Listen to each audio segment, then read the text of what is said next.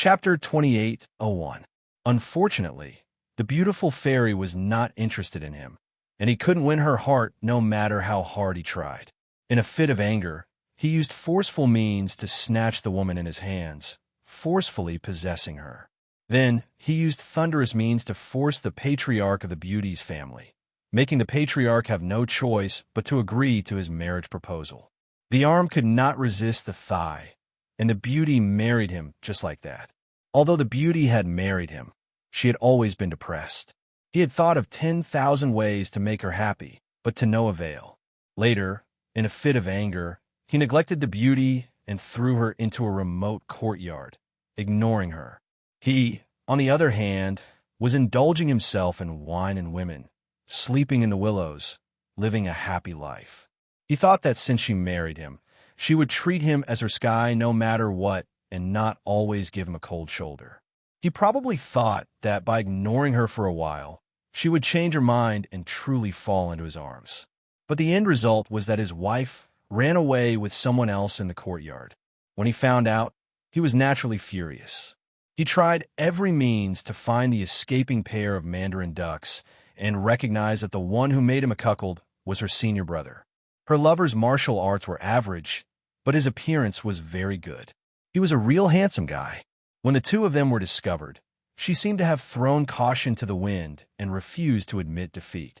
She said that she had always liked her senior martial brother, and that Rong Shiho had used force to break them apart. Now that she and her senior martial brother were together, he could kill her, but he couldn't bring her back. Rong Shiho probably really loved his wife, so he didn't do anything to her. Instead, he looked directly at his wife's lover. That lover didn't have a backbone. After being coldly stared at by him, he immediately cowered. He took the initiative to kneel and beg for mercy, saying that he was just confused for a moment and didn't want to elope with his junior sister. It was his junior sister who threatened him with her life to take her away. Rong Shiho deliberately let that man make a fool of himself in front of him to make his wife give up. But he didn't expect that his wife looked at her lover for a long time as if she didn't know him. Suddenly, she smiled and raised her hand to commit suicide. Rong Shiho naturally wouldn't allow her to die. He saved her and then slapped her lover's face in front of her. He thought that his wife would change her mind after seeing her lover's ugly behavior, but he didn't expect that she would really want to die and use all kinds of suicide methods. Rong Shiho was tired of dealing with her. In the end, he finally relented and said that he could divorce her, but he had to go to Misty Mountain to break off the engagement later on. He and his wife went to the Misty Mountain, but neither of them came out.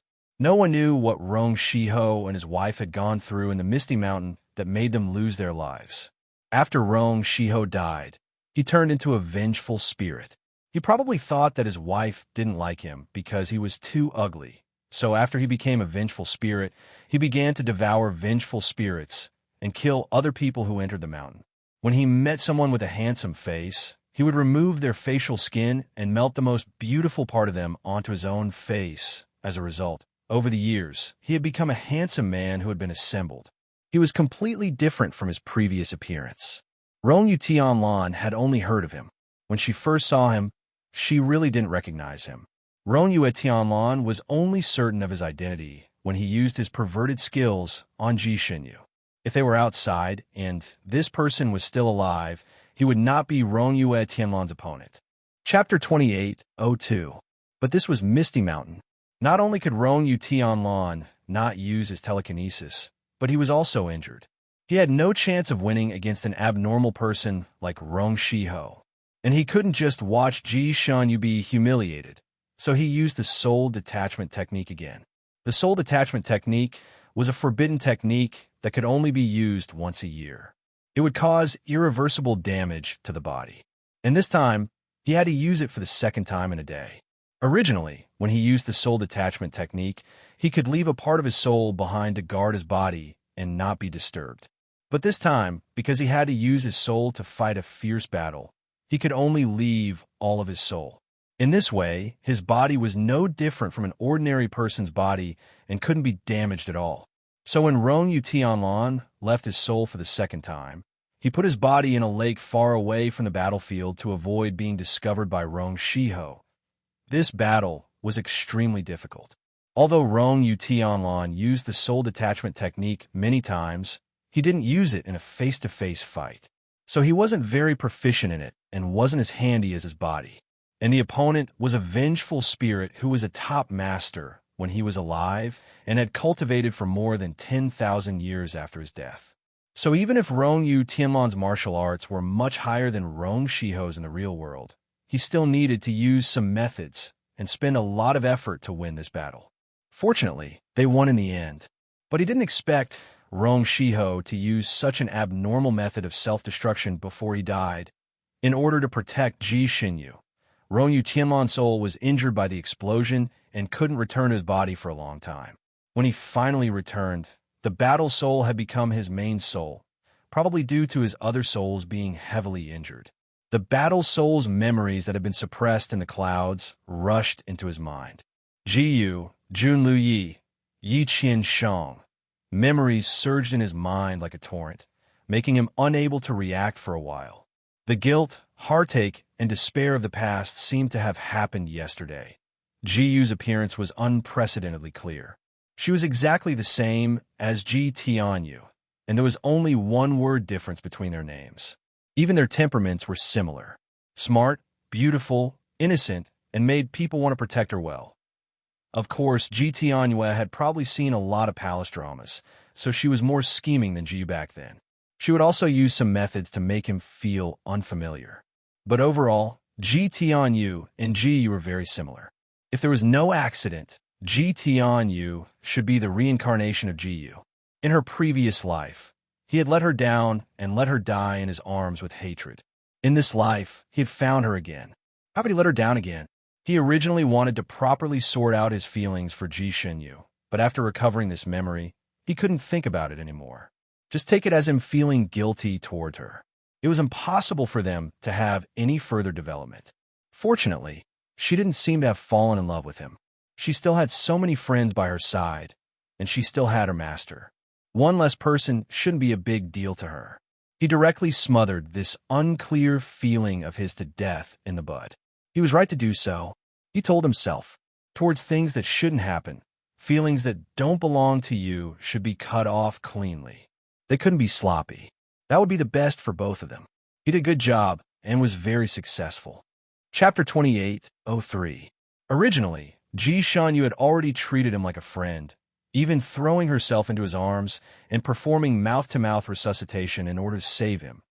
After he came back to life, her eyes were as bright as the stars. That was true joy and happiness. But he couldn't seem to treat her as a normal friend, so he could only treat her coldly and alienate her. But she was sensitive and smart.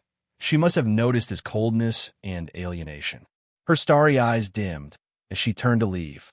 He lay there, watching her figure gradually disappear. His heart felt like it was weighed down by a weight, heavy and painful.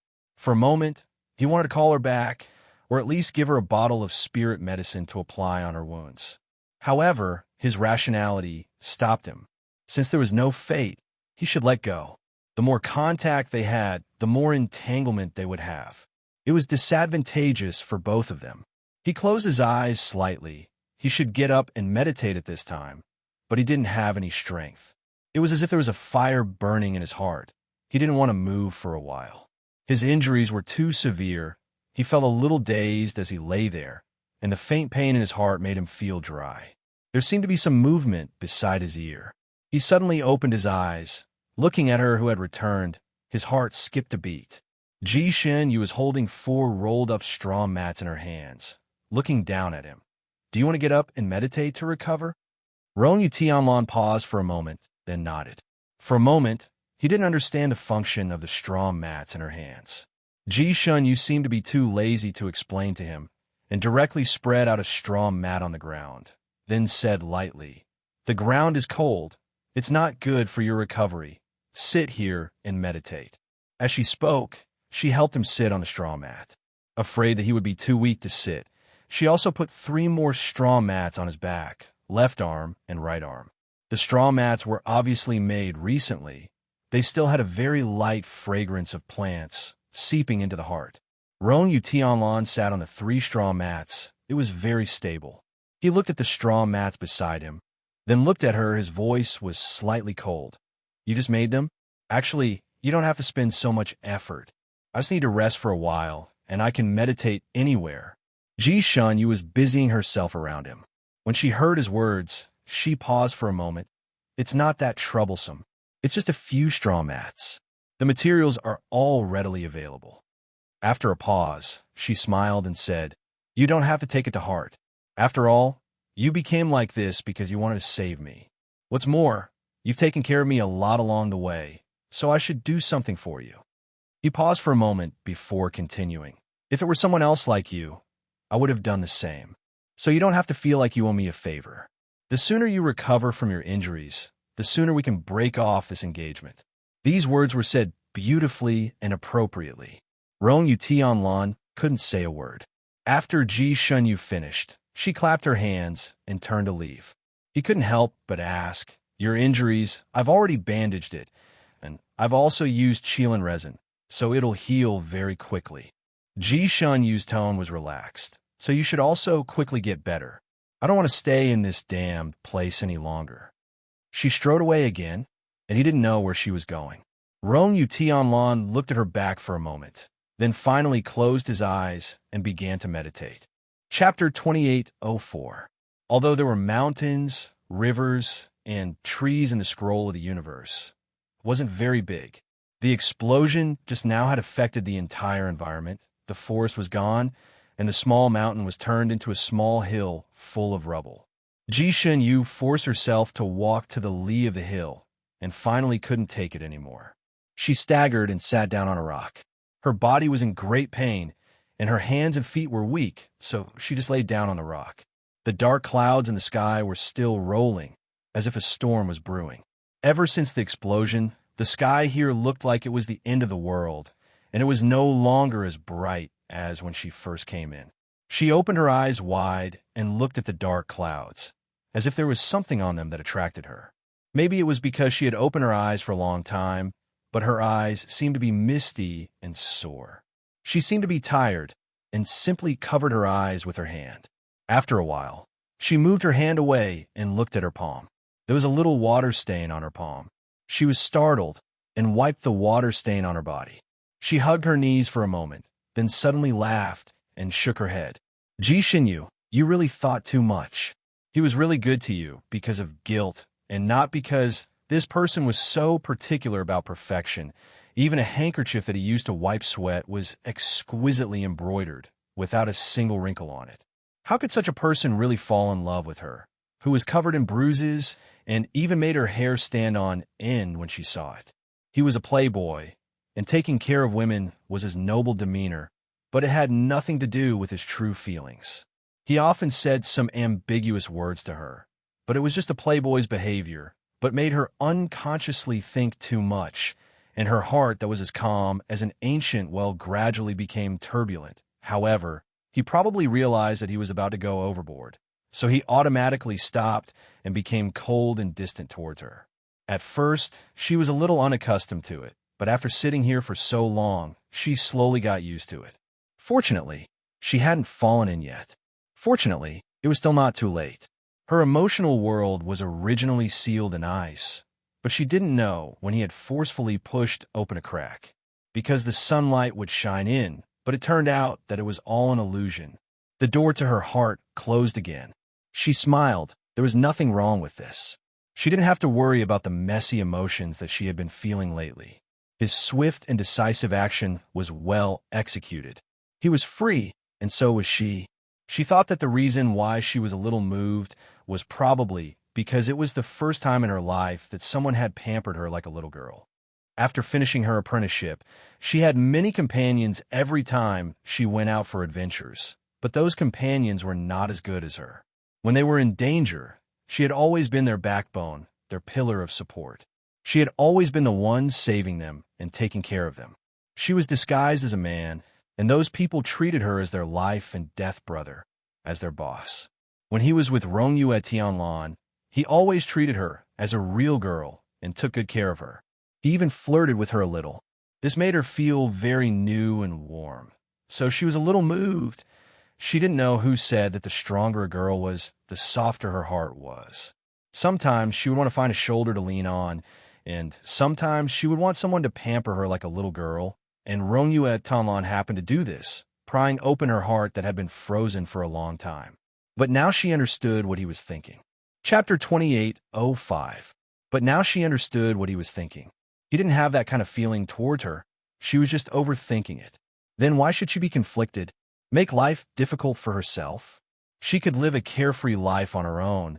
It would be foolish to be conflicted over a relationship that didn't belong to her. She didn't want to be such a fool. She would just treat him as a normal friend in the future. She took a light breath, rubbed her eyes, and sat up. Only then did she start to truly heal herself. She had suffered quite a few injuries this time, but fortunately they were all superficial wounds. She applied some medicine on the lighter wounds, cleaned the deeper wounds, applied some medicine, and bandaged them. Everything would be fine. There was one wound that was especially deep on the side of her waist. It was a bit scary with its mouth open. It wasn't convenient for her to bandage this place, so she finally took out the Qilin resin.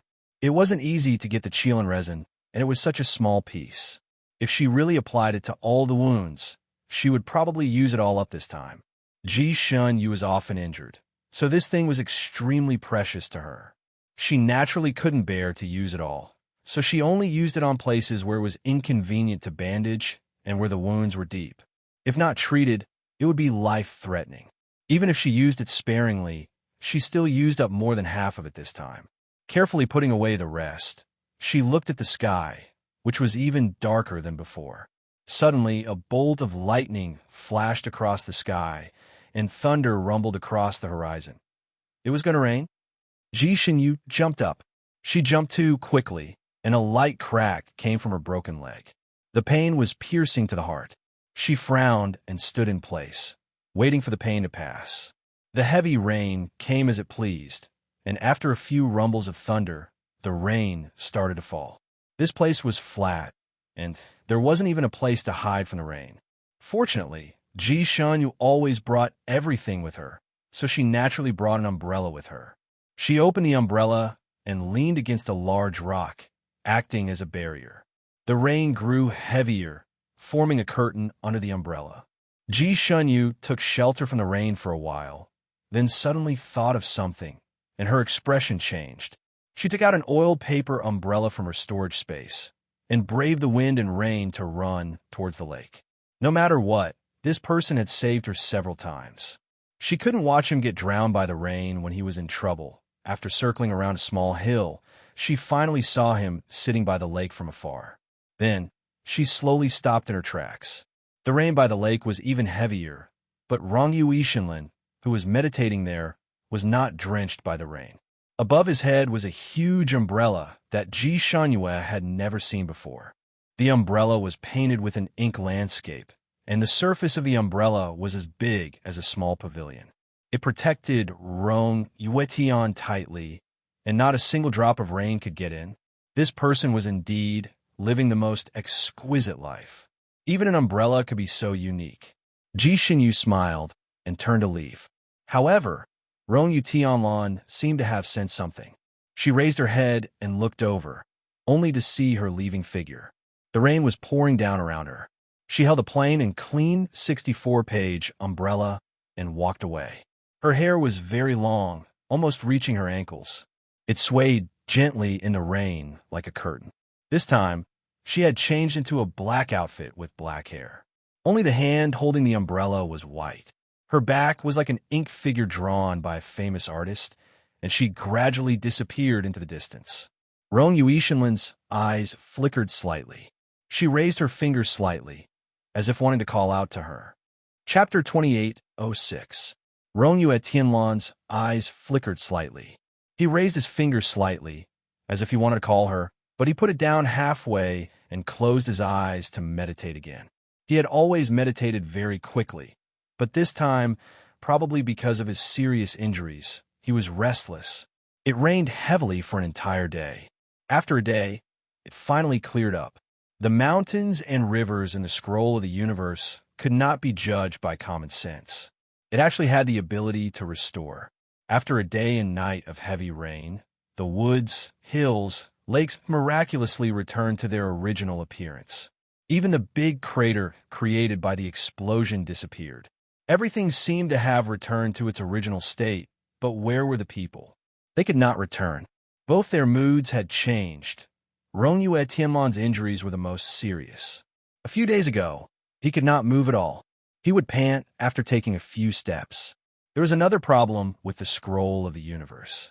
Every evening, there would be a heavy rain, and it would last for an entire night. After an entire night, the rain would clear up. The two of them had to recover here. It was not good to be drenched in the rain every day. Therefore, after Ji Shanyue discovered the weather here, she built 2 small grass houses the next day. The grass houses were simple, but they were enough to shelter them from the wind and rain. On the afternoon of the 3rd day, Rongyue Tianlan had just finished meditating. When he opened his eyes, he found Ji Shanyue standing in front of him. Ji Shanyue had been cultivating elsewhere for the past 2 days and had not come to his place. Now that he suddenly saw her, his heart could not help but skip a beat. Ji Shanyue did not wait for him to speak. She simply asked him, "Can you walk on your own now?" Rongyue Tianlan slowly got up. After meditating for 2 days, his body had finally recovered a little. Although he could not use lightness skills, he could still walk a few steps. He nodded. "I can walk. Do you want to leave now?" She probably could not wait. After all, she had been delayed for 3 days, but with his current injuries, it would be difficult for him to walk to the pillar of marriage alive. Ji Shanyue turned and walked away. "Follow me." Rongyue Tianlan was speechless. Although he did not know what she wanted to do, he still followed her. After a while, he finally saw the 2 grass houses. He was stunned. This place has a heavy rain every evening. You can take shelter from the rain in that house." Ji Shanyue pointed to the house on the left. Rongyue Tian's heart trembled. "You cultivated it?" Ji Shanyue raised her eyebrows. "Of course, don't tell me it can jump out on its own." She raised her head and looked at the sky. Dark clouds gathered in the sky again. A heavy rain was coming. She didn't say anything else and went straight into the hut on the right. Rongyue Tianlan paused on the spot and slowly walked into the house on the left. The 2 straw houses were not close to each other, and there was even a forest between them. After he entered the straw house, he could not see the other one. The straw hut wasn't big, and there was only one room. It was as short as a latrine, and there was only a straw praying mat inside. Other than that, there was nothing else. Rongyue Tianlan had just sat on the praying mat when the heavy rain fell from the sky. The rain fell on the roof of the thatch above her head, making a rustling sound. This was the most simple and crude place that Rongyue Tianlan had ever lived in his entire life. But it was also the place that made his mind the most turbulent. He was an exalted immortal who had cultivated for thousands of years. When he walked in the wilderness, he would not mind even if it was hailstones the size of eggs, let alone rain, because he could easily conjure up a house. Chapter 28:07. He was very particular about his life. Even the house he casually changed was complete with pavilions and terraces. It was pleasing to the eye like an ink painting. But now, he was living in a simple house that Ji Shanyue built with her own hands. It warmed his heart more than any other luxurious house. His heart was like the waves of the sea. Although the straw hut was small, it could prevent him from suffering from the wind and rain. He had already held an umbrella for 2 nights, but no matter how luxurious and exquisite the umbrella was, it could not compare to this small straw hut. It was raining heavily outside, but he was not in the mood to meditate. He simply stood up and walked around the house. The main frame of this straw hut was built with the trees in the forest. The wood was very rough, but very sturdy. No matter how strong the wind and rain were, it would not collapse. He walked to the door and looked into the distance. However, he could only see the rain and the lush forest on the opposite side. Other than that, he could not see anything else. What was she doing in that house now? Seeing that she was walking very nimbly, her leg injury must have really healed. She actually knew how to build a house. A girl was trained to be more capable than a man. Such a girl could survive no matter what kind of harsh environment she lived in. She did not need anyone to take care of her. Seeing her like this, he should be gratified, but his heart felt as if it had been pierced by a thin needle. There was a slight pain. He shook his head. He could not think about it anymore. If he continued to think about it, he was afraid that he would fall into a quagmire. He went back to meditate again. When the sky cleared up the next day, Rong Tianlan did not meditate anymore and walked out. Unknowingly, he walked near Ji Xinyu's house and saw that she was practicing behind the house. Behind her house was a small forest. She was practicing her lightness skill and hidden weapons in this forest. She was dressed in black, and her movements were as nimble as a dancing butterfly. Countless leaves were shot out by her like hidden weapons, nailing the surrounding trees and shaking them. This was a girl who lived and worked hard. She might not know it herself, but she was like a luminous body, always attracting people's attention. Rong Tianlan simply leaned against a tree and watched her practice. Swoosh! A green light shot towards his face. Rong Tian was stunned. Just as she was about to dodge, another green light flashed and caught up with the first light shadow. The two light shadows collided in the air. The first light shadow was a branch, while the second light shadow was a leaf. After the two light shadows collided, they immediately shattered into powder and fell to the ground. The powder was very close to Rong Tianlan, and some of it directly pounced on his robe and stained his sleeves. Rong Tianlan flicked his sleeves and raised his head to see Ji Xinyu's standing in front of him. She frowned slightly and sized him up. "What are you doing here?" The moment the words left his mouth, he probably felt that his tone was a little harsh. He rubbed his forehead in annoyance and changed to a softer tone. "Your Highness Rongyu, have your injuries healed?" She had started to call him His Highness Rongyu again. She had clearly started to call him by his name earlier. Rong Tian looked at her. "Xinyu, thank you." He thanked her again. Ji Xinyu's couldn't help but rub her forehead. "What are you thanking me for this time?" "That wooden house is very good." Ji Xinyu's waved her hand. "It was built simply and can barely block the wind and rain. You did so much for me before and got injured because of me. This is my compensation to you, Rong Jun. You don't have to take it to heart." Chapter 28:08. She sized him up again and said with concern, "Rong Jun, I think it's better for you to quickly recuperate. The sooner you recover, the sooner we can go out. If you need anything in the next few days, just let me know. I'll help you as long as I can." She had regained her chivalrous appearance, cheerful and generous, forthright and loyal. She was no longer angry and coquettish like a little girl. Perhaps it was because she had just finished practicing martial arts, but her pretty face was flushed and her eyes were sparkling. There were even beads of sweat on her fair forehead. This kind of her made people want to hug her. Rong Yuishinlin suddenly looked away, nodded, and turned to leave. This person specially came over to thank her? He was really polite. The son of a noble family had a good temperament, better than his cousin. Rong Yuidianwen often ate and drank from her. When they went on adventures together, she had no choice but to take care of him several times, but she didn't get any thanks from him. Rong Yuishinlin was injured because of her this time. It was reasonable for her to take care of him at this time. She didn't think there was anything wrong with that. Even if other friends were in the same situation, she would do the same. If it was Rong Yuidianwen, she would probably be more tired. Because that boy had always been problematic and troublesome. She wanted to beat him up. The two of them rested in the world of the scroll of the universe for a total of 10 days. On the morning of the 10th day, Rong Yuishinlin walked out of the small house and saw Ji Xinyue standing not far away. In these 10 days, the two of them rarely met. Under normal circumstances, they were cultivating in their own places. Ji Xinyue never took the initiative to look for him. It was rare to see her take the initiative. Rong Yuishinlin felt his heart skip a beat. He took 2 steps forward and asked, "Xinyue, are you looking for me?" Ji Xinyue looked at him and paused for a moment. She finally said her purpose, "Rong Jun, I see that you look good. You should be almost done recuperating, right? If you're almost done, shouldn't we go out? The sooner we finish this, the sooner we can leave Misty Mountain. I still have things to do.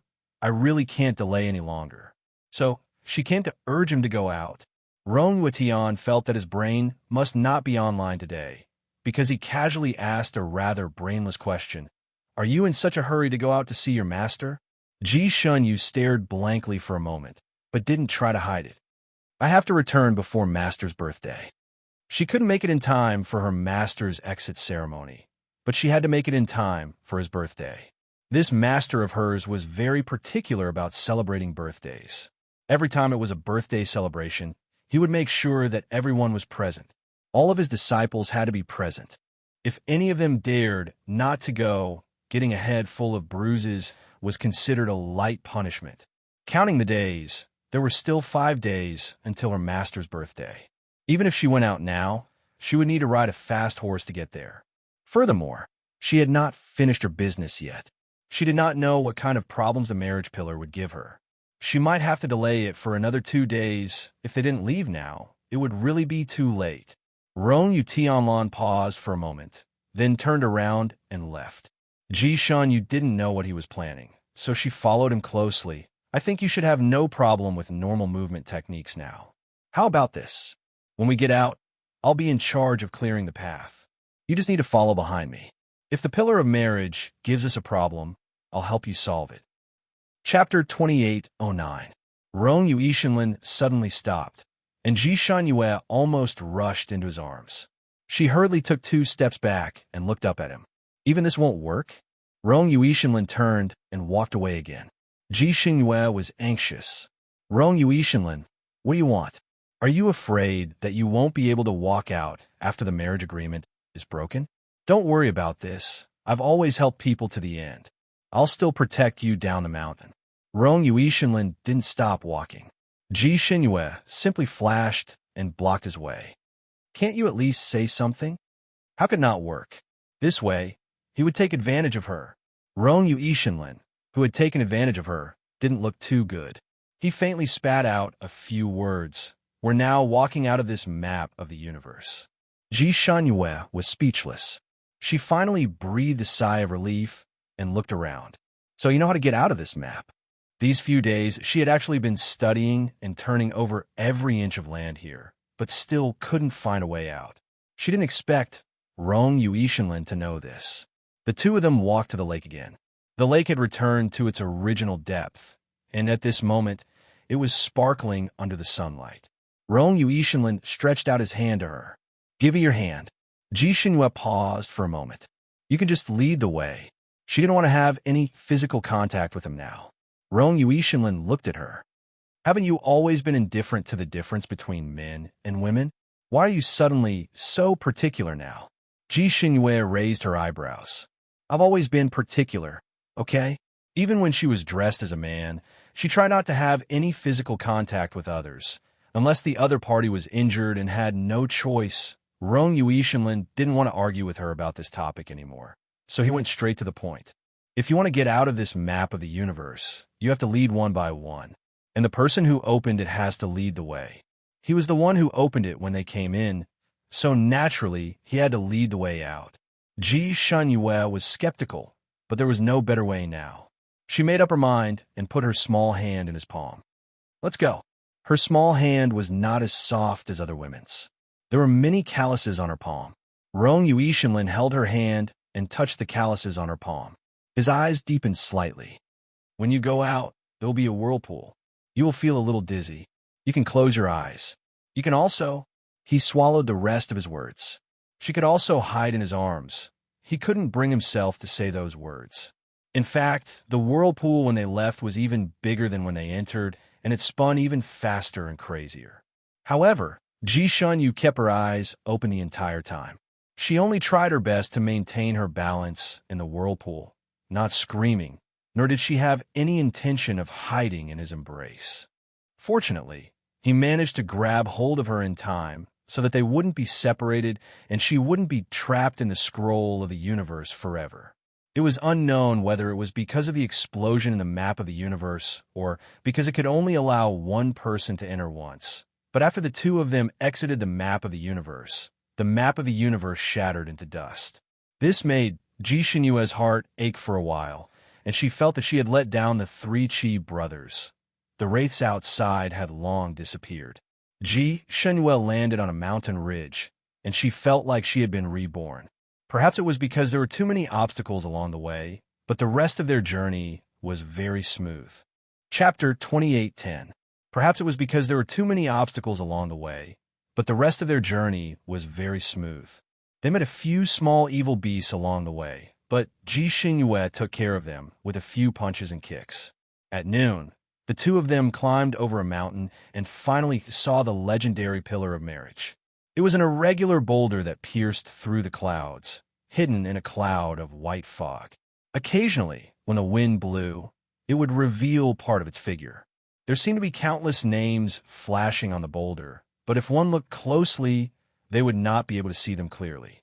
Ji Xinyue raised her head and looked at the boulder, then took a deep breath. The boulder stood in the distance, and the top could not be seen. Looking at it from this direction, there seemed to be a boundless pressure that made people hold their breaths. That was the Pillar of Marriage. They only needed to follow the instructions of the two masters guarding Misty Mountain and imprint their blood on the Pillar of Marriage. Then, the Pillar of Marriage would naturally have a problem. As long as they could solve this problem, everything would be fine. This marriage had been entangled with her for more than 3,000 years, and now it was finally time to be free. She no longer had to bear this marriage that did not belong to her. Her heart seemed to be boiling, making her forget her fatigue. She turned and discussed with Rendezvous Audiobook, "Let's use light body technique to get there. We might be able to get everything done before nightfall." Rendezvous Audiobook looked at the Pillar of Marriage, then looked at her sparkling eyes. His fingers tightened slightly, and he nodded. All right. Both of their light body techniques were excellent. Once they started flying, they were like shooting stars catching up with the moon. Rendezvous Audiobook's light body technique was much better than Ji Xinyue's, but at this moment, for some reason, he was slightly behind. Unlike Ji Xinyue's impatience, the closer they got to the Pillar of Marriage, the more uneasy his heart became. It felt as if he was walking on an irreversible path of no return. He took a deep breath. He did not do anything wrong. His figure rose, and he overtook Ji Xinyue. His blue robe was like a flowing cloud as he rushed towards the mountain. Ji Xinyue looked at his back from behind and raised her eyebrows slightly. The exalted immortal was probably anxious as well, for there was a rare aura of hostility emanating from his body. From time to time, the animals that appeared in the forest to attack them were all killed by him, and were sent flying with a wave of his sleeve. Those who were smashed to pieces, and those who were thrown to their deaths. His appearance was as if he was possessed by the god of death, and the ferocious beasts along the way no longer dared to come forward. When they saw him rushing over, they hurriedly fled. Rather than calling the Pillar of Marriage a pillar, it would be more accurate to call it a straight white jade mountain peak. Ji Xinyue stood under the pillar and raised her head to look at it. She couldn't help but praise the magnificence of this pillar in her heart. She glanced at Rendezvous Audiobook, who was standing beside her. Perhaps it was because he had run too fast, but his face was slightly pale. At this moment, he was staring at the pillar without moving. "Shall we begin?" Ji Xinyue spoke first, pulling out a crescent-shaped blade. This was also given to them by the two emissaries at the foot of the mountain. They could only use this knife to draw blood. All right. Ronwetian seemed to have woken up from a dream. He responded and took out his scimitar. Both of them cut their palms and then pressed their bleeding palms onto the Pillar of Marriage. After a moment, the Pillar of Marriage shook slightly. The originally hazy words on it spun wildly, and slowly, two names appeared on the pillar. Rendezvous Audiobook, Ji Xinyue. Chapter 28:11. Rendezvous Audiobook, Ji Xinyue. These two names were pure gold, shining brightly side by side. In the middle of the names, there was a symbol of a heart-linking lock, as if they were a loving couple standing side by side. As the blood of the two merged, another line of words appeared under the names. 1,000 years of cultivation led to crossing the same boat. 10,000 years of cultivation led to sleeping on the same pillow. Do the two of you want to break up this hard one, good karma? In front of the two of them, the words yes and no appeared respectively. They could choose. Ji Xinyue didn't hesitate and pressed his bloody finger on the yes button. Rendezvous Audiobook's face was slightly pale. His finger pressed on the pillar for a long time without pressing it. Ji Xinyue glanced at him. What's wrong? Hurry up and press it. Both of them had to choose yes before the palm could be moved and the bleeding stopped. What was the meaning of him being distracted at this time? Rong Yuishinlin took a deep breath, raised his finger, and pressed the yes button. A faint sigh came from the marriage pillar, but it was very vague, not much different from the sound of the mountain wind blowing. Ji Shunyue didn't hear it all, but Rong Yuishinlin's body stiffened slightly. He raised his head and looked in the direction of the sound, but he didn't see anything. According to the experience of the seniors who had successfully annulled their marriages here, after this process was completed, the marriage pillar would give the two people an extremely difficult question. They could either kill a monster, break through a maze, or enter an illusion. These difficult questions varied according to the level of the person who entered. The higher the level of the martial arts, the more perverted the challenge. Once the challenge was successful, the engagement would naturally be broken. If the challenge failed, sorry, but leave your life. Whoever failed would have to leave their life here, and the other party would be free. Of course, in the difficult problem of breaking off the engagement, one party could also help the other, but if they failed, the two of them would die here. Every senior who talked about the challenges here had a lingering fear they didn't want to experience it a second time in their lives. Rong Yuishinlin had already asked around, but he felt that there was no challenge that could really stump him. Martial arts, wisdom, zither, chess, calligraphy, painting array formation, medical skills, planting trees, and raising beasts, he was the best in all of them. According to him, except for the fact that he didn't know how to give birth, he was an expert in everything else. He even knew a little about witchcraft. Under such circumstances, what else could stop him? He even made up his mind to help Ji Shinyu as soon as he succeeded. He did want to break off the engagement with her, but he never wanted her to die. He had made all the preparations, but the marriage pillar gave him a reaction that he had never expected. As he pressed the word yes, the heart-linking lock that connected the names of the two people on the pillar of marriage broke silently. Then he watched as the two names flew in opposite directions and disappeared into the pillar. This was the sign of a successful annulment. Rong Yuetian stood there, unable to react for a moment. He succeeded just like that. The marriage pillar didn't give them any problems, and simply annulled their marriage contract so crudely. It was too smooth. It went so smoothly that no one dared to believe it was real. After pressing yes, Ji Shunyue took a step back and patiently waited for the pillar of marriage to give her a difficult question. At this moment, when he saw the scene, he was also stunned. He blinked his eyes and said, "This is a sign of success, right? You're not coming up with any more questions?" Chapter 28:12. Rong Yuetian also took a step back, looked up at the marriage pillar, and answered Ji Shunyue, "Probably." "So good." Ji Shunyue's eyes curved, and her small mouth curled up. "Looks like we're lucky to have encountered such a rare opportunity." She paused again. "Looks like we're really not meant to be. Even a marriage pillar didn't think highly of us, so it could be resolved so easily." Rong Yuetian choked. The joy in her eyes made him a little uncomfortable. He turned his eyes and looked at the marriage pillar again. He felt that something was wrong, but he couldn't tell what it was. The marriage pillar returned to its original appearance, and his and her names could no longer be seen. And the only connection between them was completely broken. As the two names disappeared, the fog in Misty Mountain also dissipated. Ji Shunyue felt a warm flow into her body. She moved her arms and legs.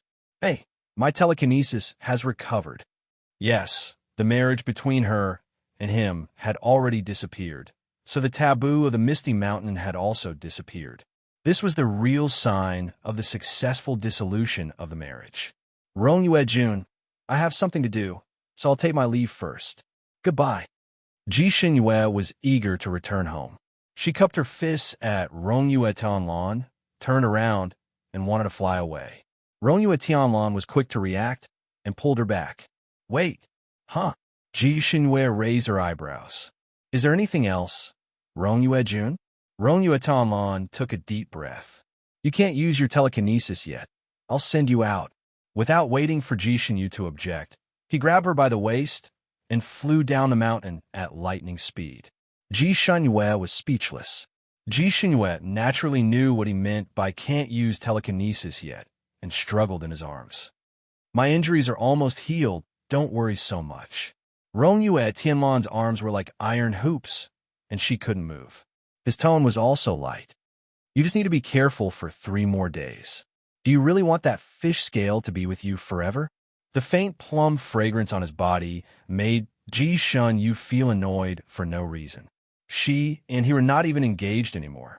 So how could they continue to hug each other like this? Besides, there were many new wounds on her body. Even if the scars on the old wounds disappeared, the new wounds would still leave scars. It was unnecessary for her to care about this. It's just fish scales. It's not a big deal. It wasn't like he would die. I don't mind. Ji Xinyu tried to reason with him. You may not care, but I do. This sentence almost slipped out of her mouth. Rong Yuetian pursed her lips slightly and said faintly, girls should cherish themselves. This way, others will cherish you. Don't worry, I will only send you to the foot of the mountain. I will only let you down when we leave the mountain gate. Rong Yue Tianlan, I don't owe you anything anymore. Ji Shunyue was a little angry. She raised her hand and wanted to slap him away. Rong Yue Tianlan's sleeve brushed against her body, causing Ji Shunyu's body to stiffen slightly. Damn it, she couldn't move. Ji Shunyu glared at him and opened her mouth, but no words came out. Ever since she finished her apprenticeship, this was the first time she was restrained like this. It was also the first time someone restrained her so frequently that she couldn't move. I owe you. Rong Yue Tianlan's voice was faint. Let me help you one last time. One last time, all right. Ji Xinyu pursed her lips and froze in his arms. The Supreme Immortal's thinking was indeed different from normal people. She felt that she didn't understand him anymore. Chapter 28:13. Forget it. Since she was already here, she might as well take things as they came. This was probably the last time she would meet him, so she didn't need to care so much about it. Her waist was slender and soft. Wrapped around his arm, it was as if the size was just right and they fit perfectly. Ji Shun Yu tried to raise her body as high as possible to prevent her chest from touching him. Rong Yu Tianlan naturally noticed her small movements, but when she leaned back like this, her chest was even more perky. As long as he lowered his eyes, he would be able to see the small mounds under her clothes. Rong Yuetian's mind was shaken. Her lower abdomen heated up, and her eyes suddenly moved away. He cursed in his heart. For the first time in his life, he felt desire. The environment in which Rong Yue Tianlan grew up was also a little special. He grew up in the palace, and what he saw the most were the palace fights between the women. They used all kinds of means, and such beautiful women would make their faces hideous in order to compete for favor and status.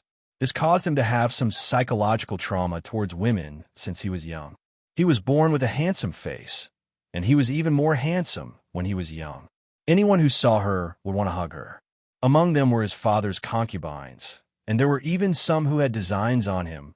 When he was young, he had been molested by a concubine. Although he had detected it in time and had not been successfully molested by the concubine, he had almost lost his reputation because of it. Because of this, he had a deeper shadow over women. He had the illusion that women were tigers, and he even had an instinctive disgust towards the matters between men and women. Later on, when he ventured out into the world, he got to know some other women. His impression of women changed slightly, but the shadow of his childhood was deeply ingrained and could not be removed in a short period of time. Then, there was this forced engagement incident. He was forced to leave his hometown. After wandering in the space-time turbulence for a while, he finally settled down in the Tianci continent. He cultivated the Tao of Immortals, which purified his heart and abstinence of desires, and he was a little traumatized by women. Therefore, although he attracted the gazes of countless beauties when he walked through the 3 realms, he was able to walk through thousands of flowers without a single leaf touching him. Other than a few close female friends that he had made regardless of gender, he had never really been moved by any woman.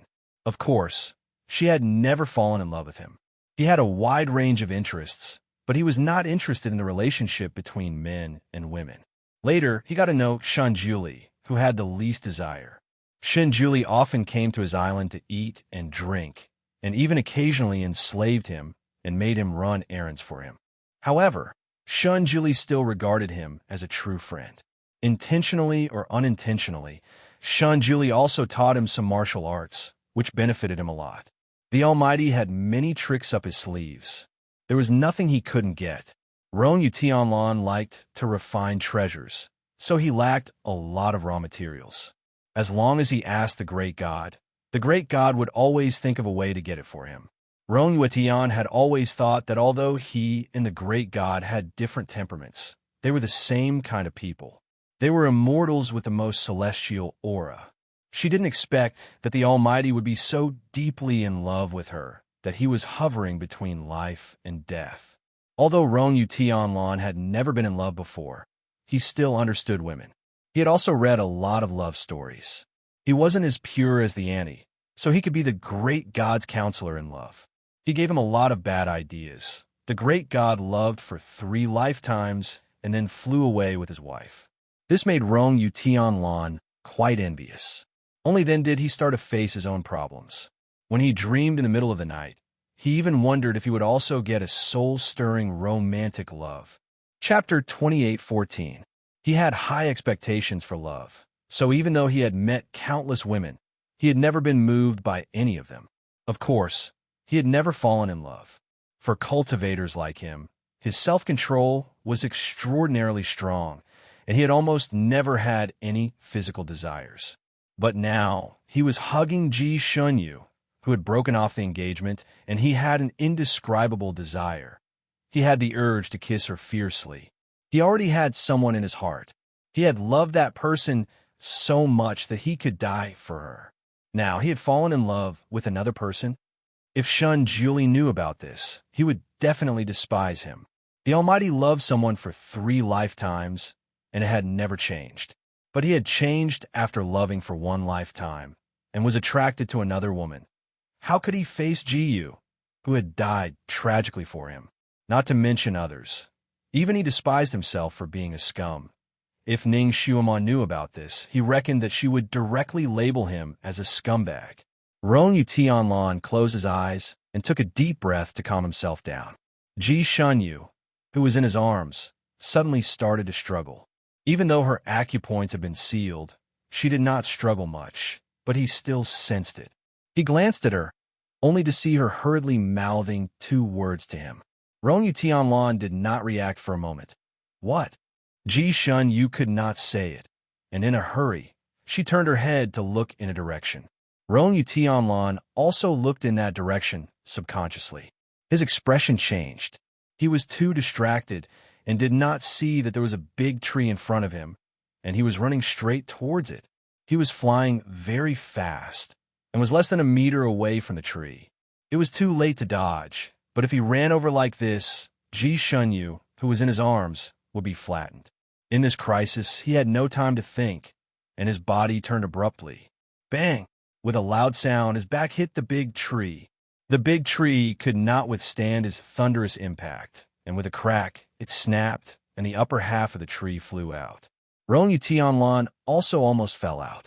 Fortunately, his martial arts were not bad, and after a few steps, he finally stabilized himself. Ji Shunyu's face was filled with a "Are you possessed by something? How can you bump into a tree?" while walking expression. Rong Tianlan's back was burning. She knew that this hit was not light. However, this situation was too embarrassing. He did not want to explain, so he coughed and said, "My psychokinesis has just recovered. I'm still not used to it." He then looked down at her and asked subconsciously, "Are you okay? Did you hit anything?" Ji Shunyu. She had been protected in his arms just now and hadn't been touched at all. At most, she had only been shaken a little. Of course, she was fine, but wasn't he the one who was in trouble? He had used so much strength to crash into it. If it were an ordinary immortal, they would have been killed instantly. Ji Shunyu actually really wanted to see his back, but she was currently in his embrace and couldn't turn around to look at his back, so she could only give up. Fortunately, Rong Tianlan took her flying again. This time, the flight was very stable, so Ji Shunyu did not take it to heart. When Ji Shunyu came out from the entrance of Misty Mountain, she paused when she saw the scene in the valley. There were rows of tents in the valley, big and small, with different specifications, sizes, and colors. Chapter 28:15. The most eye-catching ones were three of them. One was light pink with a soft pink color. It was obvious that it was the tint of a noble girl.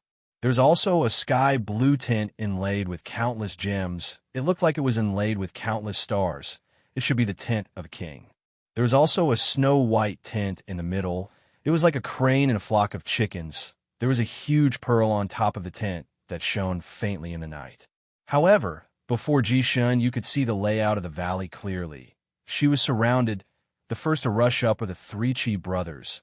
The moment Ji-shun you popped her head out, the first thing she heard was them shouting, "Boss! Boss is out! It's the princess!" The shouting third young Master Chi was kicked by first young Master Chi. Second young Master Chi's eyes were almost brimming with tears. "I told you, the princess and the others would be fine. They were just delayed. Now they're finally out." The three brothers' enthusiasm moved Ji-shun Yu. She was about to say something. Shua! Someone jumped down from the tree, pushing the three brothers to the side. It was Changbu Bai. "Princess, are you hurt?" Ji-shun Yu shook her head. "I'm fine, Shun Yu. This king knew you would come out. This king didn't wait in vain." The sky blue tint curtain was lifted. The western sky prince Shi Shuang Chung walked over with a smile. "Did you succeed?" Ji-shun Yu didn't expect that after so many days, they were still waiting here. Her heart was slightly warm, but she also had a headache. The three Chi brothers and Changbu Bai were fine, but this Shi Shuang Chung obviously had some plans for her. Now he was looking at her with a smile, his eyes full of gratification and friendship. It made the veins on Ji-shun Yu's forehead twitch. "Sister!" A pink-clothed figure rushed over and grabbed Ji-shun Yu's sleeve. "Sister, you're finally out. I was worried to death. You're a full 10 days later than the scheduled date. Did you encounter any danger? Annulling the marriage, did it go smoothly? Where's Brother Rongyu? Why didn't he come out with you?" Ji Tianyue fired a series of questions like a cannonball. Her big eyes were filled with anxiety and worry. She had lost a lot of weight in just over 10 days. She used to have a little baby fat, but with her slim chin, her eyes looked even bigger and more watery. Ji-shun Yu calmly pulled back her sleeve.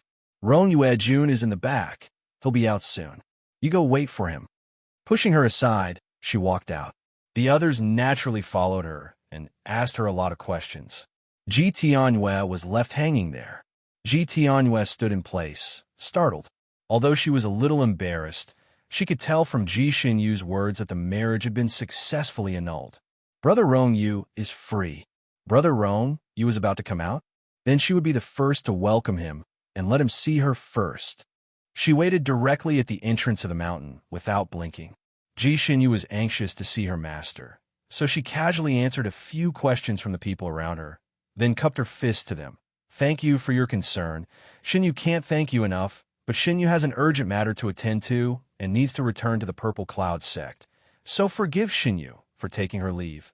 After finishing his speech, he was about to fly up on his sword when he raised his head and saw the snow-white tent. He stopped abruptly and looked carefully at the appearance of the tent. He blurted out, "Master, Chapter 28:16. This tent actually belonged to her master, sect leader Ziyun." The snow-white tent's curtain was lifted, and a man in a white robe walked out. He had handsome eyebrows and looked rather cold and aloof. Just by standing there, he had the aura of a great master. Behind him were 9 other disciples of Ziyun's sect. Although their appearances were different from their expressions and bearing, they were all experts. When these people came out, it was as if an auspicious aura had spread throughout the valley. Ji-shun Yu's eyes widened. After being stunned for a moment, she strode forward. "Master, senior brother." Her master had actually brought all of her senior and junior brothers here. Not a single one was left out. This was too surprising. She immediately went forward to greet them. The man in the white robe was her master, sect leader Ziyun.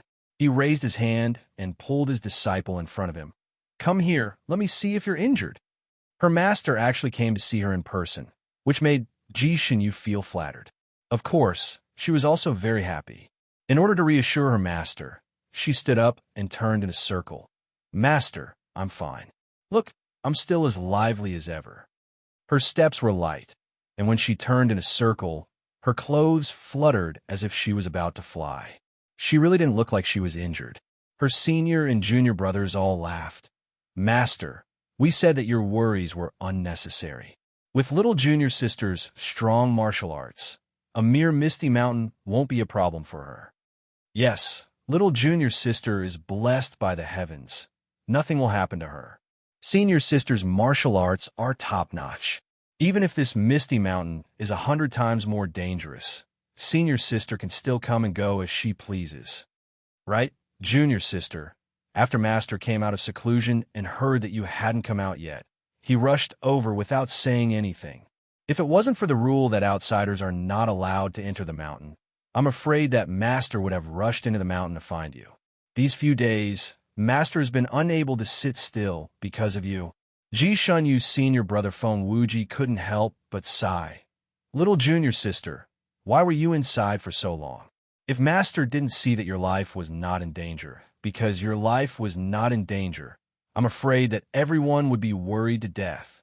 Because your life is unknown, Master didn't even organize a birthday banquet. No matter where Grandmaster Ziyin went, he would always pay attention to his style. After he came out, he casually summoned a chair and sat on it. His disciples surrounded Ji Shunyu and talked to him one after another, but he didn't interrupt. He only rested his chin on his hand and looked coldly at this female disciple of his who was the most skilled in martial arts, but also the most troublesome. His gaze made Ji Shunyu's hair stand. Master didn't want others to say that he was old, but he took his birthday very seriously. Every year, he would hold a grand celebration, but this time, because of her. Although her master didn't say anything, the way he looked at her made her feel that there was a lot of resentment. Ji Shunyu immediately took out a blue pearl and handed it over with both hands. "Master, look, this is your disciple's gift to you." Grandmaster Ziyun's eyes lit up slightly. He finally straightened his body and stretched out his hand to receive the pearl. He twirled it around his fingertips. The fate-revealing pearl shone brightly, blinding the eyes of the surrounding disciples. Everyone congratulated their master in unison. Feng Wuji couldn't help but pat Ji Shunyu's shoulder. "Little junior sister, you really are capable. You even found such a treasure in the Misty Mountain just to cancel the engagement." Another disciple also laughed. "Little junior sister, you didn't come out for so long. Was it because of this pearl?" Chapter 28:17. Ji Shunyue smiled and nodded. Although she had found this pearl by accident, the reason why she had been delayed was because of this pearl. "Sister, why hasn't Brother Rongyue come out yet? Is he seriously injured? If you want to break off the engagement, why do you still need to pick the pearl?" Ji Tianyue suddenly rushed over from the entrance of the valley, her face full of anxiety. Ji Shunyue frowned slightly and looked back at the entrance of the valley. Indeed, Rongyue Tianlan had not come out. Logically speaking, he should have come out. At that time, he carried her and flew near the entrance of the valley, then put her down, saying that he wanted to separate from her and let her go first. She thought that he was probably avoiding suspicion, so she didn't say much and came out first. She had been out for almost a quarter of an hour. Why hadn't he come out yet? Was he trying to avoid suspicion even more thoroughly? Ji Shunyue didn't want to pay attention to her sister, but Ji Tianyue was probably used to being spoiled by her. At this time, she was a little unforgiving. She tugged at her sleeve and opened her big round eyes. "Sister, say something. Why hasn't Brother Rongyue come out yet?" Ji Shunyue frowned slightly.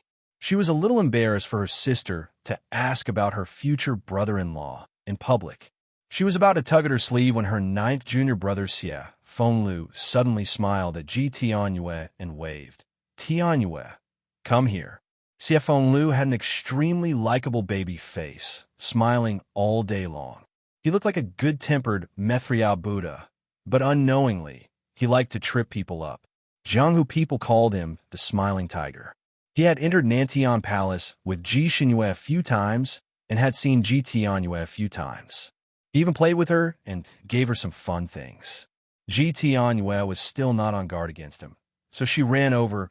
"Brother Xie." Xie Fenglu raised his hand and rubbed her head to show his affection. "Tianyue, you're also very worried about your brother Rongyue? Ji Tianyue nodded. Yes, very worried. Xie Fenglu blinked. Then if brother Xie enters Misty Mountain, will little Tianyue also be very worried? Ji Tianyue paused for a moment and replied with some reluctance. I'm also worried. Xie Fenglu looked a little sad. The word also makes brother Xie sad. Then in little Tianyu's heart, who is better, brother Xie or brother Rongyu? Which one do you prefer?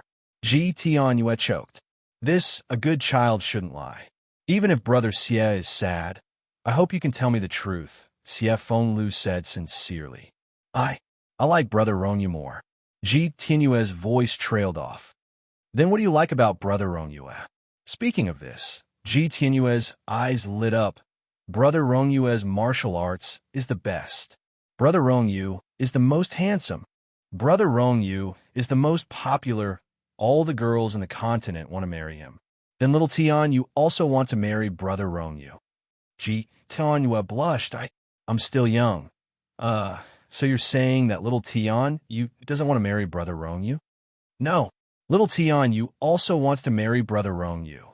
Little Tian, you already knows how to like people at such a young age. Come, tell brother Xie. When did you start to like brother Rongyu?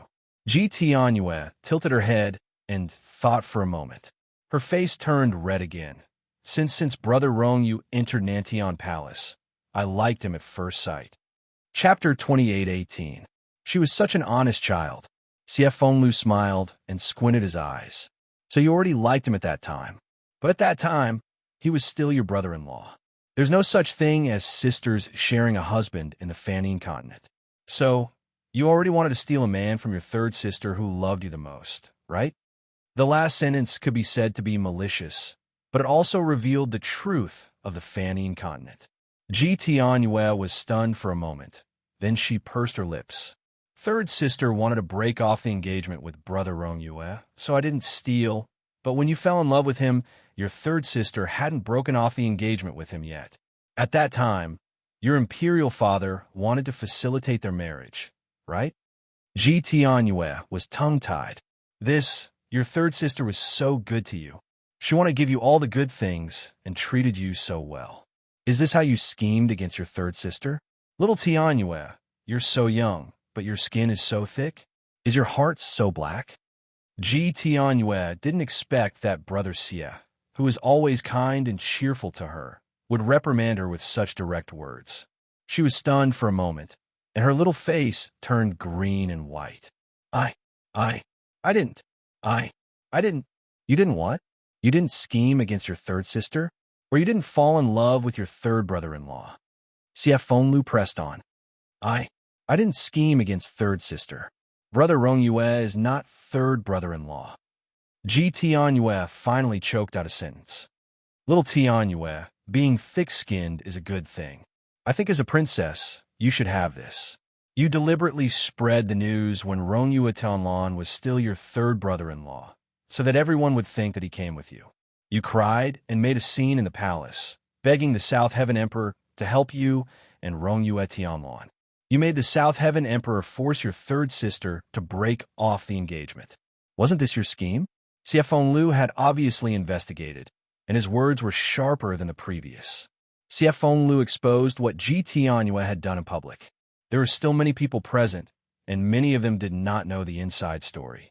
Now that they heard Xie Fenglu's words, everyone's eyes focused on Ji Tianyue. Ji Tianyue didn't expect brother Xie, who had always been gentle to her, who had brought her out to play a few times, and who would even stand up for her when she was bullied outside, to turn hostile today. After being stunned for a moment, she burst into tears. You bully me. Bullying a child. You've always been nice to me, but it turns out that it was all fake. Her crying was like a pear blossom in the rain. Originally, as long as she cried like this in the palace, almost everyone would serve her and feel sorry for her. Even Xie Fenglu back then was no exception. When she cried, he would coax her and even help her hit the person who made her cry. But now, Xie Fenglu stood there with his arms crossed. He was completely immune to her crying. Hearing her accusation, he smiled. Naturally, no one will bully a cute child. A child playing tricks in front of an adult is really asking for a beating. Also, little Tianyue, you have to understand one thing. Originally, my kindness to you was not fake. It was all real. But that was because of your third sister's face. I will only treat people who she treats sincerely. If it's just you, do you think you have the qualifications to be treated sincerely by me? Ji Tianyue. The people around them burst into laughter. Among them, the three Chi brothers laughed the loudest. Chapter 28:19. Third young Master Chi gave her a thumbs up. Well said. Ji Tianyu's face turned even redder. She had always been pampered by others all her life. She could get whatever she wanted. She had never been mocked like this before, and she had never been watched like this before. Siefeng Liu's words were like stripping her naked in front of everyone, causing her to feel extremely embarrassed. She was still young after all, so she could not think of any words to refute Siefeng Liu. Furthermore, none of the people around her spoke up for her. This was the first time she had fallen into such a helpless situation. Her large eyes turned anxiously and landed on Ji Shenyu. She could not help but want to seek protection from her. Third sister, can you bear to let them bully your little sister like this? Ji Shenyu frowned slightly. Her little sister's skin was really thick. She still wanted to ask her for help at a time like this. Did she really think that she was a punching bag who only knew how to pamper her little sister? Before she could say anything, Sect Master Ziyun spoke up. Shenyu, were you injured in the mountains? Were you bullied? His handsome face darkened again. I know that you are a competitive girl and like to swallow your pride. But now that your master and senior brothers are all here, you don't have to endure it anymore. Speak up and your master will make the decision for you. Ji Shenyu felt warmth in her heart. Only in the sect could she receive so much love and care. However, she did not want her master to worry, so she smiled. I'm really fine. Master, your disciple is so capable. How could I be bullied? It's already good enough that I don't bully others. Also, the engagement this time was canceled quite smoothly. After we arrived at the marriage pillar, we only needed to click on the option and the engagement was canceled. There wasn't even a test. This shows that we are really not suitable for each other. Even a marriage pillar went easy on us. This topic attracted the attention of everyone present. When they heard that the marriage pillar went easy on them, everyone was very surprised and expressed that they had never heard of it before. However, Sect Master Ziyun frowned slightly and asked Ji Shenyu to explain the situation. There was no need to hide such things, so Ji Shenyu told him everything. Before Grandmaster Ziyun could say anything, the fat and thin walkers who were guarding the door suddenly interrupted. You said your name, and his is golden on the pillar of marriage, and not silver? Are you sure? Ji Shenyu nodded. That's right, it's shiny. She raised her eyebrows in surprise. There's a silver one? The fat and thin walkers looked at each other, and the fat walker said, It can be said that almost everyone's name is silver, and very few have golden names. The thin walker also said, This has nothing to do with the depth of one's cultivation. Back then, there was a high immortal who went in. His and his wife's names were also silver. Ji Shenyu was stunned. What's with the golden color? Is there any explanation? The fat walker said, Only a marriage destined by the heavens is golden. If the golden one wanted to break off the engagement, the pillar of marriage would not give a test. It was completely up to the person involved. They were considered a couple protected by the pillar of marriage. Out of billions of people, you want me to pair. The thin walker also added, However, there is a fatal flaw in this kind of marriage. People who have this kind of marriage are extremely in love with each other. They can have 3 lifetimes of love. However, once the engagement is broken, the 3 lifetimes of love will be cut off. It will be difficult to get back together again. The fat walker shook his head and said, That's right. Although it's easy to cancel a marriage arranged by heaven, getting back together is the most difficult. It's almost impossible. Chapter 28:20. Is it easy to reconcile with the silver runes? Someone asked. It's difficult. Marriage is not child's play. It's not a child's game for you to break up and get back together. Otherwise, it would lack the solemnity and holiness of the marriage pillar. However, the person with the silver runes is an ordinary person after all. The marriage pillar doesn't really care. As long as there's enough sincerity, it's not too difficult for two people who have broken off the engagement to reconcile. There have been many successful examples over the years. Once a marriage destined by heaven is broken off, it's a contempt for heaven's will. If you want to reconcile, it's going against heaven's will. Since ancient times, I've never heard of anyone succeeding. The fat walker looked at Ji Xinyu regretfully. Originally, I thought that you and His Highness Rong-Yu were quite compatible. I even looked forward to the day you two reconciled. Now, it seems that you and His Highness Rong-Yu are not fated.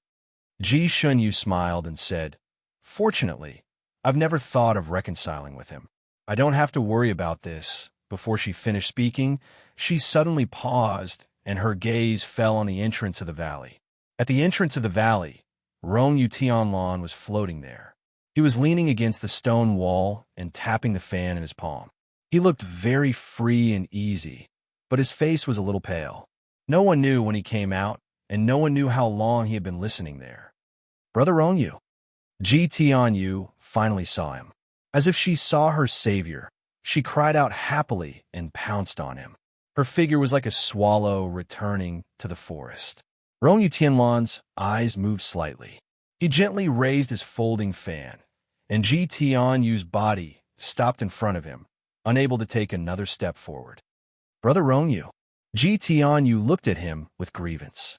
She actually wanted to jump into his arms so that she could declare her sovereignty in front of everyone. However, Rong-Yu Tianlan obviously had no such intention. She had never touched his arms before, fortunately. Although Rong-Yu Tianlan did not let her hug him, his gaze was still gentle. You've been waiting here? Ji Tianyu nodded. Yes, I was waiting for Brother Rong-Yu to come out.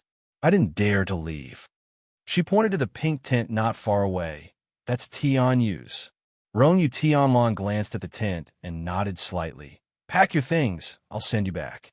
Ji Tianyu's eyes lit up. Brother Rong-Yu, are you using the unicorn carriage to send Tianyu back? Rong-Yu Tian responded with an aha. Quickly go and pack your things. Ji Tianyu's eyes sparkled as she looked around at the people around her. Suddenly, she seemed to have thought of something and pulled Rong-Yu Tianlan's sleeve aggrievedly. Brother Rong-Yu, someone bullied me just now. You have to avenge me. When she said this, everyone present looked at each other in dismay. Most of the people were still a little afraid of Rong-Yu Tianlan, an exalted immortal. Therefore, when his gaze swept over them, those who had once mocked Ji Tianyu took a few steps back guiltily. Of course, there were also those who were not afraid of anything. For example, the Qi clan's third young master, Changbu Bai, and the people from the Purple Cloud sect. Ji Xinyu frowned slightly, but she didn't say anything. She crossed her arms and looked on coldly as if it had nothing to do with her. Although Rong-Yu Ishinlin came out late and didn't see the scene at that time, he could roughly guess it based on everyone's reaction. He nodded and motioned for Ji Tianyu to continue. Ji Tianyu finally found the backstage and recounted the scene to him in full detail. When I finished speaking, my tears flowed out again. Chapter 28-21. In the end, tears flowed out again. They've bullied me just now. Even my sister didn't speak up for Tianyu. Rong-Yu Ishinlin looked at Xie Fenglu indifferently. Xie Fenglu looked back with a smile. His eyes were sharp. Yes, I did say that about her, but I don't think I said anything wrong. Since you did it, you shouldn't be afraid of others talking about it. Does Your Highness Rong-Yu Ishinlin think that she did the right thing? Rong-Yu Ishinlin said indifferently, I don't think she did the right thing, but she's still a child, a spoiled child. Your Excellency shouldn't use such sharp words on her. Xie Fenglu smiled. His words were sharp enough. From your tone, it seems that you're really protecting her. It seems that this Princess Tianyu isn't a one-sided person. Are you really going to abandon your sister and marry her sister? Ji Tianyu's eyes lit up. She put the complaint aside. She also wanted to hear Rong-Yu Ishinlin give her an answer. If Rong-Yu Ishinlin admitted his feelings for her in front of so many people, then their marriage would be set in stone. The people around were also waiting for Rong-Yu Ishinlin's answer. There were still many people who thought that even if Rong-Yu Ishinlin broke off the engagement with Ji Xinyu, he might not be interested in her sister. After all, the little girl was still too young and underage. Rong Uishanlin smiled. His expression did not change. He only said a few words. Everything is possible. After leaving such a thought-provoking sentence, he knocked on Ji Tianyue's shoulder with his fan. Be good, don't dawdle. Go pack your things, I'll send you back. A little girl shouldn't always run around outside. It's very dangerous. This sentence was already filled with concern. Ji Tianyue indeed hurried to pack her tent. Rong Uishanlin raised his hand, pinched a spell, and flicked his finger towards the sky. A blue light shot straight into the sky. After a moment, two clear and long cries sounded in the sky. The two unique carriages pulled by the two unicorns appeared in the sky and landed on the ground in the blink of an eye. Ji Tianyue naturally had her attendants. However, in order to let Rongyue Tanlan help her and show off their affection in front of others, she had ordered the attendants to leave the valley as soon as Ji Shenyu came out. Now, Rongyue Tianlan had asked her to clean up these things herself. After all, she had never done these things before, so she cleaned up in a mess. Because he was too anxious, his head was almost hit by the falling tent. After Rongyue Tanlan summoned her mount, she turned around and saw her like this. The corners of her lips couldn't help but twitch as she waved her folding fan. It was as if a pair of invisible hands were tidying up the tent. In the blink of an eye, it was tidied up neatly. His voice sounded faintly. Get on the carriage first. Tell your guards to take the tent and luggage back. Ji Tianyue. Okay. She blushed. How did Brother Rongyue know that I brought guards? She thought that as long as she appeared here alone, Rongyue Tianlan wouldn't know. Was there even a need to guess? She was so clumsy when she was packing her luggage. It was obvious that she was a delicate young lady who was waiting for someone to serve her.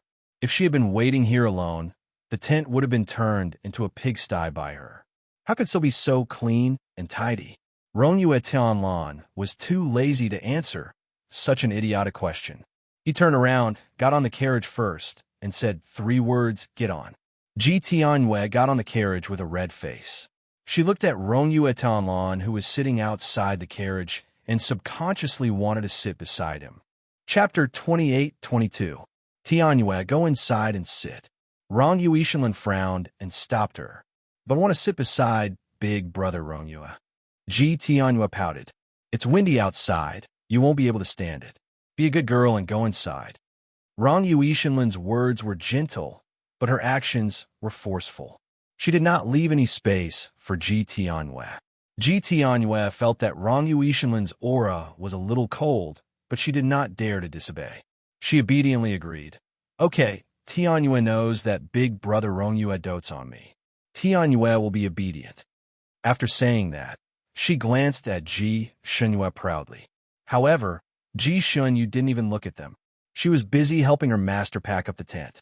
Her hands were nimble, and the tent was folded neatly in a short while. The things inside were also organized neatly, and it looked exceptionally pleasing to the eye. The Purple Cloud Sect Master looked very satisfied. He put a hand on his disciple's shoulder and said, seeing that you gave me a fate bead, I won't pursue the matter of you delaying my birthday. Follow me back to the Purple Cloud Sect next? It was rare that her master was not fussy this time. Ji Shenyu also heaved a sigh of relief. She did not dare to push away her master's hand and said, Master's birthday is the most important thing in the world. Master, there's still 5 days to your birthday. Why don't you let your disciple prepare one for you? The Purple Cloud Sect Master could not be more satisfied. He simply put his whole arm on his disciple's shoulder and said, Very good. I knew that our Shunyu is the most capable. Then help me into the carriage. He raised his hand, and a super flashy carriage appeared out of thin air. The whole carriage was made of deep-sea tortoise shell, and a cloud pattern was inlaid on it with southern sea purple pearl.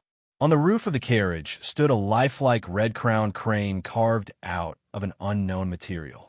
It was as if it could fly down from the roof of the carriage and dance with just a breath of air. The beast pulling the carriage was even more flashy. It was actually a snow-white dragon. At this moment, Rong Yuishanlin's carriage had not left yet. The 2 carriages were parked in the south and north, facing the wind.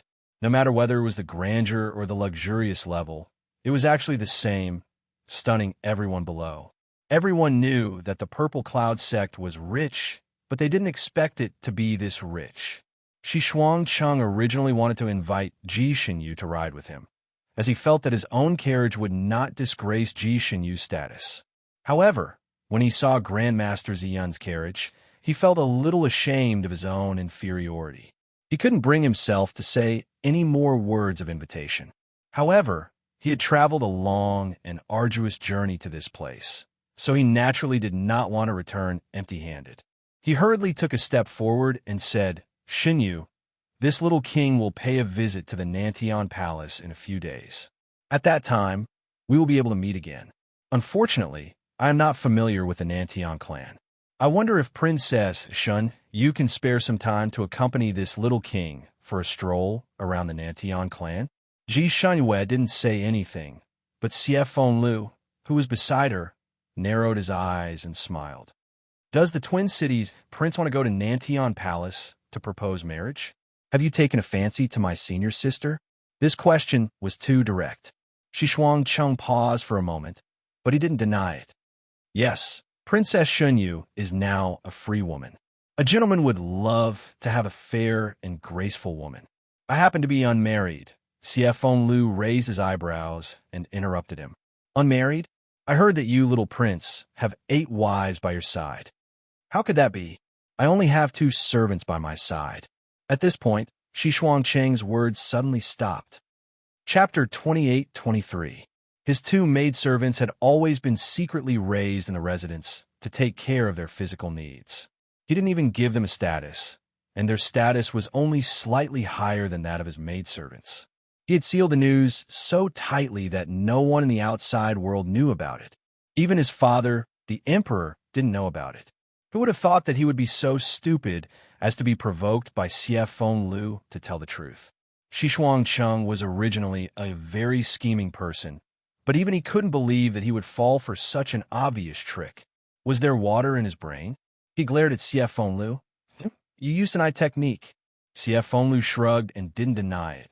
"Indeed, but my technique only makes people speak the truth. It doesn't make people talk nonsense. So Prince Shi Chuang-chung already has 2 beautiful concubines, so you don't need to have any ideas about my senior sister. A person like my senior sister deserves the most sincere and attentive treatment from the most outstanding man. And you obviously don't qualify." Shi Chuang-chung. He was unwilling to give up. He looked at Ji Xunyu, who had already boarded the luxurious carriage. This prince fell in love with Princess Xinyu at first sight. If I had known that there was someone like Princess Xinyu, this prince would have waited for this day, even if he didn't touch women. Xinyu, if you are willing, this prince is willing to scatter all the concubines around you. The veins on Ji Xinyu's forehead throbbed. Her peach blossoms seemed to have bloomed more vigorously today. Xie Fenglu directly blocked for her. "That won't do. My senior sister only likes young men. She doesn't want those who have already lost their virginity." This sentence had quite a shocking effect. Everyone looked up dumbfounded. Shi Chuang-cheng's handsome face flushed slightly. This. Young Master Xie's words are deliberately difficult. According to the rules of the Fanning continent, a man needs to have a woman break through the yang at the age of 800, understand human affairs, and adjust the yin and yang. How can there be young men nowadays? Young Master Xie's words. Aren't you deliberately making things difficult? Xie Fenglu sat at the shaft of the carriage with his legs crossed and said with a smile, "You're wrong. There are many capable young men in this world." Shi Chuang-chung was unconvinced. "Who? Give me some examples." Xie Fenglu giggled and pointed his finger at himself. "I'm not talented. I'm a standard young man." He gestured with his chin towards the interior of the carriage. "My master, too." Ji Xunyu, who had just helped her master into the carriage, stumbled when she heard this and almost fell into the carriage with her master. The sect leader of the Purple Cloud sect shook his hand and threw out a walnut. "Bastard, what nonsense are you spouting? Hurry up and drive. If you miss my birthday, I'll skin you alive." The walnut almost hit the back of Xie Fenglu's head. Fortunately, he reacted quickly and caught it with his hand. He rubbed his sore fingers and complained, "Master, Did you really hit me? Sooner or later, this clever disciple will be smashed into a fool by you. As your master, I hope that you'll be foolish for a while so that you don't have to spout so much nonsense and anger your master to death.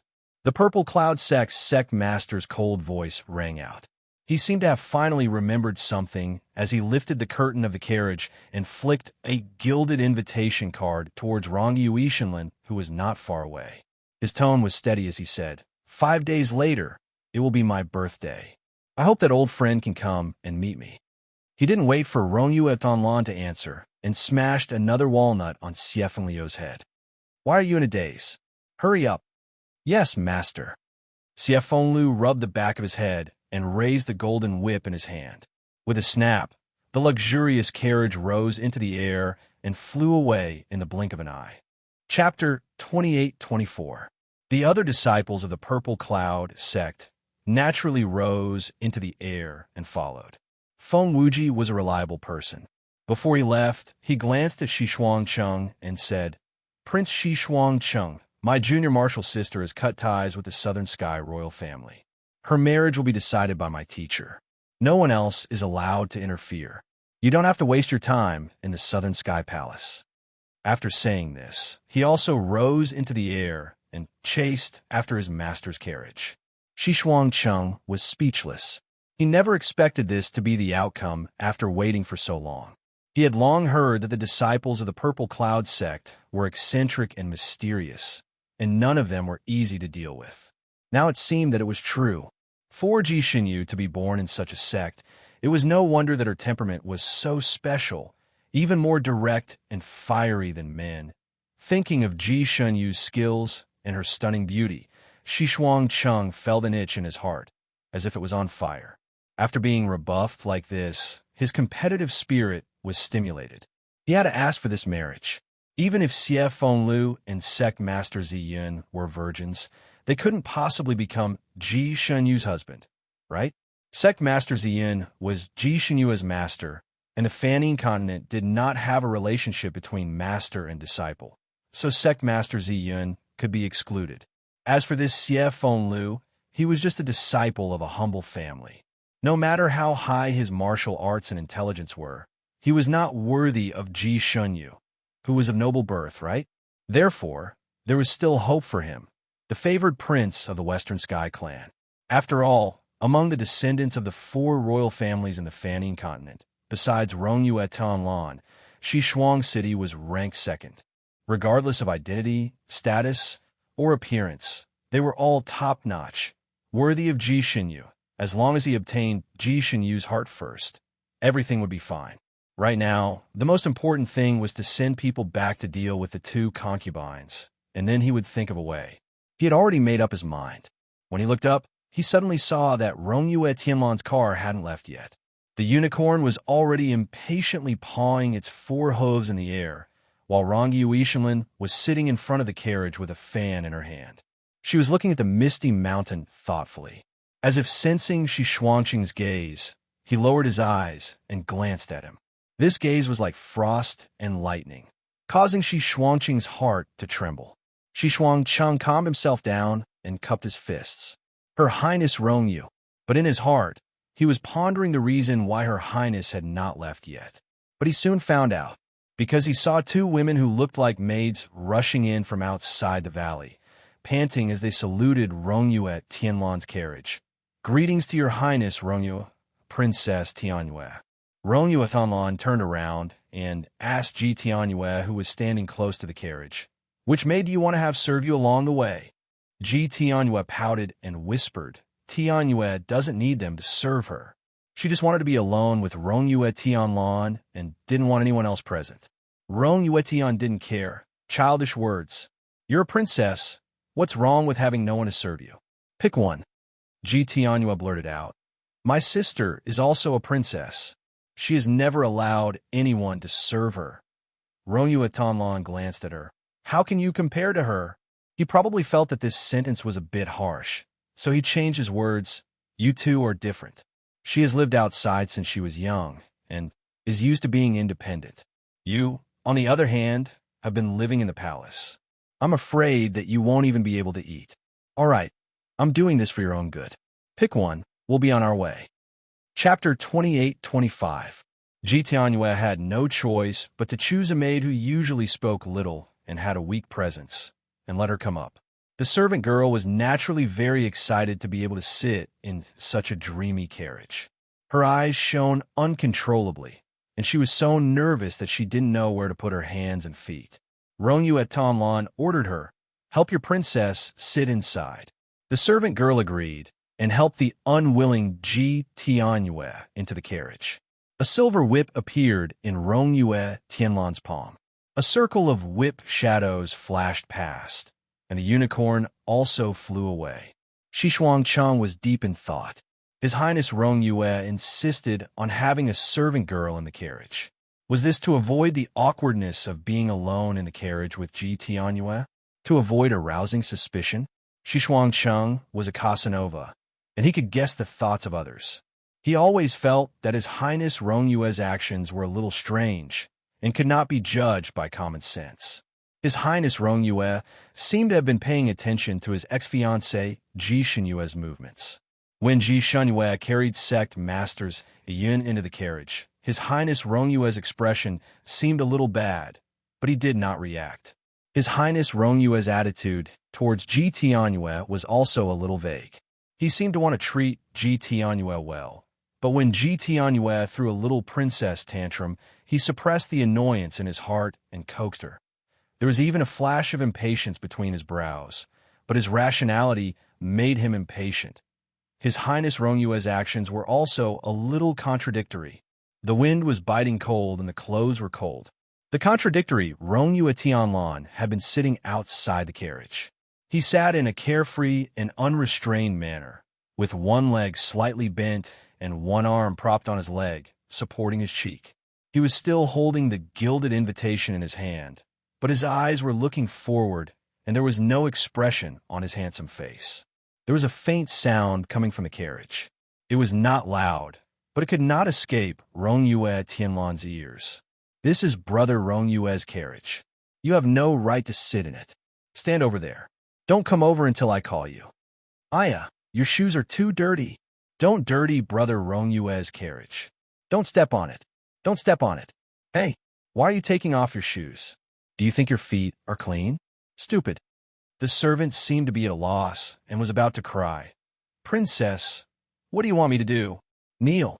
Kneeling in that corner. Stupid." Yes. Rongyue Tian tightened her grip on the fan. The longer he interacted with Princess Ji Tianyue, the more he couldn't help but frown. Unruly, willful, naive, but not cute at all. She clearly looked the same as Ji Yu, but at first glance, she seemed to have a similar temper. But after getting to know her for a long time, this Ji Tianyu's personality was very different from Ji Yu's. For example, although Ji Yu was occasionally unruly and willful, she still had a bottom line. She treated her servants very well and was very loyal. She had been traumatized by the tragic death of one of her maids. She was afraid that she would implicate her maids and did not dare to escape. And this Ji Tianyu always ordered the maids around her, not taking them seriously at all. Although the Fanning continent was also a power politics with a strict class hierarchy, and most of the nobles were not good to their servants, Rongyue Tianlan still felt disappointed when she saw Ji Tianyue like this.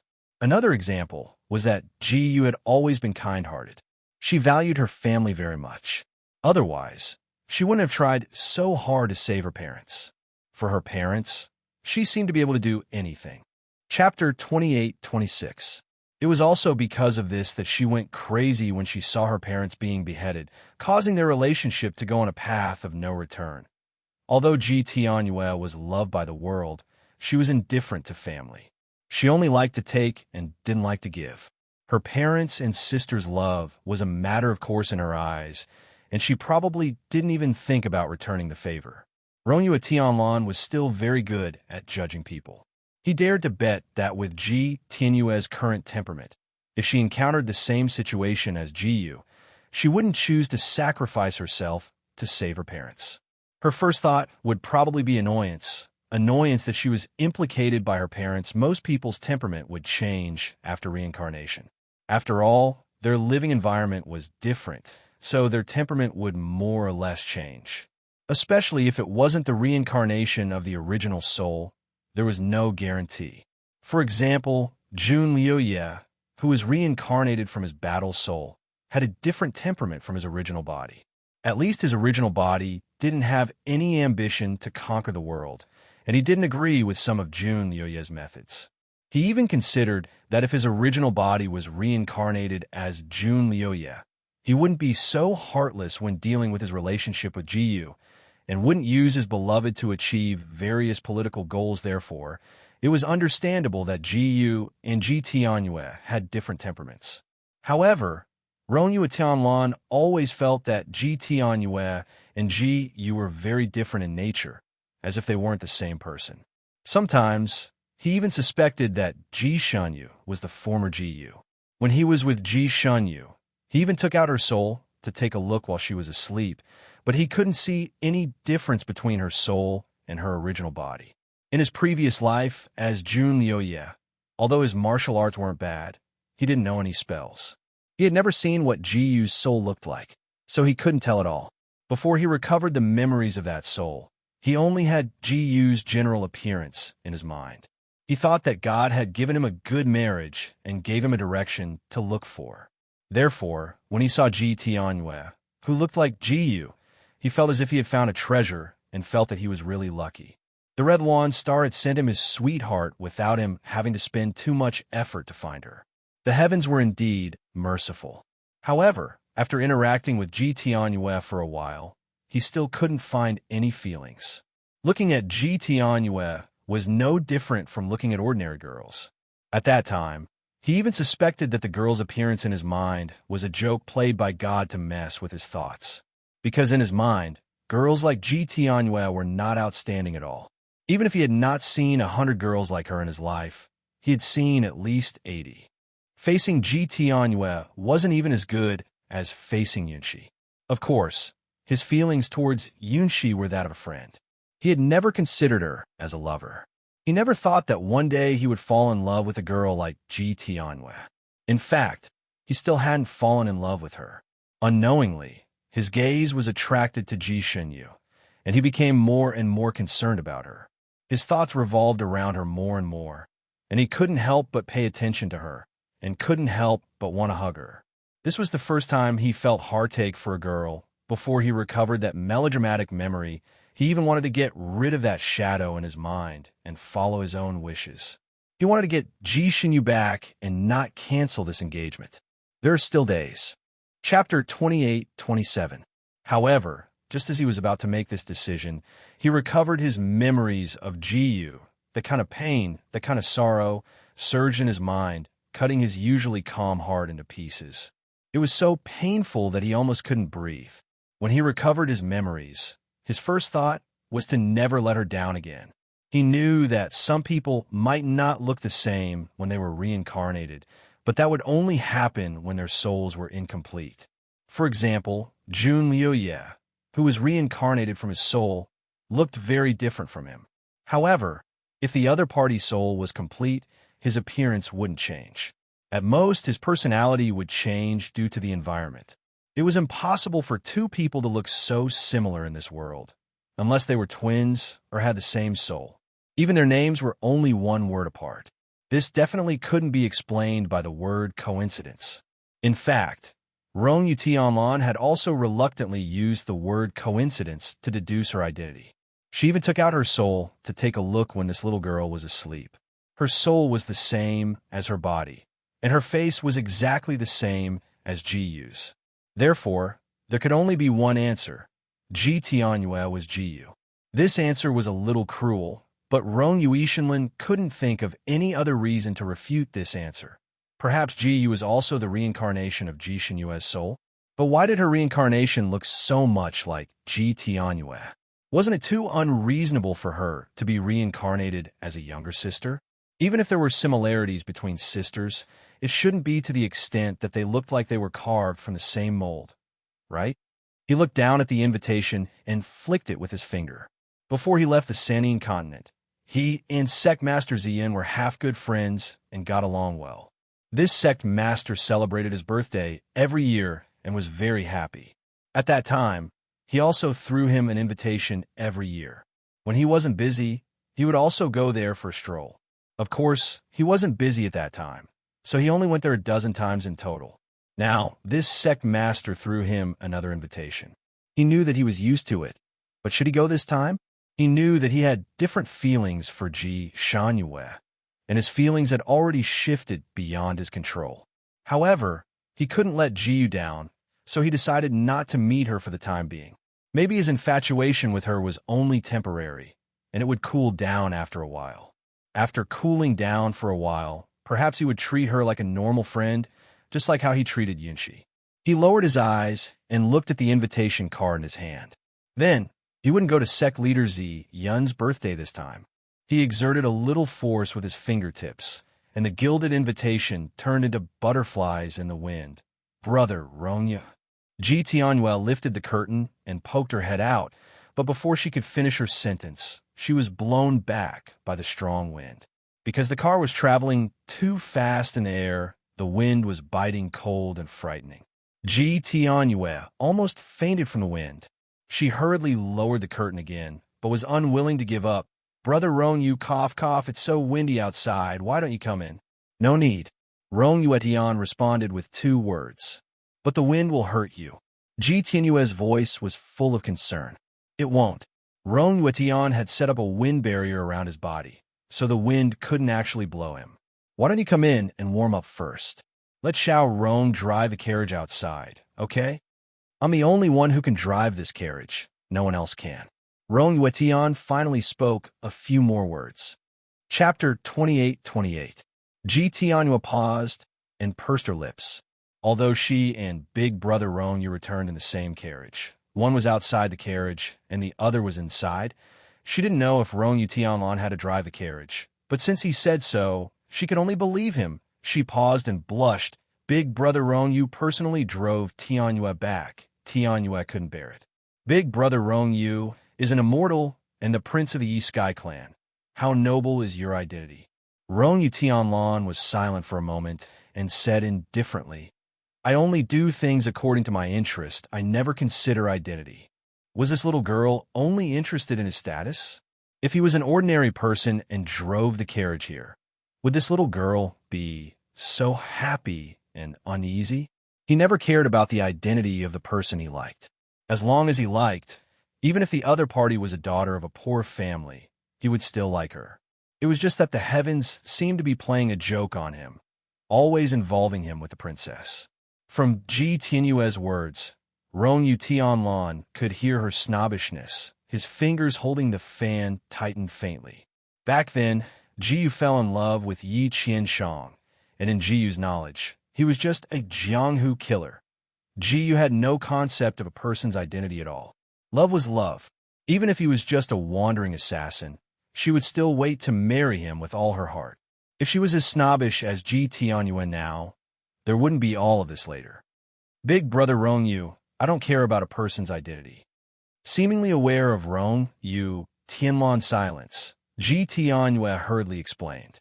She was afraid that Rongyu Tianlan wouldn't believe her, so she hurriedly gave several examples.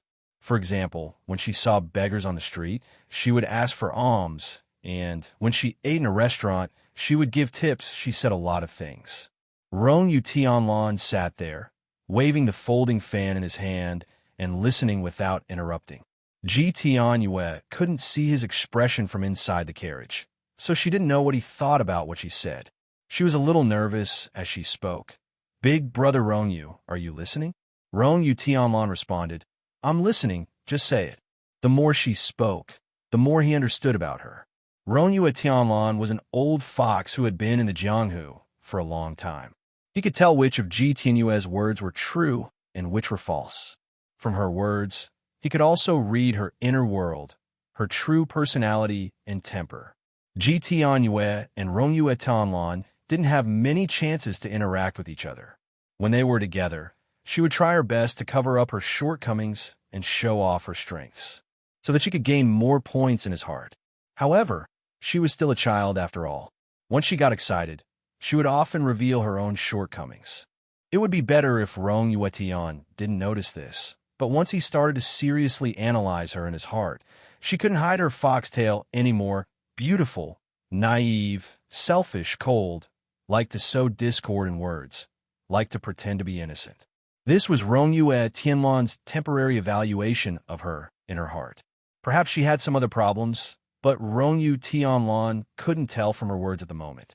If people only associate with each other on the surface, you will never discover the true character of those who are good at disguising themselves.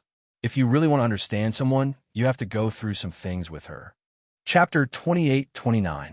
He thought of Jiyu again and found the biggest difference between them. Jiyu was beautiful, innocent, kind, and loyal. She was brave and liked to take risks. Although she was a little reckless, she was still cute. When he thought of Jiyu now, other than the familiar heartache, he also had the urge to hug her. Facing Ji Tianyue, who had the same face as her, he couldn't bring up the desire to be close to her. Even when she was close to him, he instinctively felt disgusted. Actually, he didn't need to drive this carriage outside. He had been sitting in this carriage all along. He didn't want to go in now because he didn't want to be alone with Ji Tianyue. Was it because he had fallen in love with Ji Shunyue, so he instinctively hated Ji Tianyue? Or was this Ji Tianyue not Ji Yu's reincarnation at all? Thinking of this last point, Rong Yuishinlin's fingers tightened on the fan again. Brother Rong Yuishinlin, I have a pet name in the palace. You can call me by that name. In the carriage, Ji Tianyue had already started talking about her pet name. What pet name? Rong Yuishinlin asked casually. Little Moon. Rong Yuishinlin's fingers trembled and the fan almost fell. Little Moon. Yes, isn't it nice? I heard that when my mother gave birth to me, she dreamed of swallowing a little moon. So father was very happy and called me Little Moon. However, he doesn't call me that in front of others because of my princess status. He only calls me that when there's no one around. You can call me that too. Ji Tianyue was excited. Rong Yuishinlin's face turned slightly pale. Another one matched. If this was a coincidence, then there were too many coincidences in this world. But their temperaments were indeed very different. Their living environment was clearly similar. They were both little princesses who were extremely doted on by their parents. Why were their temperaments so different when they grew up? Ji Shinyue's appearance appeared in his mind again, and his heart suddenly ached. When they were in the scroll of the universe, he had clearly felt that she had fallen in love with him. Although that girl hid it well, she couldn't hide it from an old fox like him. Now that this marriage had been canceled, would she be very sad? Would she be sad when she couldn't sleep at night? Would she also think of him? In fact, Ji Shanyu didn't even have time to be sad. She was so busy that she was about to go crazy. Sect Master Ziyin probably wanted to find some balance, so he handed over all the preparations for his birthday to Ji Shinyu. He gave her all the authority, and she could command all the disciples as she wished, including her senior and junior brothers. Grandmaster Ziyin was waiting for his disciple to give him a big surprise. Ji Shinyu actually had a headache. In the past, these things were all handled by her senior brother, and she was just a small errand boy. Now that she was suddenly asked to take on the responsibility, she felt a little pressured. Grandmaster Ziyin was a very fussy person. He had to come up with something new for his birthday every year. Otherwise, he would be unhappy for a year and give his disciples a hard time for a year. However, he celebrated his birthday every year, and after so many years, he had almost gone through all the tricks. How could it be easy to come up with new tricks? Feng Wuji had been troubled by this issue for a long time, but now that he had finally gotten rid of it, he was relieved. The gratified eldest senior brother patted Ji Shenyu's shoulder and cheered her on, telling her to do well. Ji Shenyu felt the veins on her forehead throbbing. Time was tight, and the mission was important. Ever since Ji Shanyu returned, she had been so busy that her feet barely touched the ground. Chapter 28-30. Time was tight, and the task was heavy. Ever since Ji Shenyu returned, she had been so busy that her feet barely touched the ground. Her mind was filled with plans for her master's birthday. She was not in the mood to be sad, let alone think of a certain person. This was her first time doing this, so she was a little confused at first. Fortunately, her senior and junior brothers were willing to help her. especially her senior brother Feng Wuji and ninth junior brother Xie Fenglu. They became her right-hand men. Many things were done without waiting for her orders. For example, writing invitations, arranging banquets, and so on. As for the new trick, she still had to do it. For the past 2 days, she had been having meetings with her senior and junior brothers every night to discuss the new trick, but every time she suggested something, it was rejected. Her sixth senior brother had a terrifying memory. He remembered every trick for her master's birthday in the past 3,000 years. Ji Xinyu could not help but admire him. The day after tomorrow was her master's birthday. Everything else was already in place, but the new trick was still uncertain. Ji Xinyu was so anxious that her mouth was blistering. In the end, she panicked and looked at the baby-faced Xie Fenglu beside her. Suddenly, an idea came to her. Ninth brother, why don't you wear colorful clothes to entertain your family? Xie Fengliu's face was immediately filled with fear. Senior sister, don't trick me. I'm a man. I don't want to wear colorful clothes to entertain my family. If people find out, I won't be able to find a wife. Feng Wuji patted him on the shoulder. Don't worry, you're so handsome. Even if you dress up as a bear, there will be plenty of women who want to marry you. Xie Fengliu's name was indeed romantic. He was very popular with women outside. The number of women who wanted to marry him could circle the Purple Cloud sect twice. Xie Fenglu sighed. Those women are all ordinary. I don't want to marry them. I have to preserve my chastity until the end. Puffed. Ji Xinyu spat out her tea. Her junior brother liked to shock people with his words. Men have chastity too? Then what kind of women do you like? Second senior brother asked excitedly. Xie Fengliu's big black eyes immediately looked at Ji Xinyu and said without hesitation, Little senior sister, like this. Ji Xinyu raised her hand and gave him a knuckle. Don't be rude. I'm your senior sister. This kind of joke is not allowed. Xie Fenglu looked at her with resentment. You're my senior sister, not my master. How can I be so disrespectful when I like you? Ji Xinyu glared at him. Brat, you almost became my disciple. Do you know that? Xie Fenglu leaned against her and put his arm around her shoulder. Fortunately, I had the foresight to not take you as my master. Senior sister, you've already broken off your engagement with that scumbag. How about we have an older sister and younger brother relationship? Ji Xinyu kick him away along with his stool. It doesn't matter if you have foresight. I don't like immature children. Xie Fenglu nimbly somersaulted in the air and caught the chair that flew out with him. His toes tapped on the beam, and he sat back down on the chair. He looked at Ji Xinyu with his big eyes, feeling wronged. Senior sister, you're so rude. Senior sister has always been this crude. It's not like you've never known.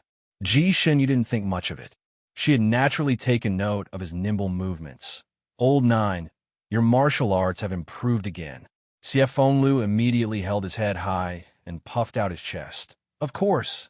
I've been practicing my martial arts with my head hanging from the beam so that I can catch up to senior sister as soon as possible.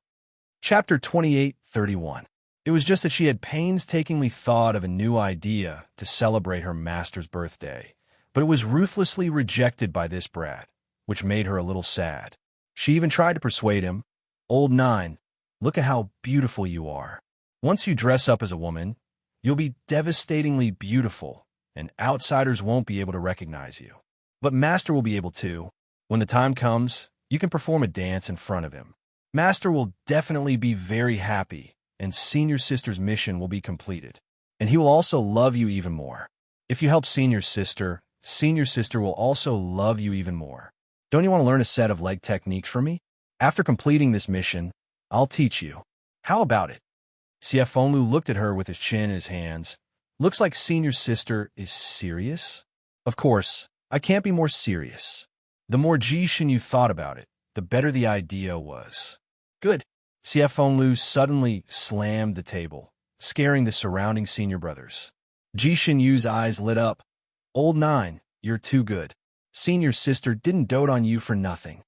Xie Fenglu patted his chest. For Senior Sister, I'm willing to give up everything. However, Senior Sister, I also have a condition. Speak. The biggest problem was about to be solved, so Ji Xinyu was exceptionally easy to talk to. We're going to do a double dance. I'll dress up as a woman, and you'll dress up as a man. I think we can even arrange a soul-stirring scene. Master definitely hasn't seen such a double dance before, so he'll be even happier. This idea was indeed novel, and all the senior brothers present cheered. Ji Shunyu didn't have any objections to dressing up as a man. After all, she was used to it, so it wouldn't be exposed. However, to arrange a play, it wasn't something that could be done overnight. At the very least, the play needed a script. Ji Shunyu voiced her concerns. Xie Fenglu smiled, then suddenly took out a book from his chest and waved it in front of Ji Shunyu.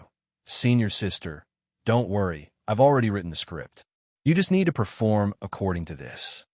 Ji Shunyu was stunned for a moment. She took the book and looked at it, then looked at her precious junior brother from the corner of her eyes. So you already thought of this idea. Why didn't you say so earlier? Xie Fenglu smiled, revealing 2 dimples on his baby face. I just wanted to see if anyone had any better ideas. Besides, when I wrote this script, I didn't want to play the role of a female lead. I wanted senior sister to play the female lead, and I would play the male lead. His fellow disciples booed him together. If little junior sister plays the female lead, do you think you'll get the male lead? That's right. The male lead is so handsome. I think eldest senior brother is more suitable for this role. That's right, that's right. Oh, Gio, you're so pretty. You're not suitable for a handsome character. Xie Fenglu was speechless. He chuckled and said, It seems that everyone wants to play a role in the movie. How about this? Why don't you all play the female lead? The senior brothers retreated together. Let's not. Our masculine aura is too strong. If we dress up as women, we'll be seen as evil spirits. Old 9, you're the most suitable. While everyone was talking, Feng Wuji had already flipped through the script from beginning to end. He then looked at Xie Fenglu with dissatisfaction. This play seems to only have 2 people. Looks like we don't need to appear.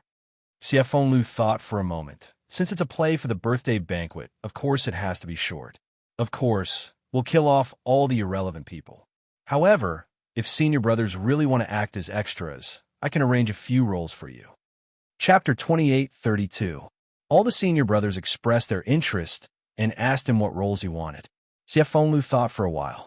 We're still missing 2 horses, 2 tree stumps, and a bear. How about you guys play these roles?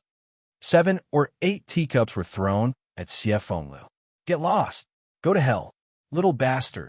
Xie Fenglu had already jumped onto the roof beam and caught a stack of teacups.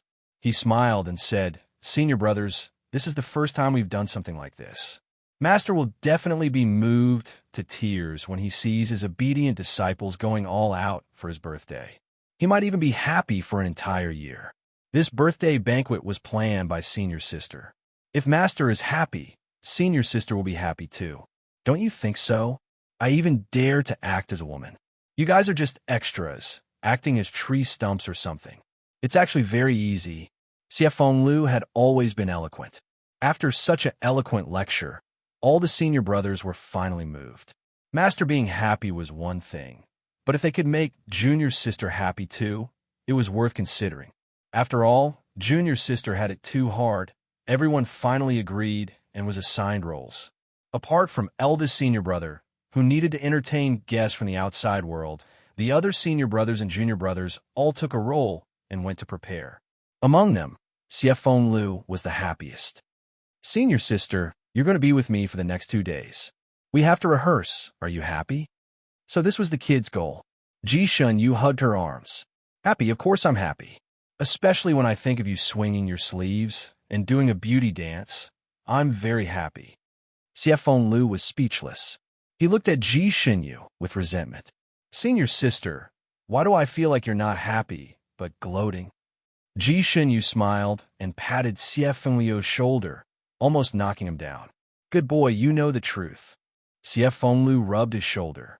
Senior sister, I think you should be gentler. Also, I'm not a child anymore. I'm already 1,200 years old. Ji Shunyu raised her eyebrows. Gentle? You want to find gentleness from me? Little Fenglu, did you take the wrong medicine? He patted him on the shoulder and said, Good boy. No matter how old you are now, you are still a child in my eyes. He smiled and walked out. Xiaofenglu stood where he was, his eyes flashing slightly. Senior sister, you're good at everything, but you're a little too domineering, even more domineering than a man. I have to become stronger so that I can protect you and protect you from the storms of the outside world. Perhaps only then will I be able to see your weak side. Ji Tianyue never thought that Rongi Yuishanlin would send her back to Nantian Palace in just one day. It was indeed a one-of-a-kind wind unicorn. No one else could match its speed.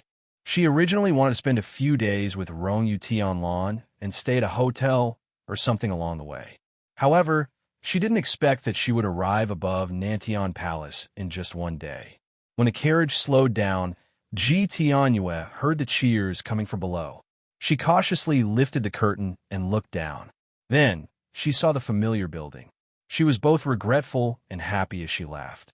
Brother Rongyu, your car is simply too fast. I've never seen a car that fast. As she spoke, she walked out of the car.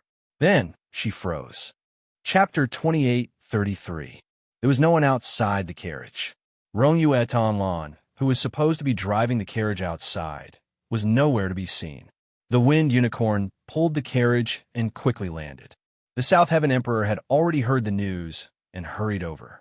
He was very pleased to see his little daughter coming down from such a luxurious carriage. Tianyue, I've received news that His Highness Rongyu personally sent you back. I didn't expect it to be so soon.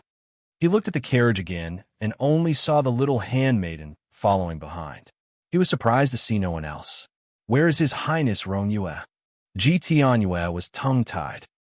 The little handmaiden spoke quickly. His Highness Rongyu was driving the carriage outside just now. How did he disappear so quickly? The South Heaven Emperor had already looked inside and outside the carriage. He raised his eyebrows in surprise. His Highness Rongyu has been driving the carriage outside all this time. He didn't rest in the carriage? The little handmaiden nodded. Yes, Her Highness invited His Highness Rongyu in on the way. But His Highness Rongyu refused and said that this carriage must be driven by someone, and only he can do it. So he didn't enter the carriage at all. The wind was too strong on the way, so Her Highness Rongyu couldn't go out. But they kept talking. His Highness Rongyu was still in the carriage an hour ago. The little handmaiden poured out everything that happened along the way. Ji Tianyue's little face turned red. She felt like she had been slapped in the face. She had originally planned to let Rongyu Tianlan park the carriage on the street after she arrived at the Nantian clan. She wanted to let everyone in the city see her and know that it was Her Highness Rongyu who sent her back. She wanted to let everyone know that Her Highness Rongyu treated her sincerely and personally drove the carriage for her. But she didn't expect to fall into the Nantian Palace as soon as she opened her eyes. Her plan to show off was completely ruined. She glanced at the palace maids and handmaidens around her and felt even more upset. She came back in such a flashy carriage, and only a few people saw it. Besides, Rongyu Tianlan wasn't here. She couldn't show off, even if she wanted to. The South Heaven Emperor didn't look very good. Although the wind unicorn was unruly and not easy to tame, it was very obedient to its master once it was tamed. He was afraid that as long as Rongyu Tianlan gave a command, this wind beast would obediently follow his command. There was no need for them to eat and sleep outside to drive the carriage. He did not enter the carriage and even called for a maid to accompany his daughter. She was afraid that it was not out of concern, but to avoid suspicion. What was Her Highness Rongyu thinking? Did he have that kind of interest in her youngest daughter? Now that he had broken off the engagement with the third princess, if he had no interest in Ji Tianyu, then wouldn't the Nantian clan lose everything? The more the South Heaven Emperor thought about it, the more panicked he became. At this time, he finally remembered his third daughter. Oh, right, Tianyu, where's your third sister? Originally, Ji Tianyue liked her third sister very much. But after experiencing all this, she didn't like her third sister anymore. Hearing her father's question, she curled her lips and said, she wants to celebrate her master's birthday and return to the Purple Cloud sect. Pausing for a moment, she couldn't help but say, Imperial Father, I didn't expect third sister to be such a loose person, hugging a man in public. This daughter feels that Imperial Father should reprimand her and have her learn some womanly virtues. Otherwise, I'm afraid that our Nantion clan's face will be lost because of her. Although she broke off the engagement with Brother Rongyue and won't marry Brother Rongyue again, she will eventually marry someone else. Chapter 28:34. Although she broke off the engagement with Brother Rongyu and won't marry Brother Rongyu again, she will eventually marry someone else. If her reputation is too bad, I'm afraid she won't be able to find a good family. I'm doing this for her own good, so I couldn't help but report it to Father. South Sky King's face sank. If she was really doing this for her sister's good, she should have only reported it to him after entering the palace, and not in such a public place. There were so many eyes watching and ears listening. She was obviously trying to ruin her sister's reputation. South Sky King's eyes were faintly sharp. Tianyu, you need to have a basis for your words. Although your sister grew up outside and is a bit outspoken, she still has a bottom line when doing things. She would never carelessly hug a man. Imperial Father believed in her on this point. Don't stay here and listen to those gossips outside. Seeing that Father didn't believe her, Ji Tianyu was angry. Father, I saw it with my own eyes. She hugged her master, and she helped her master into the carriage. South Sky King was secretly relieved when he heard her words. When he looked at Ji Tianyu again, his eyes were faintly cold. Her master was injured a while ago, and because of your third sister's matter, he came out of seclusion early and rushed to Misty Mountain to support his disciple. I heard that his health is very poor now, so it's reasonable for him to need someone to help him. He watched your third sister grow up, and a master is like a father. Father's health is not good, so what's wrong with a daughter helping him? Could it be that people will gossip if Imperial Father is sick and needs you to support him? Ji Tianyu was tongue-tied. This, for the first time in his life, South Sky King didn't like this little girl, and his eyes were even colder. Tianyu, your third sister has always been good to you. In this palace, she loves you the most. That year, you had a serious illness and your life was in danger. You urgently needed a rare and fresh medicinal herb as a primer to save you. It was your third sister who ventured alone into that mountain filled with ferocious beasts, found the medicine, and brought it back overnight. She personally watched the imperial physician brew it and fed it to you. Only then was your little life saved. Is this how you repay her? Ji Tianyu's small face turned pale, but she was still somewhat unconvinced. Didn't you say that third sister begged one of her senior brothers to pick this medicine? Why is it that she picked it herself? The South Heaven Emperor sighed. Back then, I didn't believe that your sister had such good martial arts, so I thought that her senior brother had picked it for her. Yesterday, I contacted Sect Master Ziyun, and he said it himself. It can't be wrong. Ji Tianyue pursed her lips. She knew that her third elder sister used to treat her very well. But, however, because of Brother Rongyu, her third sister seemed to dislike her. Moreover, Ji Tianyue always wanted to belittle her third sister, perhaps because she was fighting for a man. Initially, she was angry when she heard people bad-mouthing her third sister, but now, she couldn't wait for people to badmouth her third sister. She even wanted to step on this elder sister whenever she had the chance. A lot of her words and actions were done subconsciously. She didn't even think about it, right? In her heart, she had always thought that she could let down the world, but the world couldn't let her down.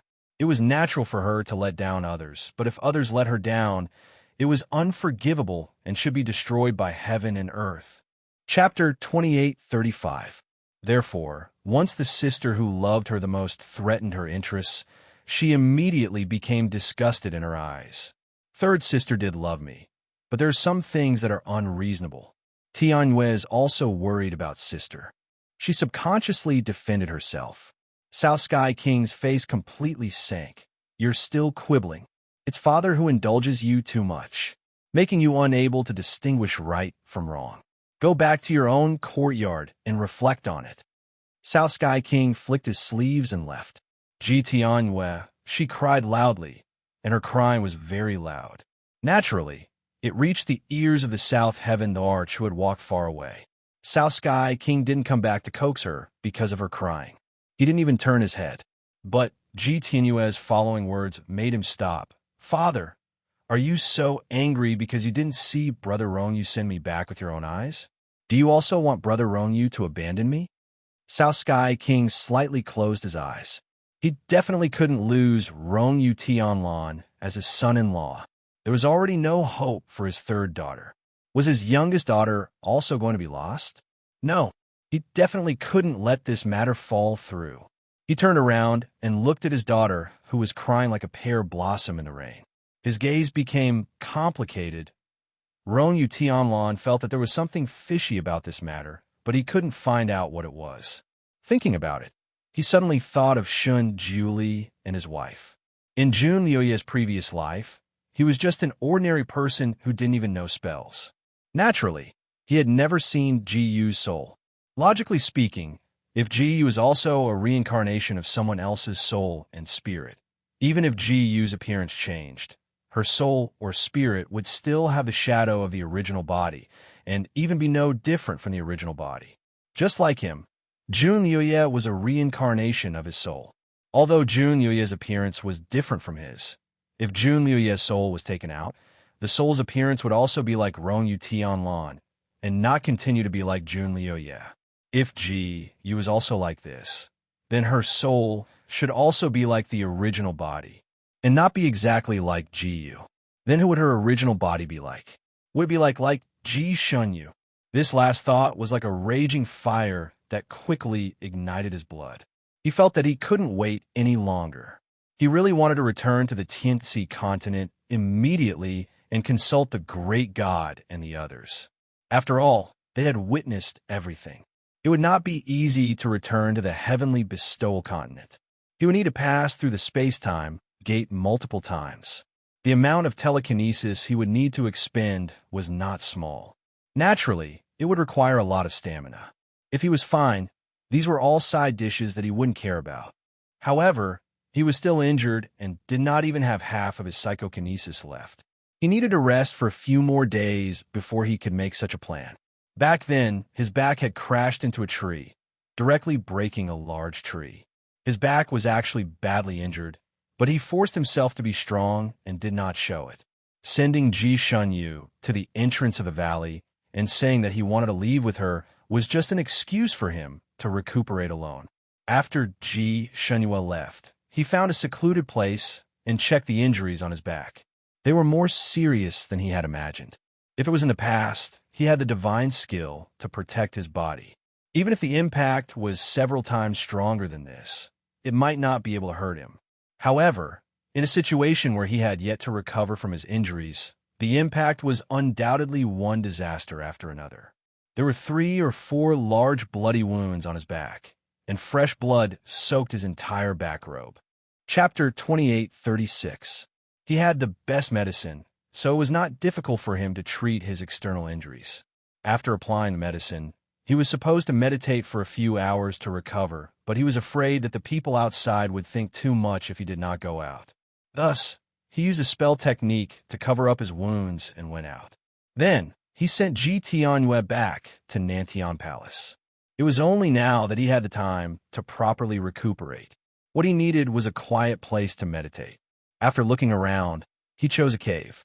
After entering, he remembered that this was the cave that Ji Tianyue had accidentally entered when she was drunk. There was even a little bit of her breath in it.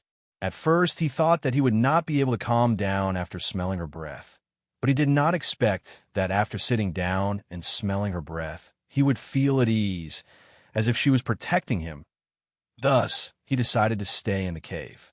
Originally, he had meditated in the scroll of the universe for 10 days, but at that time, he was restricted by the rules of Misty Mountain and could not use telekinesis to heal, so his recovery was naturally several times slower than usual. Now that there were no such rules, once he calmed down and cultivated, his recovery speed was extremely fast. 3 days later, his external and internal injuries were basically healed, and his telekinesis was almost fully recovered. He walked out of the cave and squinted his eyes to look at the sky in the distance. The sun had just rolled down the mountain. The moon was like a silhouette in the sky. He was about to call for his ride and embark on the journey back to Tianxi continent when the voice transmission talisman at his waist suddenly lit up. He frowned slightly. There are not many people who could contact him on this continent. His imperial father and a few of his friends, including the sect leader of the Purple Cloud sect. The talisman that lit up at this moment was the sect master of Ziyun. Rongyue Tianlan and the sect master of Ziyun were not very close. At most, they had played a few games of chess and discussed spells a few times. The sect master of Ziyun was more than 3,000 years older than him, so they could be considered friends despite the difference in age.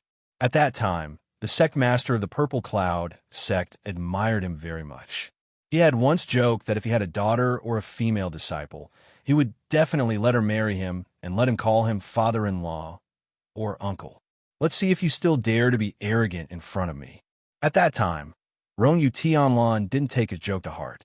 She calmly tidied up the chessboard and replied to him, I heard that my father is looking for a good marriage for me. Maybe I'll get married earlier than you and have a child earlier. If it's a daughter and you're still single when she grows up, I can reluctantly consider being your excellency's father-in-law. At that time, the two of them were used to teasing each other, and neither of them took these jokes to heart.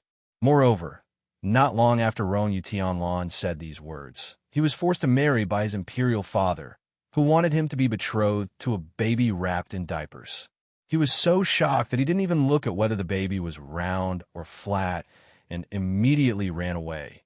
When he looked back, he was already 100 years old. When he returned after more than 3,000 years, his fiancée had already grown up. Furthermore, she had really become the disciple of the Purple Cloud sect's sect master. The voice transmission talisman was flashing. Rongyue Tianlan was slightly conflicted. Should he pick it up? At this time, the sect master had contacted him to invite him to his birthday banquet. He wanted to see how grand and novel the birthday banquet that his obedient disciple had prepared for him was. In the past, Rongyue Tianlan had attended it a few times. In his opinion, there was nothing novel about it. The only novel thing was that the sect master of Ziyun's eldest disciple, Feng Wuji, had a few strands of white hair in order to arrange this. Chapter 28:37. But this time, this old man's birthday banquet was personally organized by Ji Xinyu. Every time Rongyue Tianlan thought of this, he felt very unhappy. The sect leader of the Purple Cloud sect invited him over at this time to show off. He still had important matters to attend to, so he didn't need to bother with him. Thinking of this, Rongyue Tianlan cut off the sound transmission talisman. But the other side seemed to be unyielding. Every time he cut it off, the other side continued to call him a few more times, twinkling like stars at his waist. Why was he in such a hurry? Could it be that something had happened? Could it be that Ji Xinyu, before he could finish his thought, his hand automatically connected the sound transmission talisman? The sect leader of the Purple Cloud sect's slightly teasing voice came from the other side. Old friend, even if you can't be my disciple's husband, you shouldn't be so angry that you won't even pick up an old friend's voice transmission? Or are you so ashamed that you don't have the face to see me? Rongyue Tianlan was speechless. He raised his hand and rubbed his temples. I don't think there's anything that I don't have the face to see you. Are you thinking too much? Then why haven't I been able to contact you these 2 days? What cave did you lock yourself in to heal your emotional injury? Rongyue Tianlan was afraid of disturbing him when he was healing, so he had indeed turned off all the sound transmission talismans. However, he was treating serious injuries, not emotional injuries. He wasn't the kind of person who would lock himself in a cave after suffering emotional injuries. You didn't go through so much trouble to contact me just to say these few words of nonsense, did you? Rongyue Tianlan didn't like the sect leader of the Purple Cloud sect recently, so he didn't want to talk to him anymore. Hey, Rongyue Jun, you're so angry. This isn't like you, who's always so calm and collected. The sect leader of the Purple Cloud sect insisted on talking nonsense. Rongyue Tianlan felt that he wasn't as bored as he was. Just as he was about to turn off the sound transmission talisman, the sect leader of the Purple Cloud sect said, "Tomorrow is my birthday, and it was prepared by my favorite disciple. Don't you plan to come and take a look?" He was indeed here to show off. Rongyue Tianlan said lazily, "I'm busy, not interested. I wish you a happy birthday in advance." He was about to hang up the sound transmission talisman. "Oh, I see. Xinyu. Ah, Xinyu, why are you?" The Purple Cloud sect master's cry of surprise came from behind, and then the sound transmission talisman automatically hung up. Rong Yuishinlin stared at the voice transmission talisman that had already dimmed. She clenched her fingers, then clenched them again. What happened to Ji Xinyue? That old fellow had always been as calm as a mountain. Why did he suddenly cry out in alarm? What happened? Logically speaking, nothing should have happened to Ji Xinyue in the Purple Cloud sect. However, it was hard to say. Rong Yuishinlin looked at the voice transmission talisman and hesitated for a moment. She then made up her mind to call back. He didn't know what was going on over there. He dialed several times, but there was no response. The more he couldn't get through, the more anxious Rong Yu Tianlan became, and the easier it was for him to let his imagination run wild. He dialed back again and again. When he dialed back for the 18th time and Rong Yu Tianlan was about to curse, the other side finally got through.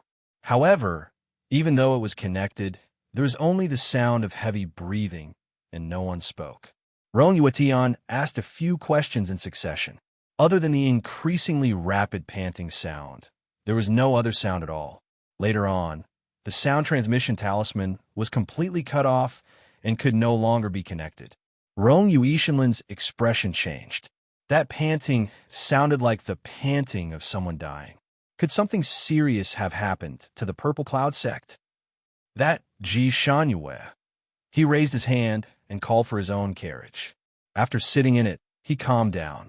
Chapter 28:38. Ziyun's sect had always been heavily guarded, and every disciple was an expert.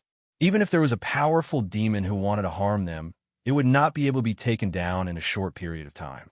How could Ziyun's sect master be suddenly attacked in the sect? Moreover, he was immediately killed after being attacked. That was too strange, wasn't it? This Ziyun sect master was not made of mud. He was the top expert of this continent. Now that he suddenly made such a commotion, it was most likely to trick Rongyue Tianlan into going. He would not be fooled by such a simple trick. He would be an idiot if he went. Maybe he would be laughed at by that old man. It was more important for him to rush back to the Tianxi continent. He turned the car around, and with a flick of his finger, the unicorn let out a long neigh and flew into the distance, in the direction of the Tianxi continent. But his speed was getting slower and slower, slower and slower. Ji Shanyu deeply felt that her master's life would be smooth sailing this year, and the birthday banquet she organized for him would definitely be a success. Because on her master's birthday, the sun was unusually bright, the sky was blue, the clouds were white, and a cool breeze was blowing. Such a bright and beautiful weather made her feel bright and beautiful. She had been busy these few days, busy arranging the chores, rehearsing the lines with Xie Fenglu, and rehearsing the program. She slept at 3 and woke up at 5 every day, and even had dark circles under her eyes. This time, whether it was the banquet or the venue, they were all top-notch. Even the chef who organized the banquet was a master chef who was known as the god of cookery. It was said that the dishes cooked by this master chef could make people willingly die from overeating. This master chef was not like other masters who liked to act pretentious and cherished his words like gold. He was very talkative. The talkative master had told her a strange thing last night. He said that in the evening, Ziyun's sect master actually came to the kitchen and personally killed a pig. Ziyun's sect master's method of killing the pig was very terrifying. He did not directly kill the pig, but instead stabbed the pig's trachea, making the pig wheeze like a bellows, but the pig could not make a sound. The pig's dying appearance was very frightening. Everyone felt that this method of killing pigs was too cruel, so the god of cookery came to ask Ji Shinyu if her master had any psychological problems. Ji Shinyu naturally didn't think that there was anything wrong with her master, but she felt that her master was indeed a bit of a freak. She sent the god of cookery away with a few words.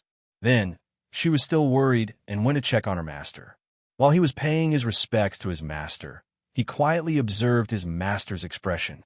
Grandmaster Zi Yin seemed to be very happy. After brutally killing the pig, her master seemed to have been released. When he saw her, he was also very happy. He even showed some concern about her dark circles and told her not to be too tired. He also told her that she must get rid of the dark circles tomorrow. It was rare to see such a benevolent master. Ji-shun Yu's heart skipped a beat, and she talked to her master for a while. Her master's pair of eyes, which seemed to contain the winding mountains and rivers, often looked at her. The more he looked at her, the more satisfied he was, and the more he looked at her. Ji-shun Yu's hair stood on end. "Shun Yu, have you been unable to sleep these past few days? What big dark circles? I can sleep. I can fall asleep as soon as I touch the bed." Grandmaster Ziya nodded. "That's good. By the way, do you think Rongyue Tianlan will come?" Ji-shun Yu's heart skipped a beat as she shook her head. "I don't know." Chapter 2839. Take a guess. Sect Master Zi Yin did not let her go. Ji-shun Yu was a little annoyed. If someone else had asked her this question, she would have kicked them away impatiently. But her master, she calmed down and tried to guess. He won't come, right? Why not? He doesn't like to join in the fun. Besides, she paused. Besides, it was not suitable for them to meet again. Rongyue Tianlan must have known this too, so even if he received an invitation, he would not come. Besides what? Besides, we have so many guests, so we don't need him. Why do you care about him? Ji-shun Yu changed the topic. By the way, master, why did you go to kill a pig? Sect Masters Yin only spat out 2 words, heaven's secret. Ji-shun Yu was speechless. Killing a pig could lead to heaven's secret? Master was indeed divine. The sun was shining brightly, and the autumn wind was refreshing. The entrance of the Purple Cloud sect was crowded early in the morning, and there was an endless stream of people and carriages. Although the Purple Cloud sect master's birthday was criticized every year, his status was still there. The big shots in the Fanning continent would still come to congratulate him. Of course, those small shots wouldn't let go of any opportunity to make friends with the Purple Cloud sect. They would try to get an invitation to celebrate here. Therefore, on this day, every year, the entrance of the Purple Cloud sect would be so lively. Fortunately, the disciples of the Purple Cloud sect were used to dealing with this, and they divided up the work. Some welcomed the guests outside, some led the guests, and some arranged the seats. Although they were busy, they were orderly. There were especially many people this year because everyone was curious about a new thing. Previously, when Sect Master Ziyan celebrated his birthday, his only female disciple wore a mask, so no one could guess whether she was ugly or beautiful.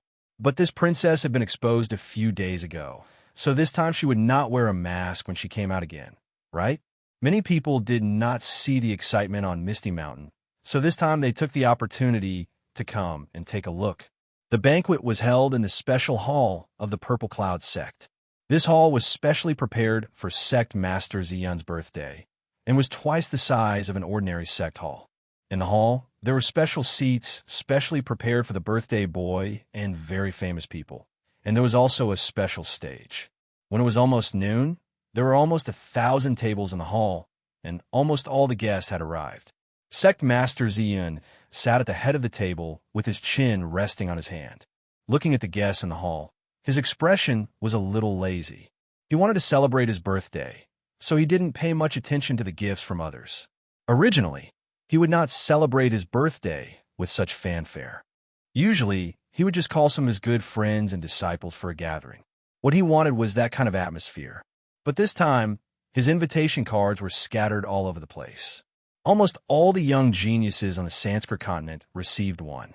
Sect Master Ziyan's invitation was not easy to obtain. Therefore, everyone treasured this opportunity. Those who received the invitation all came. Even if they didn't receive the invitation, they still thought of ways to follow their acquaintances. As a result, the number of customers this time was unusually high. Ji-shun Yu did not expect so many people to come. Looking at the dense crowd, she felt a little dizzy. He began to worry about whether the banquet he had prepared was enough. Luckily, Feng Wuji was the one who prepared the banquet. He had always been a meticulous person. Although his master was a little unreliable this time, he didn't tell them that it was going to be a big banquet. Chapter 2840. Eldest senior brother had always been meticulous. Although his master was not very reliable this time and did not tell him beforehand that it was a big banquet, he knew that it was not a simple banquet from the endless stream of people in the morning. He immediately sent people to prepare. It would not create an awkward situation where there were too many people and no one had anything to eat. Ji Shunyu stood in a corner with her arms crossed, looking at the huge crowd outside. People were presenting gifts to the Purple Cloud Sect Master. Because the Purple Cloud Sect Master's birthday was for fun, not to get rich, he did not like expensive gifts.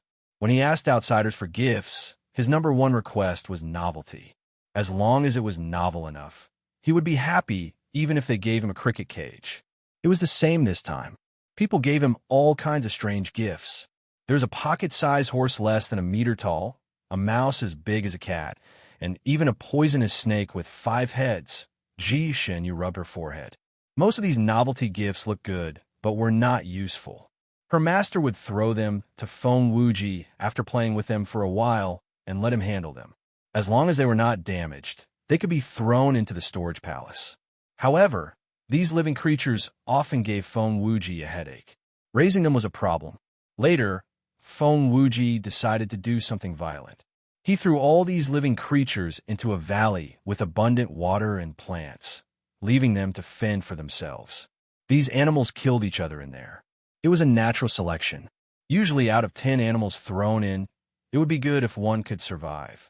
Of course, they would also mate in there. Thus, more strange-looking animals were born. Where there were people, there would be rivers and lakes. Where there were many animals, there would also be a world of beasts. The animals in there were cruel elimination rounds, each wave stronger than the last. This Beast Valley had existed for 5,000 to 6,000 years. The animals in there grew stronger day by day. Occasionally, there would be strange roars from there, causing people to be inexplicably frightened. No one knew what was inside. After a long time, even the disciples of the Purple Cloud sect did not dare to casually enter the valley. Fortunately, the Purple Cloud sect master had set up a strong barrier outside the valley. This prevented the monsters in the valley from coming out and disturbing the balance of this world. This valley would only be open once a year, and each time it was opened, the purpose was to throw in new monsters. Every time Ji Shunyu passed by the valley, she would feel an inexplicable sense of trepidation. It was as if there was something extremely ferocious hidden inside, waiting to rush out and destroy the world. Because of this, she had once forced herself to persuade her master to change his bad habit of randomly taking in monsters and told him about her feelings and concerns. At that time, sect leader Zi Yun did not say anything. Instead, he directly brought her into the valley and let her examine it personally. There were indeed some strange hybrid monsters in the valley, as well as some ferocious beasts, but they were only ferocious beasts. Ji Shunyu could deal with them with one hand, so even if they ran out of the valley, they wouldn't be much of a threat. After seeing those animals, Ji Shunyu was speechless. Her master was indifferent to fame and fortune, and only had this little hobby. As a disciple, it was naturally not convenient for her to say more. Therefore, Ji Shunyu did not care about this place for the next few years. They were allowed to grow stronger year after year. However, every time she passed by the valley, she would feel a little uneasy, as if there were countless pairs of eyes staring at her. Chapter 28:41. Almost everyone knew about this harmless hobby of Sect Master Ziyin. So there were many people who came this year, and the number of monsters that were sent was also the most. Some were carried by people, and some were sent in various cages. The disciples of Sect Master Ziyin were so busy receiving these things that their hands went limp. Ji Shunyu looked at the various monsters that she couldn't even name, and thought that the animals in the Beast Valley were going to party again. The weak ones became food inside, and the strong ones were busy using their claws and teeth to conquer. Every time, there would be a big commotion. Of course, the birthday gifts that people sent were not only all kinds of novel animals and plants, but also other rare treasures. Every time Ji Shunyu saw these gifts, she felt that her horizons had been broadened. No wonder Master was keen on celebrating his birthday. Just looking at these novel gifts was enough to make him happy. There were many people who came this year, so naturally there were many gifts. Among these gifts, the gift from Rongyue Tianheng of the Eastern Sky Clan was the most special. He actually sent a beautiful snake woman with a human head and a snake body. This was a real, beautiful snake woman. Her upper body was completely human, beautiful and alluring, with long seaweed-like hair, full breasts, slender waist, and even between her legs was a woman's part. Only her legs were together, forming a snow-white snake tail below. The beautiful snake woman was wearing clothes. In fact, they weren't called clothes, but two pieces of muslin. They were wrapped around her chest and waist, covering the most private and important parts. As for the rest of her body, she was naked. There was a string of silver bells on her wrist. When she swung her snake tail forward, the silver bells jingled. She looked indescribably enchanting and charming. Her watery eyes seemed to be able to hook one's soul. When she glanced at someone, they could not help but feel a ripple in their heart. Such a stunner was carried in a box. After opening the box, the beautiful snake woman swayed out of the box, stunning the eyes of all the men present. Sect Master Z Yin probably wanted to take advantage of this birthday to find a decent son-in-law for his good disciple. Therefore, more than half of the people who were invited were young talents of this continent. In fact, these young talents also wanted to hug the beautiful woman, so they cherished this opportunity. Since coming to Sect Master Z Yun, they had shown their best side. As a result, people who were originally hot-tempered and boorish also looked gentle and refined here, appearing to be very cultured. Since they were here to propose marriage, they naturally couldn't show their perverted side. Therefore, before the Snake Beauty came out, these people's performance was still very remarkable. However, this Snake Beauty seemed to have a factor that would make men's blood boil at first sight. Once it appeared, many young geniuses stared straight at it. Some of them even had nosebleeds. His eyes stared straight at the Snake Beauty without blinking. Ji Shunyu looked at the beautiful snake woman, and her eyes almost popped out. Xiefeng Liu, who was standing beside her, tugged at her sleeve. "Senior sister, you're a woman. Don't tell me you're also mesmerized by it?" Ji Shunyu was still staring at the Snake Beauty in a daze, as if a storm was raging in his heart. This Snake Beauty, it was very similar to the phaseless snake she had encountered in the Misty Mountain. Wasn't this snake a specialty of the Misty Mountain? Even in the Misty Mountain, it was pitifully rare and almost extinct. Moreover, only those who wanted to break off the engagement could enter the Misty Mountain. Where did Rongyue Tianheng get this snake from? Could it be that Rongyue Tianlan had caught him the Misty Mountain and had specially given him to his cousin as a gift? Chapter 2842. Rongyue Tianlan had suffered from this type of snake before. Why would he have the time to do this? Or perhaps this snake was not a phaseless snake at all, but a special species? The beautiful snake greeted Grandmaster Z Yun with a sweet voice. The Grandmaster of the Z Yun sect lowered his eyes and looked at the beautiful snake. He smiled and said, "This gift is not bad. Where did you find it, little Marquis?" Rongyue Tianheng said proudly, "I found it in Tianheng Mountain. This woman is amazing. She is good at singing and dancing. When she sings, she can attract countless birds. She is good at talking. I have been traveling for many years, but this is the first time I have seen such a wonderful thing. I am here to present it to you as a token of my sincerity." This gift was indeed extraordinarily precious. Sect Master Ziyun's eyes revealed a hint of a smile. Many thanks, many thanks. Young Marquis is so thoughtful. Wuji, please accept this gift." Feng Wuji came up and looked at the beautiful snake. His lips twitched. Although it was a snake, it looked too much like a human. How did he get it down? The other animals were locked in cages and carried away in boxes. What about this beautiful snake? Was he going to drive it into the box too? He looked at the Snake Beauty, and the Snake Beauty's big watery eyes were also looking at him. The two of them forgot about each other for a moment, and then the Snake Beauty smiled sweetly. She actually coiled herself into the box, and her body leaned down, and the box's lid automatically closed with a bang. What a considerate Snake Beauty! Feng Wuji breathed a sigh of relief. He then sent someone to lift the box, but it was a little difficult to decide where to put it. Master would play with these little monsters for a few days every time. Before they were played with, they would be placed in the Rare Creature Pavilion of the Purple Cloud sect. After he played with them, they would be put back in the Beast Valley. The other little beasts could be played with by Master. Was this beautiful snake also there for Master to play with? Master, where should I put this snake? Feng Wuji lowered his head and asked. Put it wherever the other beasts are. Do you have to ask? Grandmaster Ziyan glanced at his eldest disciple. Well, it seemed that Master did not treat this beautiful snake as a human at all. He treated it as a rare little beast. Then he would put it in the rare creature pavilion. The box was carried down. The master of the Purple Cloud sect asked Rongyue Tianheng amiably, Does the young Marquis have any requests? Rongyue Tianlan's handsome face turned red, and he shook his head. I don't have any special request. I just want to see the true face of Princess Xinyu.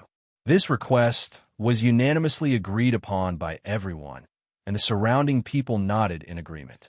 Sect Master Yin originally had one arm supporting his head, but when he heard this, he put down his arm and said indifferently, No matter how rare the beautiful snake is, it's just a rare thing. It can't be compared to my disciple's face. Regardless of whether or not Xinyu wanted to reveal her true appearance, that was her freedom. It was not something that could be exchanged with any conditions. If you're giving me this snake beauty because of this request, then I can only disappoint you. Your Excellency, please take back that snake beauty. He raised his hand and ordered his men to bring the snake back. Rangi Yushinheng hurriedly said, Sect Master, you've misunderstood. This snake is a birthday gift from Little Ho. I didn't use it as an exchange. That was just a wish of the little Marquis. Since the Sect Master was in a difficult position, then there was no need to care about this matter. Everything will be up to Princess Xinyu. After these words were said, Sect Master Yin did not say anything else. He probably did not want to owe anyone anything. In the end, he still said that he would agree to Rangi Yushinheng's request. However, if it was related to his female disciple, he would not do anything. Chapter 2843. Just like that, a small episode passed.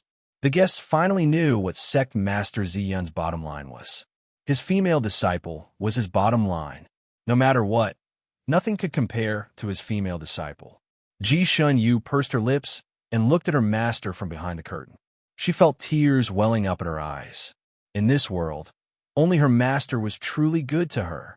She did not have such deep feelings before, but now she was full of gratitude. For her master, she would even be willing to bark like a dog, let alone acting like a man. The guests finally finished presenting their gifts, and everyone turned to look at Feng Wuji. Every year, Sect Master's birthday would have a new trick. What would it be today?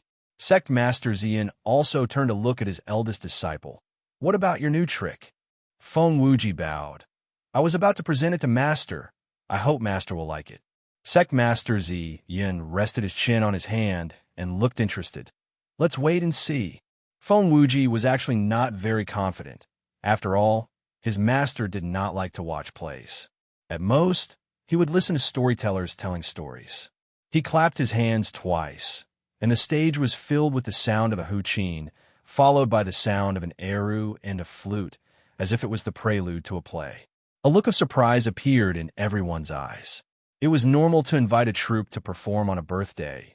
It was the most common thing, but the disciples of Sect Master Ziyan were using a play as a new trick. Wasn't it a little too funny?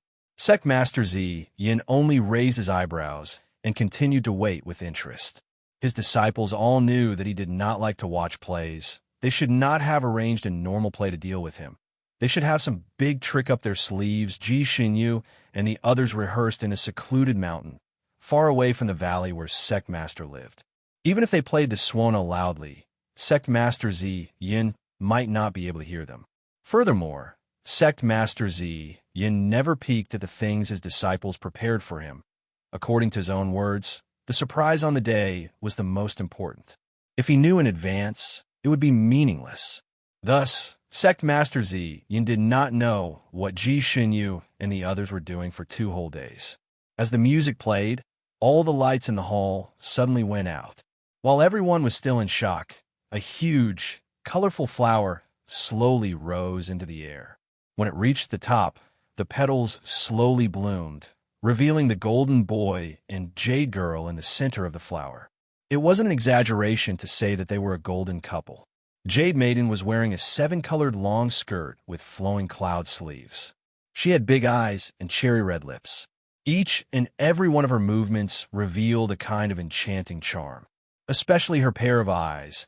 They were limpid as if they contained 2 bags of water, captivating the soul. The golden boy, on the other hand, was dressed in white. He had delicate features, and there was a heroic spirit in his eyes. The lights on the stage only shone on the 2 of them, and the background was dark. This made the 2 of them stand out even more. The 2 of them were extremely eye-catching in terms of appearance and attire. Countless people's gazes fell on these 2 people. When they saw them slowly descending from the sky, they pulled out a banner at the same time, one on the left and one on the right. On the left was written, "I wish Master this day, every year, young and handsome." The book on the right reads, "I wish Master a long and prosperous life." Their left and right hands pulled out a banner for each other. Happy birthday. Chapter 2844. The words were written like dragons flying and phoenixes dancing, looking very imposing. It was Feng Wuji's handwriting. What was even more bizarre was that when the 2 of them landed on the ground, the vertical banner and the horizontal banner in their hands turned into colorful flower petals. The flower petals flew down from the high platform in the form of a vertical banner and flew to sect leader Ziyun's side. After slowly circling him 3 times, it flew back to the high platform and turned back into the flowing cloud silk of the Jade Maiden. This scene was very beautiful and very special. Everyone loudly applauded, but the majority of the people's eyes were still fixed on the Jade Girl who was swinging her long sleeves and dancing. From the banner, everyone guessed that the 2 people performing should be sect leader Ziyun's disciples. Since sect leader Ziyun only accepted 1 female disciple, needless to say, the Jade Maiden on the stage should be Ji Shunyu, who was in the limelight recently. As for the golden boy on the stage, there were fewer people paying attention to him. After all, most of the people present were young geniuses, and there were very few women. There were only a dozen or so female guests, and most of them were already taken and came with their husbands. Even if they saw that the golden boy on the stage was very handsome, they didn't dare to cheer loudly. This way, the Jade Maiden on the stage, Shui Xiuwu, was much better. When sect leader Ziyun saw his 2 disciples, he opened his eyes wide. Looking at the 2 people singing and dancing on the stage, the corner of his mouth slightly twitched. His eyes lit up, and he held his chin as he watched with interest. Feng Wuji had been paying attention to his master's expression, and seeing him like this, he finally let out a sigh of relief. This time he passed.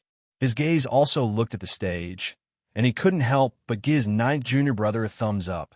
In fact, they weren't really singing an opera, but singing and dancing with lyrics. The performance was also a golden boy and Jade Maiden birthday celebration. The lyrics were festive and cheerful, making people happy just by looking at them. On the stage, 9th junior brother's pair of flowing sleeves fluttered in the air, flying around Ji Shunyu, looking very harmonious. Apart from the birthday celebration, the lyrics were also the Jade Maiden boldly confessing to the golden boy.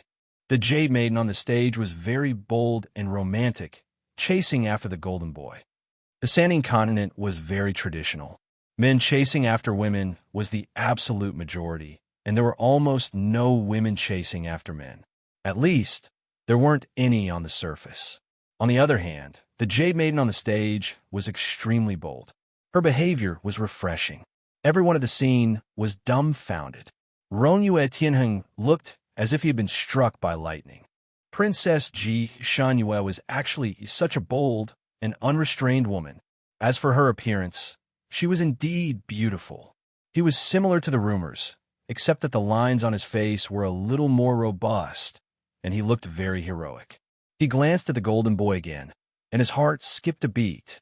The 2 people on the stage were wearing heavy colors, but Rongyue Tianheng could still vaguely see Shan Yu's shadow on Jin Tong's face. Shun Yu, that kind of person, naturally would not come here to perform, but this appearance made Rongyue Tianheng's heart jump again and again. He had originally come to see the princess's true face, but at this moment, his attention was completely attracted by the golden boy on the stage. His eyes were fixed on the golden boy. Ji-shun Yu was naturally the one playing the role of the golden boy. Just as she had expected, everyone's attention was on ninth junior brother, so she could easily perform.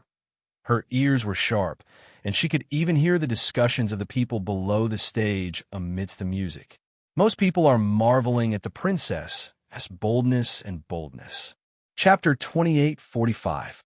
Most people were amazed at the princess's boldness and boldness, saying that she was indeed a disciple of the Purple Cloud sect, the first woman to be bold and unrestrained in the Fanning continent, daring to perform such a hot performance. Ji-shun Yu frowned slightly, knowing that these people were so conservative because they were in the Purple Cloud sect, and it sounded like praise. But in their hearts, they were probably scolding her for offending public morals, right? She had just recovered some of her reputation, and now there was going to be another watershed, with both praise and criticism. Fortunately, Ji-shun Yu didn't care about this. Her master's purpose in organizing this gathering of young talents was clear as day. It was to let her show her face here and let everyone know how good she was. Then, she would choose a good husband for her. Her master was like a father, and her master worried more than her imperial father. Ji-shun Yu actually didn't have any hope for love, and didn't want to find another one. She felt that it was good to be alone and free. There were many immortals who didn't marry, and she didn't want to be one of them. She didn't want her future days to be spent in some palace or in some courtyard. If this dance could dispel the thoughts of those young talents, it would save her a lot of trouble. Her eyes fell on ninth junior brother, who was looking at her affectionately. Ninth junior brother must have rehearsed this performance to block these rotten suitors for her, right? Ji-shun Yu shuddered. Could these words be any more shocking? There was no such phrase during the rehearsal. To see you, I do everything possible. I like you. Think carefully. Siefeng Lu continued to express his feelings. Because these words were added at the last minute, Ji-shun Yu didn't know what to say in response, and could only smile stiffly, looking very pretentious. Siefeng Lu read a line to her. Do you like me too? How about we become husband and wife after the birthday celebration, and return home together? Since this play was a comedy, a play about lovers getting married in the end, Ji-shun Yu hesitated for a moment before agreeing with a yes. However, just as she parted her lips, and before she could utter a single word, a strand of flute music abruptly joined in, instantly suppressing all the music. There were many talents in the Purple Cloud sect, and many of them were good at music. Therefore, the accompaniment for this show was the disciples of the Purple Cloud sect. Their musical instruments had already reached the point of perfection, and some of them could even control objects with sound. However, such superb playing skills were completely out of tune due to the ethereal sound of the flute. It sounded strange and funny. After such an accident, Ji-shun Yu naturally forgot the original lyrics and looked in the direction of the flute sound. The sound of the flute seemed to be coming from outside. She couldn't see anyone playing the flute in the hall. When the flute sounded, her heart skipped a beat. She was very familiar with the sound of the flute. Among the people she knew, only Rongyu Tianlan had such skills. However, logically speaking, he shouldn't have come, right? Or perhaps some other music expert had arrived. Or was it Old Nine's plan to catch them off guard? She looked at Siefeng Lu. Siefeng Lu's face was covered with color, so she couldn't see his expression clearly. He was stunned for a moment, then raised his voice and continued to ask the question. Chapter 28:46. Carrot after the birthday celebration. Are you willing to marry me? This line was supposed to be an elegant and mellow song, but before he could finish, the sound of the flute suddenly increased in pitch. Siefeng Lu couldn't help but sing out of tune. The last few words flew straight up like 9 bins and 18 bins, and his throat was about to split from the shouting. When this strange sound came out, it naturally caused the people below the stage to burst into laughter. Even Ji-shun Yu couldn't help but laugh out loud. As for the senior brothers who were pretending to be horses, tree stumps, and stones on the stage, they couldn't hold it in either. The 4 hooves of the horse stumbled and almost fell to the ground. The bent trees stumbled and fell to the ground, and the stones trembled as if they were suffering from epilepsy they all thought that Nine Junior brother was clowning around. He was really going all out for the sake of entertaining his relatives. Only Liu's handsome face under the oil paint changed slightly. He took a step back and pressed his palm lightly on his chest. He seemed to be unwilling to give up. Just as he was about to ask again, Sect Master Ziyun, who was sitting at the head of the table, stood up and looked outside with a faint smile. "Old friend, since you're here, why don't you come in? Why are you teasing my disciple?" Who had come? Who could be called an old friend by Sect Master Ziyun? It's Sect Master's birthday. Tianlan is here to join the fun. A clear and magnetic voice resounded. A faint light and shadow flashed in midair, and a person's figure appeared. A handsome face, a blue robe that fluttered like a sparkling lake, and a jade flute in his hand, attracted everyone's attention as soon as he appeared in the air. Someone had already called out, "Eighth Highness, Your Highness Rongyue." The person who had come was Rongyue Tianlan. He smiled and nodded slightly at the crowd, and his gaze swept across the two people on the stage. Ji Shanyue and his gaze met briefly in midair. Rongyue Tianlan seemed to curl his lips slightly at her, and his faint smile was very annoying. Ji Shanyue's heart skipped a beat, but she frowned. Why was he here? How could he recognize her in such a situation? Liu's eyes were also looking at Rongyue Tianlan. When Rongyue Tianlan's gaze swept over, he looked back at him without hesitation. Rongyue Tianlan's gaze on him was calm, but faintly sharp. Liu instantly had the illusion that he had been seen through with one glance. Fortunately, Rongyue Tianlan's gaze swept past him and left. The exalted immortal looked at Sect Master Ziyun and smiled. Sect Master's birthday is really unique. Even the sound of a pig being slaughtered can come in handy. When others saw his smile, it was a light and carefree smile, but Ji Shun, you could faintly hear a hint of gnashing teeth in his laughter. She frowned again. Could it be that Rongyue Tianlan was mocking her and Liu's duet as the sound of a pig being slaughtered? What a vicious comparison. This person really had an unusually sharp tongue. She looked at Liu again. Because he had the most lyrics, the sound of a pig being slaughtered was more likely to be used to describe him. Sure enough, Liu glared at Rongyue Tianlan angrily. However, Sect Master Ziyun understood what Rongyue was implying. He smiled lazily and deliberately misinterpreted. Is Rongyue Jun disdaining my disciples' singing? He glanced at the guests present and sincerely asked for their opinions. Everyone, what do you think of the performance of my two apprentices? Are they worthy of the words lingering sound? Everyone looked at each other. This question was actually very easy to answer, but because the two people had opposing opinions, they were apprehensive and did not dare to answer directly. Chapter 28:47. No matter how they answered, they would definitely offend one of them. However, no one could afford to offend these two people. Therefore, everyone laughed in agreement. Only the disciples of the Purple Cloud sect and some outspoken people answered, "Not bad, not bad, it's good." Both of your disciples performed well, especially this male-female disciple. Her singing was full of emotions, and it was a refreshing experience. The Purple Cloud sect master looked at Rongyue proudly. The eyes of the masses are clear. Rongyue Jun, what else do you have to say? Rongyue looked at the cold but annoying face of the Purple Cloud sect master and secretly clenched his fingers in his sleeves. Sure enough, his first instinct was right. This was a scam. Such a simple scam had actually fooled a smart person like him. Just because he was afraid that something might happen. What if it was true? The death of the old Purple Cloud sect master was not to be regretted, but Ji Shanyue must not die. He had already rushed to the space-time gate out of the Sanine continent. In the end, because of this what if, he had to rush back from thousands of miles away. If he did not rush back to take a look, he was afraid that he would not be able to sleep well during the 2-month journey. He had originally planned to take a look first and hide in the dark. It would not be too late for him to leave after confirming that the Purple Cloud sect was fine and that Ji Shanyue was safe. With such a goal in mind, he ran for nearly 10,000 miles in an unjustified way. He urged the wind-chasing unicorn to use its maximum potential. After running for an entire night and an entire morning, he was so tired that he almost vomited. In the end, he saw the heavy traffic in front of the Purple Cloud sect and Feng Wuji's happy face. Under such circumstances, the Purple Cloud sect would naturally be fine. Therefore, he was indeed fooled.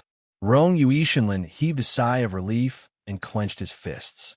He had the urge to pull out the Purple Cloud sect master and beat him up so that his birthday would be the anniversary of his death.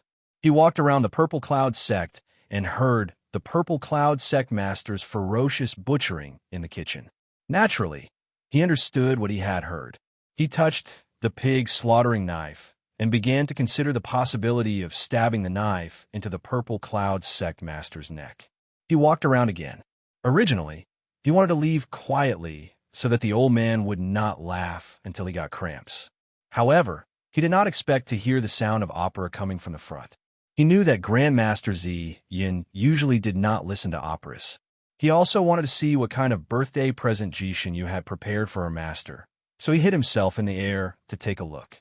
In the end, he saw Ji Shanyu dressed as a man and her junior brother singing this kind of golden boy and jade girl play. It was undeniable that the two of them looked good in disguise. It was easy for people to associate them with a phrase, perfect couple. When he saw her, she was an eyesore, and he had the urge to kick her away. However, Xie Fenglu took this opportunity to confess to Ji Shinyu, and he seemed to have used some kind of technique.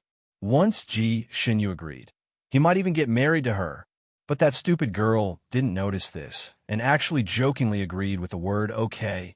Only then did he interrupt them with the sound of his flute. Otherwise, this girl would sell herself off without even knowing it. Rong Yuetian could tell at a glance that this junior brother of hers had other feelings for her. Originally, he did not take it to heart, because he felt that Xie Fenglu and Ji Shinyu were not compatible. Chapter 2848.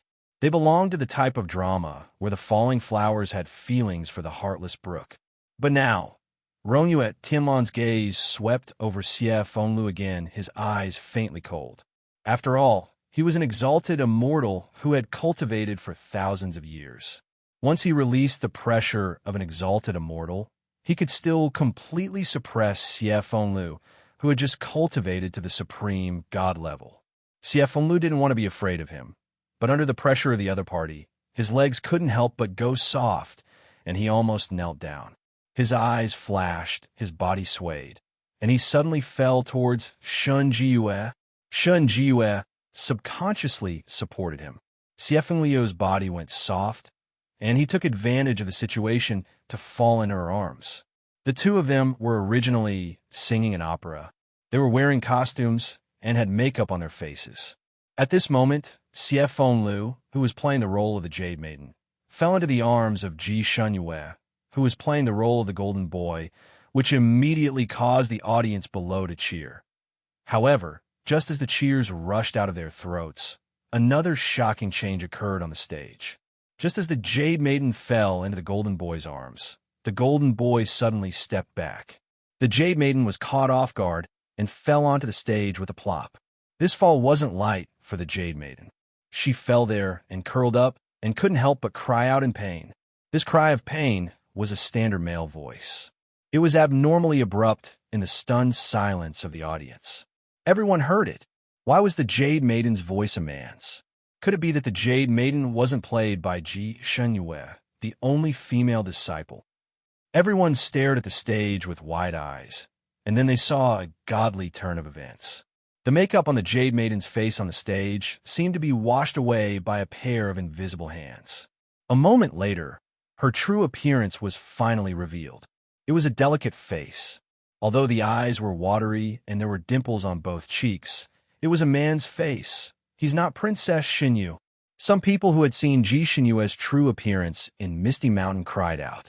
He's the last disciple of the Purple Cloud sect's sect master, Xie Fenglu, young Master Xie. So it's not Princess Shinyu. I was wondering why her style of singing was so bold. This is what it means to entertain one's relatives. The Purple Cloud sect disciples are really too good to their master. Like I said, no matter how much Princess Shinyu wants to make Master happy, she can't throw away her face like that and do such a bold, bold action. Everyone started to discuss spiritedly, as if they understood what was going on. Originally, they were secretly cursing Ji Shunyu in their hearts, but now, all of that naturally disappeared. Ji Shunyu's reputation was like a person who had just walked through the gates of hell and was silently washed clean. Xiefeng Liu, on the other hand, was praised by everyone. His plan had failed. He was stunned for a moment before regaining his composure. At this point, he could no longer continue his act.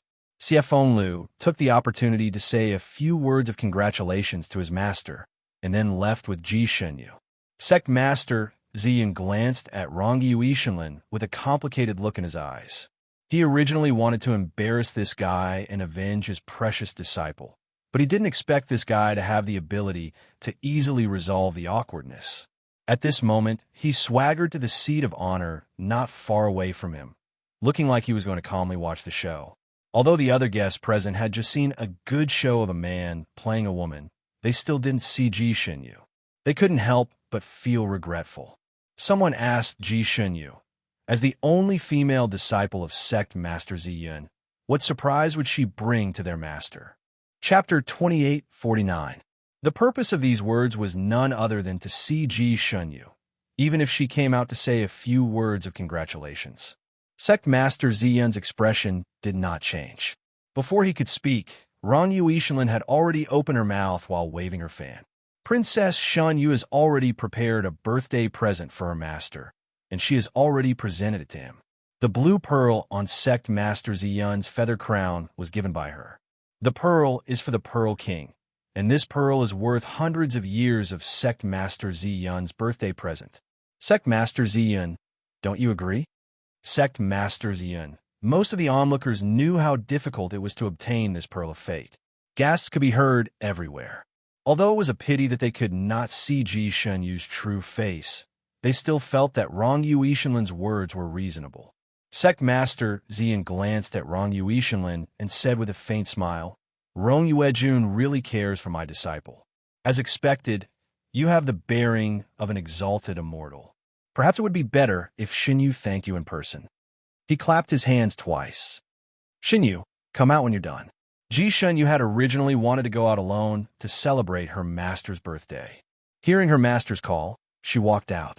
At this moment, she had already changed into a normal Purple Cloud sect disciple's attire.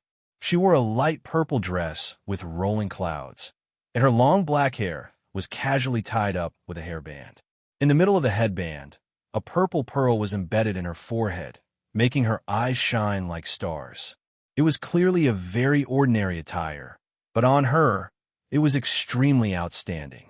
People could hardly take their eyes off of her. Those who had already seen her true face secretly heaved a sigh of relief, their gazes faintly burning as they looked at her. Those who had never seen her before also widened their eyes at this moment. They had a sense of recognition that the rumors were indeed true. She really was a peerless beauty. They felt that this trip was indeed worth it.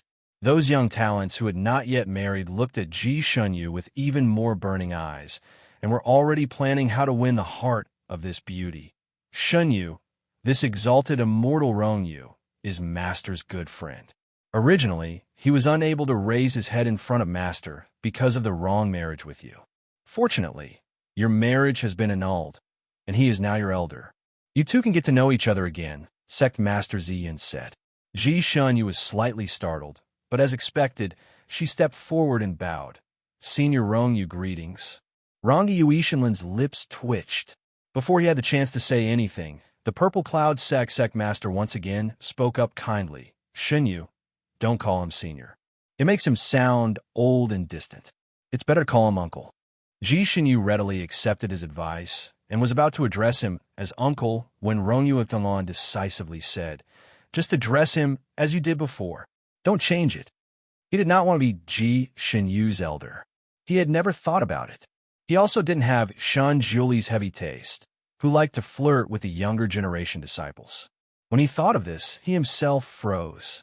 When he saw Ji Shunyu talking about love, this was actually what appeared in his mind. He had long known that he liked Ji Shunyu, But knowing that he had wronged another woman in his previous life and still having such thoughts subconsciously, it was worth pondering over. Rong Yuishinlin admitted that she was a benevolent and magnanimous immortal. As an immortal, what they were most afraid of was owing someone a favor and not being able to return it, especially this kind of emotional debt. Chapter 2850.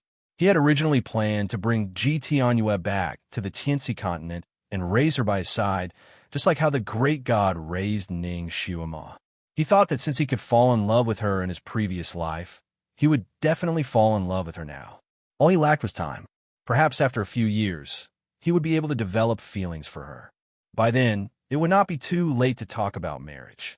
But now, his heart was deviating more and more, and it was getting harder and harder to control himself. Seeing Ji Shanyue in front of him being so courteous to him, as if he was an elder, he felt extremely uncomfortable. But he could not say anything at the moment. After all, he and Sect Master Ziyun were of the same generation. Sect Master Ziyun raised his teacup and took a sip, then said indifferently, "Previously, you were engaged, so naturally, you should treat each other as equals. But now, you are no longer related to each other. You and I are friends, and you are old enough to be her uncle. Shinyu should call you uncle. This seniority cannot be messed up. Shinyu, offer this Uncle Rongyu some tea." Ji Shinyu agreed, then poured a cup of tea and handed it to Rongyu Tianlan with both hands. "Uncle Rongyu, please have some tea." Rongyu Tianlan, he secretly gritted his teeth and looked at Sect Master Ziyun with a smile that was not a smile. Old friends, a friend's disciple may not be my own junior. Moreover, we are friends despite our age difference. Our seniority does not involve our disciples. I have always treated your disciple as equals, and we are also friends. There is no distinction between senior and junior. Just call her how you used to call her, and get used to it. We immortals do not care about such formalities. Ji Shinue saw that he was entangled with seniority and was momentarily stunned. She did not know why he was so concerned about this. Then, she suddenly thought of Ji Tianyue and immediately understood. Rongyu Tianlan was going to marry his sister. Because of Ji Tianyue, he could not be his future wife's uncle. Ji Shinyu finally figured out what he was worried about. She didn't want to become an obstacle for others, so she smiled faintly. If we're of the same generation, then so be it. Perhaps Rongyu Jun has his own difficulties and needs Shunyu to be of the same generation as him. Rongyu Tianlan was stunned. He looked at Ji Shanyue with a deep gaze. He bet that there was a distance between the difficulties Ji Shanyue spoke of and the difficulties in his heart. Furthermore, the distance between them wasn't small, but it didn't seem easy to explain. He didn't say anything for a while, so Ji Shinyu took it as a silence. He took a few steps back and put some distance between them before bowing to his master. "Master, this disciple is willing to perform a sword dance to congratulate Master on your birthday. Please take it as a small gift that disciple has prepared for Master." Naturally, Sect Master Ziyun would agree to this request. After nodding his head, he propped his chin up and waited in high spirits. He didn't forget to explain to Rong Yuishinlin, this seat's female disciple is actually very good at dancing. It's just that she doesn't usually like to dance. Even I can't force her to dance. It's rare that she's interested in dancing today. He excitedly ordered Xie Fenglu, who had already changed back into his normal disciple uniform. "Ninth brother, play for your senior sister." How could Xie Fenglu be unwilling? He immediately agreed and took out a zither from his storage space. There was even a zither table and a zither stool. He sat there and looked at his senior sister with bright eyes. "Senior sister, what sword dance do you want to perform? Harmony between the zither and the zither? A phoenix seeking a phoenix? Or a perfect pair?" Chapter 2851. Ji Shunyu's sword was already in her hand. She had the urge to cut this little rascal. What nonsense was this? She only liked to dance one dance in public, return triumphant. Why had she danced the others? This little rascal was obviously looking for a beating by singing so many sour songs. Return triumphant. She spat out these 3 words. She still left some face for her junior brother in front of others. Her eyes narrowed dangerously. Xiefeng Lu tactfully responded, not daring to pluck the fur from the tiger's mouth. Rong Yuetian watched the interaction between the two of them, waving his fan without any reaction. He had never heard of this song before, so even if he volunteered to accompany her, he did not have the capital to do so.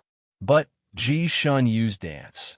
He had seen it once, when she was drunk, dancing alone under the moonlight. Although her steps were staggering, it was still very interesting. Now that she was sober, what would it be like to dance? Ji Yu's solo dance suddenly appeared in his mind. Her sleeves fluttered in the wind, as intoxicating as a beautiful flower. After a burst of intense music, Ji Shunyu had already flown to the center of the stage.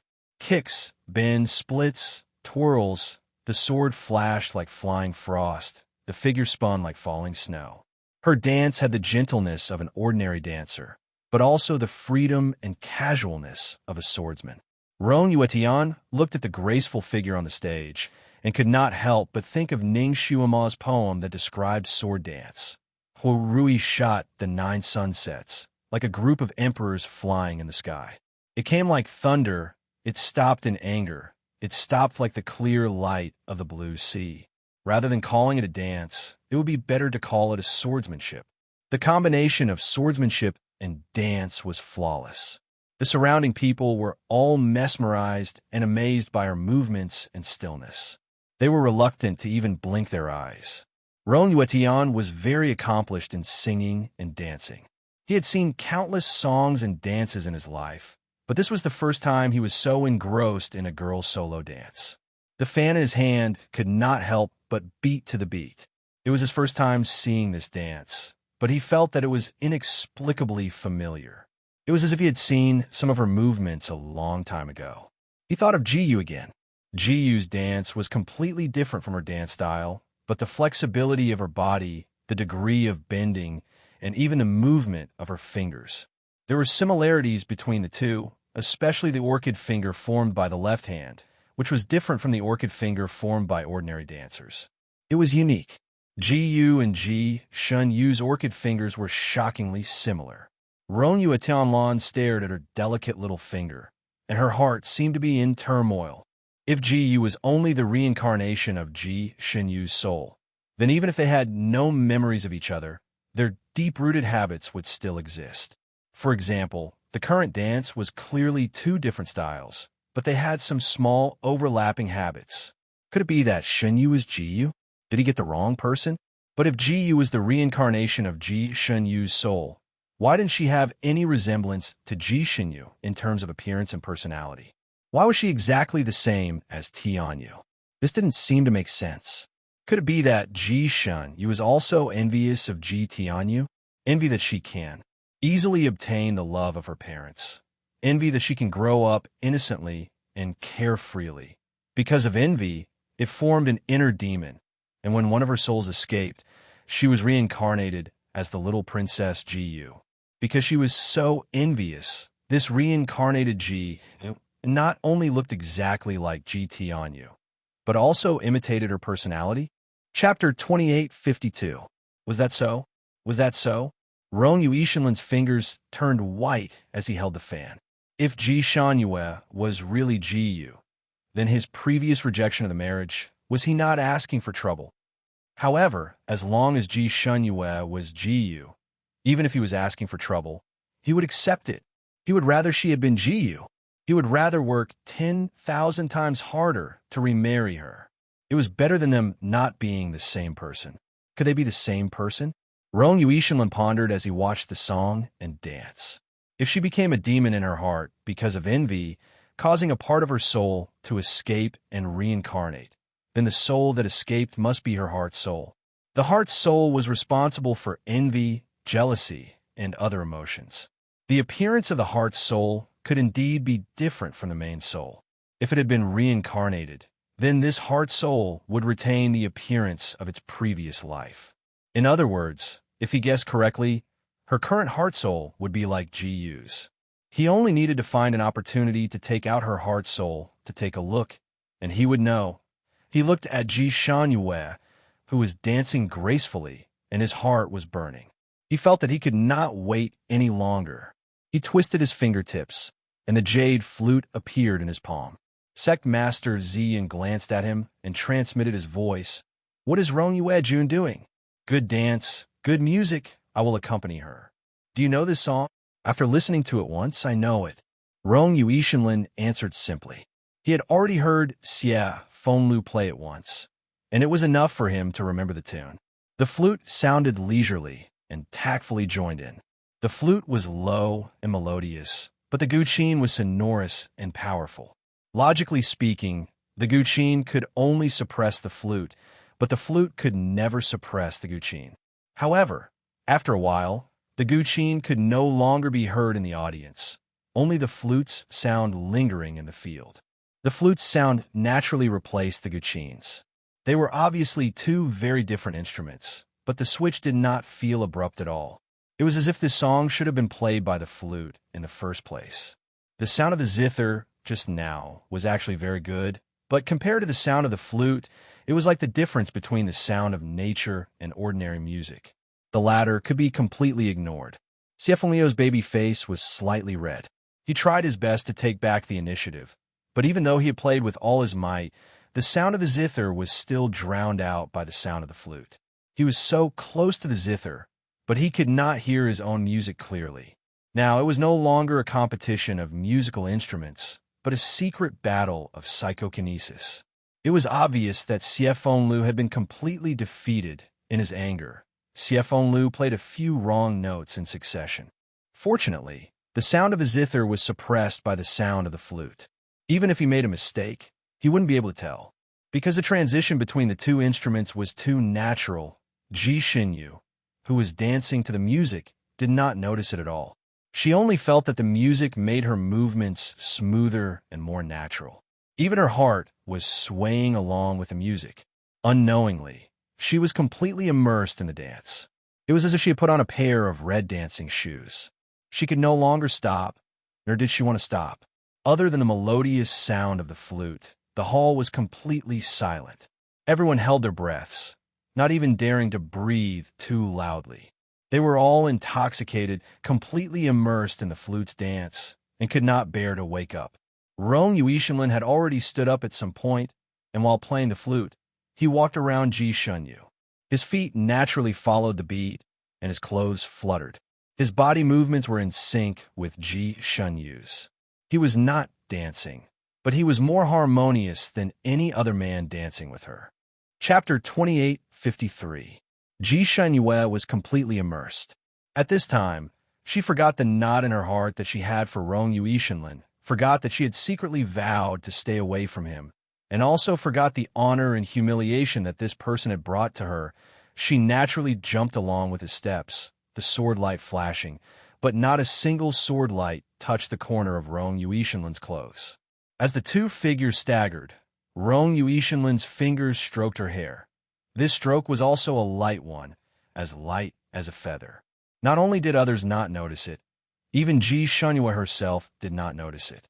She only felt her heart inexplicably jump, and there was a short buzzing sound in her head.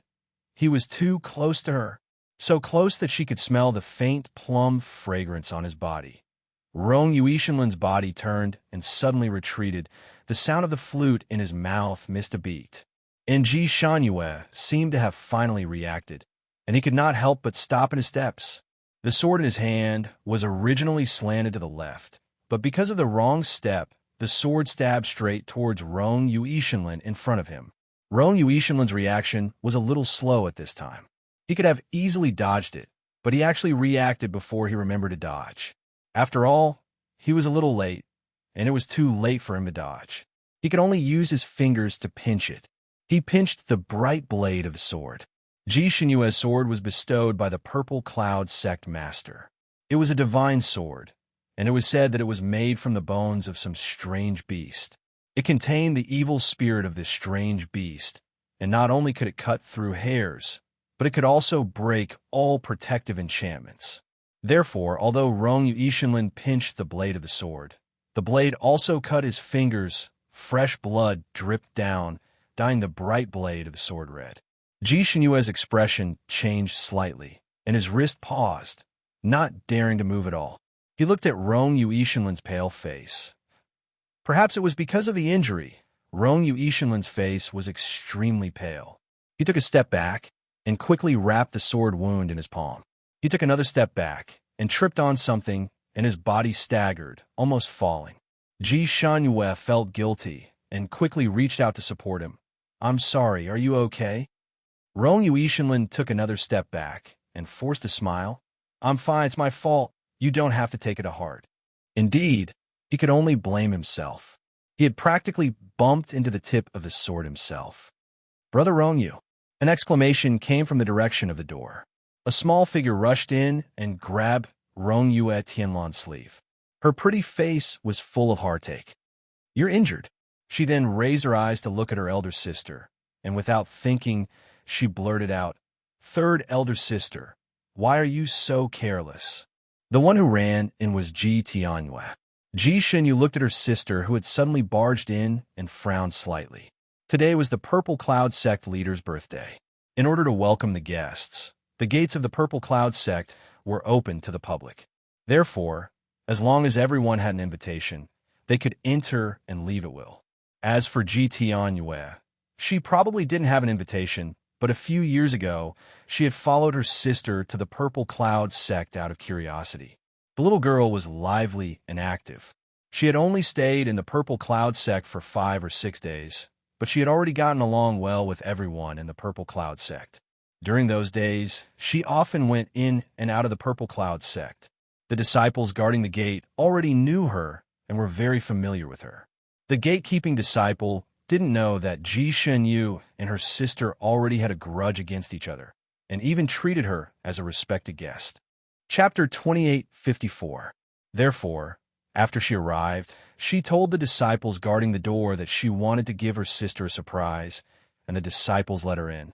Along the way, for the same reason, she openly barged in and directly barged into the hall. She happened to see Ji Shenyu dancing and Rong Yu Tianlan being the accompaniment and even getting injured. She pulled Rong Yu Tianlan's sleeve and wanted to see his injury. She couldn't help but grab his hand. Rong Yu Tianlan probably didn't expect her to appear at this time. In addition, his reaction had been half a beat slower, so he only reacted after his hand was grabbed by Ji Tianyue. He frowned slightly and instinctively waved his hand. Ji Tianyue didn't have much kung fu on her, so she was thrown out by his wave. Bam! She fell off the stage and directly hit a table.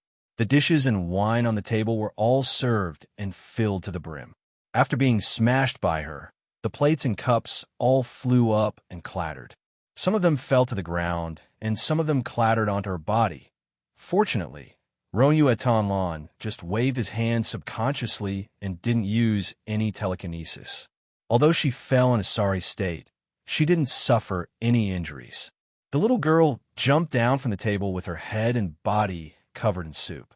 Her pair of big eyes looked at Rong Yu Tianlan, who had just reacted on the stage. She pursed her lips and burst into tears. Rong Yu Tianlan's action just now was an instinctive reaction without thinking. At this moment, seeing Ji Tianyue fall in such a sorry state, he was also stunned. He jumped up and landed beside Ji Tianyue.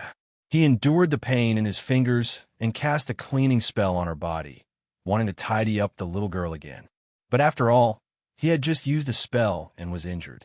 Coupled with his unstable state of mind, the cleansing spell was a little messy. He only managed to clean some of the soup and water off her body. The stains were still on her body, and even her hair was still dripping with vegetable soup. Ji Tianyue looked at him anxiously. "Brother Rong Yu?"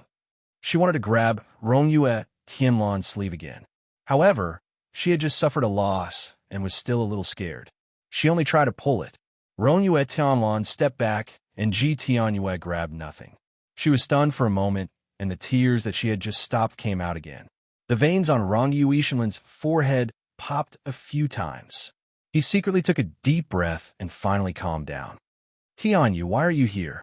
Looking at the vegetable soup dripping from her head, he couldn't bear it and was about to cast a second cleansing spell.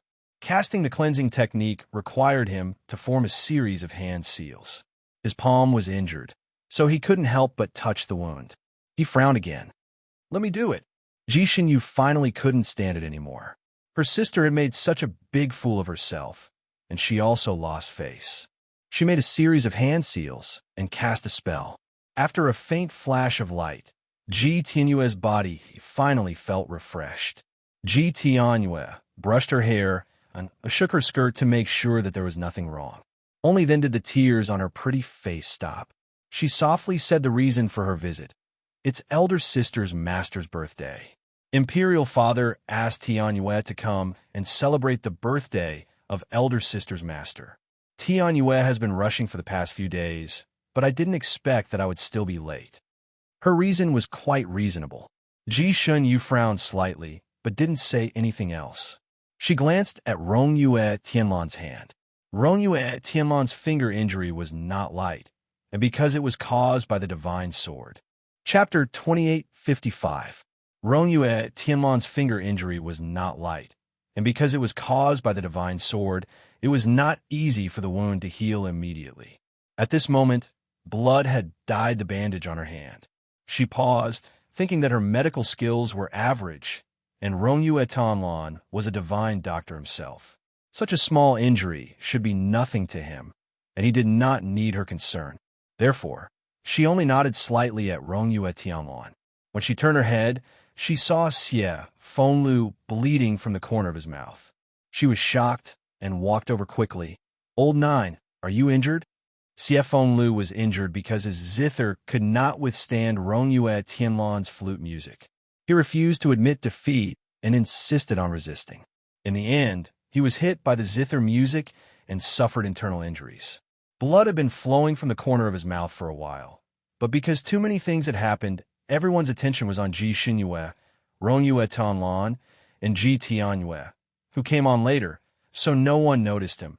Ji Xinyu was the first to notice that something was wrong with him. Xie Fengliu's baby face was already a little pale, and when he got up, he staggered. Ji Xinyu hurriedly helped him up. What's wrong? You can get injured from playing the zither? She was too engrossed in dancing and did not notice the secret battle between Rongyue Tianlan and Xie Fenglu.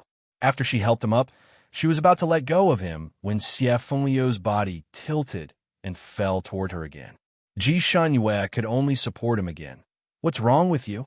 Xie Fenglu leaned on her body, panting slightly. I'm a little dizzy.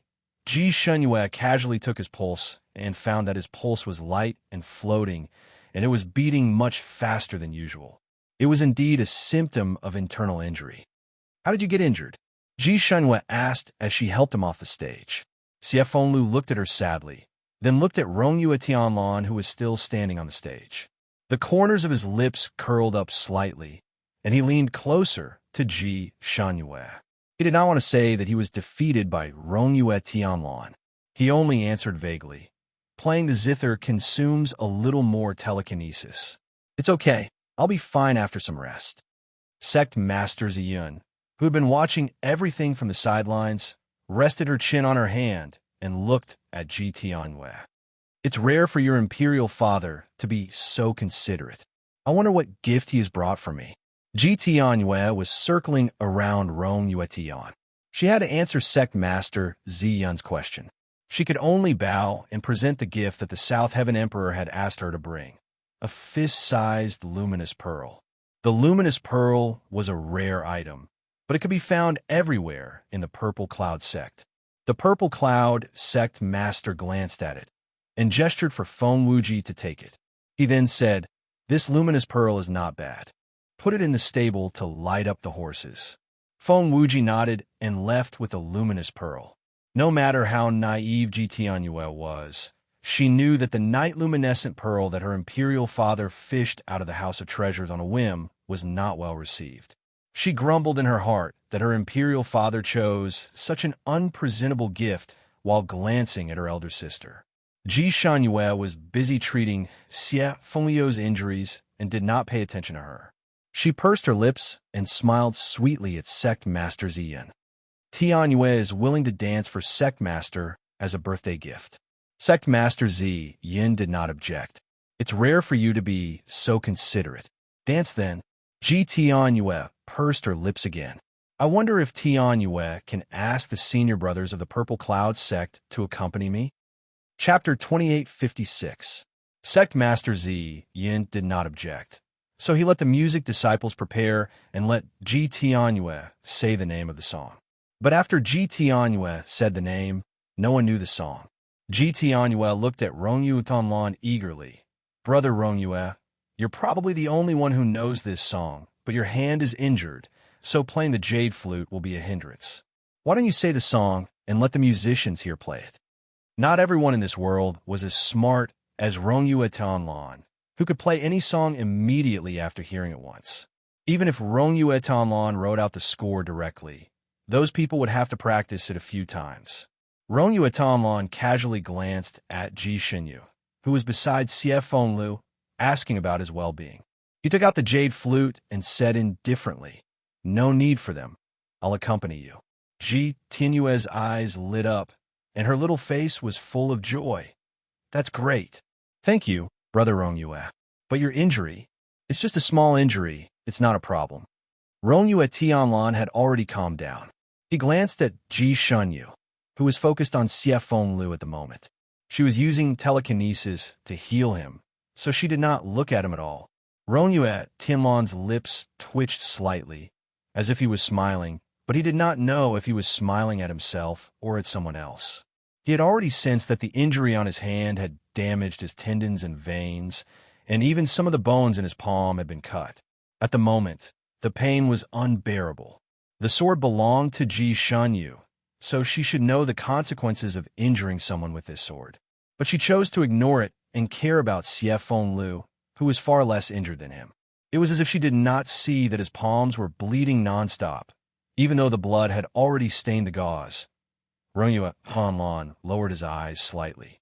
He quickly treated the injury on his hand, applied the corresponding ointment, and hit his own acupuncture points. Finally, he succeeded in stopping the bleeding and then wrapped it up again with bandages. He played the jade flute again.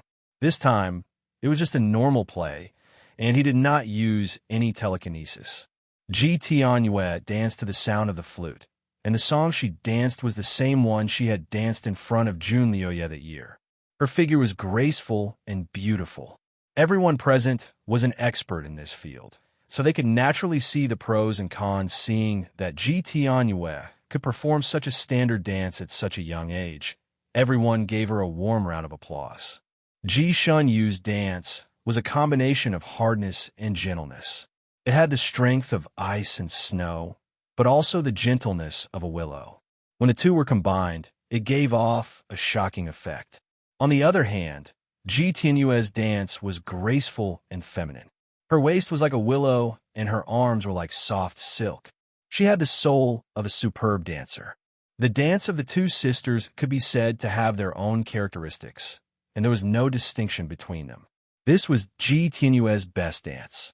Every time she danced, she would receive thunderous applause, and this time was no exception.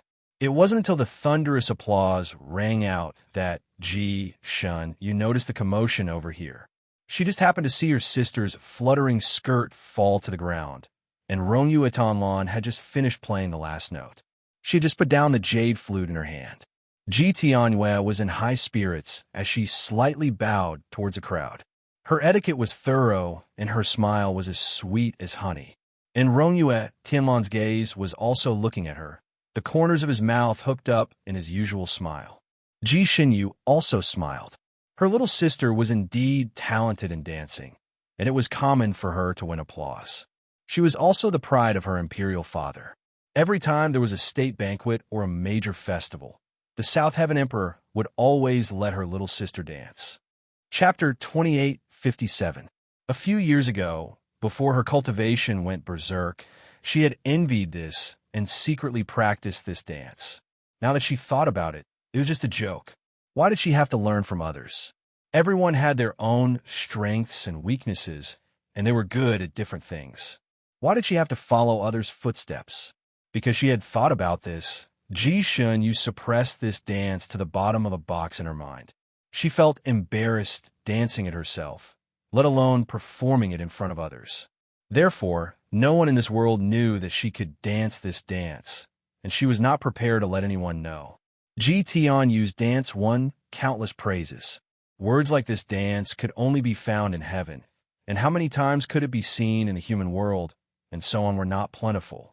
Ji Tianyu was praised until she was floating in the air and regained the feeling of being the center of attention.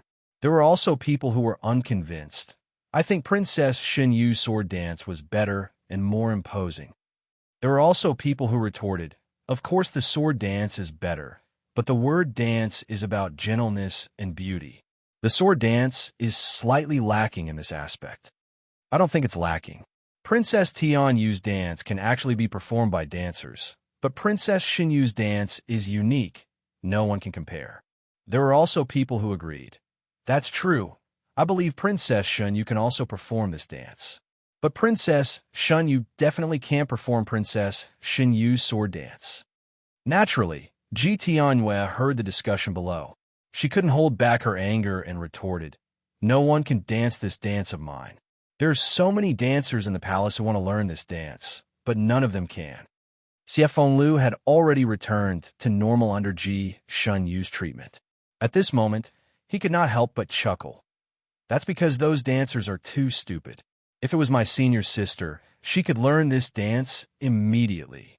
Maybe she already knew it, but was too lazy to perform such a childish dance. Ji Tianyu was anxious. No. Her eyes turned to Ji Xinyu. "Third sister, do you know this dance?" Thus, everyone's eyes focused on Ji Xinyu.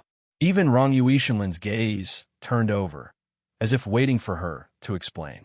Ji Xinyu frowned slightly. This kind of argument was simply too childish. She said bluntly, "I won't." Everyone, Rong Yuishenlin's eyes dimmed slightly. Ji Tianyue, on the other hand, revealed a proud expression. She looked at Rong Yue Tianlan with her big eyes and said, "Brother Rong Yue, this dance is my original creation. Is it nice?" "Beautiful." Rong Yue Tian said these two words, but her heart slowly sank. He had already taken a look at Ji Xinyu's soul, but it still looked like Ji Xinyu. There was no trace of Ji Yu at all. At that time, he didn't give up, fearing that he would make a mistake in his judgment. So he used his psyche power to examine all of Ji Xinyu's other souls with his heaven's eye. There wasn't a single soul missing. Every one of them looked like her, and none of them looked like Ji Yu's. In other words, her soul had always been in perfect condition, and there was no such thing as her soul escaping and reincarnating. His previous deductions were all wrong.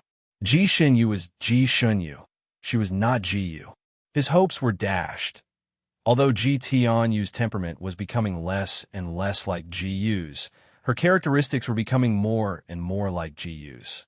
Their appearances were similar, their personalities were similar, and even the dance that Ji Yu left in his mind was created by Ji Tianyue. All the evidence pointed to one thing. Ji Tianyue was Ji Yu. Chapter 2858. Perhaps Ji Yu was the reincarnation of one of her souls, or perhaps Ji Tianyue was the reincarnation of Ji Yu. After all, the timeline of the Fanning continent was different from that of the previous continent. The death and reincarnation of people from different continents and different space-time could not be inferred by normal years. For example, his reincarnation of Jun Yuya died at the age of 26. On the other hand, Rong Yue Tianlan's soul escaped and reincarnated more than 500 years ago. 500 years later, on the eve of Shun Jiuli's return from that continent, his soul returned, and he also succeeded in his tribulation. Therefore, he could not use the age of the two sisters to calculate who was Ji Yu. He could only compare them one by one. The result of the comparison was hopeless. Ji Tianyue was most likely Ji Yu, but he had fallen in love with another woman. Even if he knew that Ji Tianyue was Ji Yu, he still could not develop feelings for her. Rong Yue Tianlan felt that he had never been so sad in his life. He did not want to let down Ji Yu in his previous life, but he also did not want to lose the happiness of this life because of his previous life. He was confused for a moment and felt that he needed to sort out his current situation. It was not suitable for him to stay here any longer. Moreover, he did not want to see Ji Xinyu care for Xiefeng Lu, so he stood up and said goodbye. Sect Master Ziyan looked at him with some dissatisfaction and reminded him tactfully, Rong Yue Jun, you are a good friend of mine, and you came all the way here to celebrate my birthday. You must have prepared a very special gift. I wonder if you can take it out now to broaden everyone's horizons?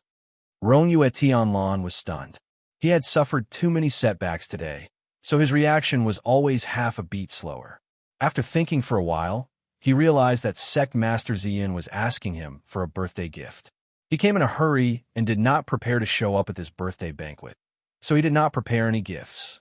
Fortunately, he had brought a lot of things with him. He casually took out one. It was a bloodstone ornament, which he found when he was traveling in other continents. At that time, he felt that this bloodstone was red and festive, so he casually threw it into the storage space. After a long time, he forgot about it. Now that he took it out, it was a gift for Sect Master Ziyin. The bloodstone was not big, only the size of an egg. It was shaped like a heart, and there were even veins on it. It was naturally formed and looked very rare. The Fanning continent didn't produce this. Sect Master Ziyin was very interested after seeing it. He immediately ordered Ji Shunyu. Shunyu, show it to me. The veins on Ji Shunyue's forehead bulged. Wasn't eldest senior brother always the one who received the gifts? Why was her master assigning her now? Subconsciously, she didn't want to be involved with Rong Yu Tianlan. She wanted to stay as far away from him as possible. However, today was his master's birthday. His words were like an imperial edict and could not be disobeyed. She had no choice but to step forward unwillingly. She first thanked Rong Yuetian according to the rules, and then took the bloodstone from his palm. When she took the bloodstone, her fingertips inevitably touched the gauze on his palm. Because of the movement just now, the wound on his palm had split open a little more. At this moment, the gauze was faintly dyed and looked very conspicuous. It gave her the urge to peel off the gauze to see the wound. Fortunately, she stopped this unreliable thought in time. She abruptly moved her eyes away and presented the bloodstone to her master. Grandmaster Zi Yin liked the bloodstone very much. He played with it in his hand. Chapter 2859. Ji Xinyue returned to Xie Fengliu's side. He was still weak, so she was using her telekinesis to heal him. She needed to continue. Xie Fengliu leaned weakly on the chair, paying attention to Ji Xinyue's every move. When he saw her return, he heaved a sigh of relief. My chest still hurts a little. Senior sister, can you heal my heart first? Ji Xinyue glared at him. Your heart is still beating. How can you be hurt? You're messing around again. Sit down obediently. Wait for me to open up the sealed veins on your back. Your injury will be almost healed. Yes, senior sister, be gentle and slow. If you're too fast, my veins will be in pain. I know, I didn't expect you to be so weak. You're like mud. Ji Xinyue mocked him as she tried her best to heal him. Rong Yue Tianlan glanced at them, then looked away. He finally officially bid farewell. Ji Tianyue also bid farewell with him, catching up with him in a few steps. Brother Rong Yue, I want to go back too. Let's go together. The two figures quickly disappeared at the door. Brother Rong Yue, this place is too far away from Nantian Palace. Can you send me back? Rong Yue Tianlan walked very fast. Ji Tianyue had to jog to catch up with him. After leaving the Ziyun sect, she couldn't help but make a request. Rong Yue Tianlan stopped in his tracks and finally turned to look at her.